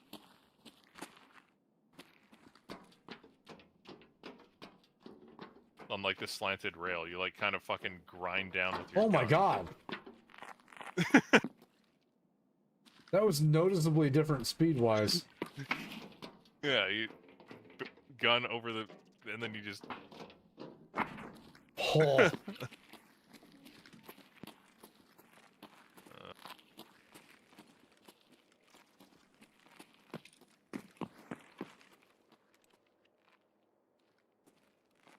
I've been shot through these dumb little windows.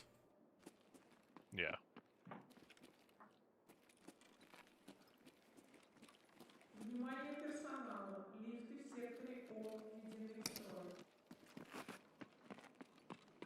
And sometimes when you're really unlucky, the second you call that elevator, then these morons show up. So it's always good if you're in a stack to make sure that you're just watching these doors. Probably that like the little side door action too. These guys can come from a lot of places. And we in. And we out. Big stim wins, broken legs, healing experience, eating experience, and that is it for the guide. Huge pull. Again, even if you're not going to use those stims are going to sell for a bunch every single time. So you may not get to touch every single room that you want to in labs. Take the ones that you can without being too worried. 2,400 experience just from looting. And if you're worried about like not having to run into the firefights or being confident with the actual fighting or the firefight that you might get into, just learn some of the routes to go around the outside. Check open rooms, check unlocked rooms because it's a big med area. You'd be shocked what you run into. Obviously, we could have maybe worked on another quest when we were down there, but getting the guide done is way more important. That is a lot of the things, including cash and including experience, and that is now out of our way. Completely done with that one. Yep. Now the next kind of quest, like the guide that you have to work, that you would concern yourself with, so that is escort, which isn't required. But escort's a fun quest to do, in my opinion. That's the one where you like basically you do the guide, but you got to get 4 PMC kills on every map. Oh yeah. Okay. So taking a look at what we got for quests and that we've advanced for the storyline tonight, guys, we did move ahead a little bit with Batya. We could have checked some stuff in the lab for this, but again, even though I'm wearing the better armor, it's still just a chance when we're that close to getting the guide done, so didn't really want to chance that one too much. We've still got to get to the shack next to the health resort, but we didn't want to push that either because we still had Psycho Sniper to get done, and there's a lot of fun things going on Shoreline right now because of the event. So either way, all things considered, we did get 2 of the harder quests, in my opinion, done, just because you have to stay alive through multiple phases of that getting taken care of. In terms of what we got increased, strength did go up 1 level tonight. Charisma's about to pop again for some reason. I'm sure how that worked. Bolt action rifles got a huge boost after that, so we can start working on shooterborne on the maps that we need to and really start honing that in and getting that done as well. We don't have a lot of that left. It's just going to be a matter of kind of just resend it until you get those kills, depending on where those guys are. But yeah, overall, like, a huge night, made some money, still have a bunch on my person, if we're being honest. Like, You're actually getting like kind of scary close to Kappa too.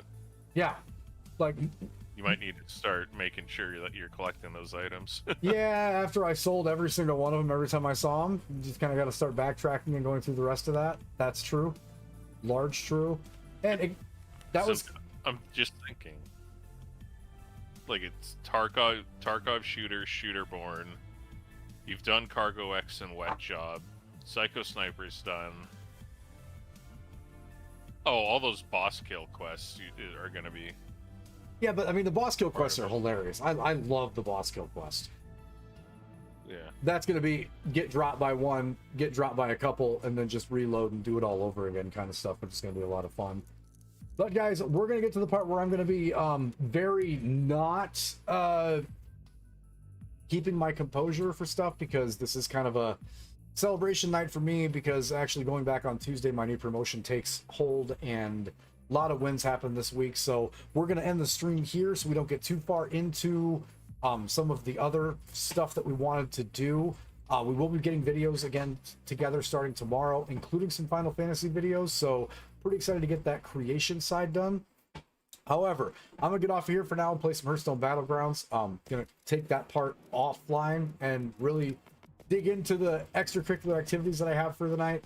And yeah, I just want to say a huge shout out and a thank you to all of our new subscribers.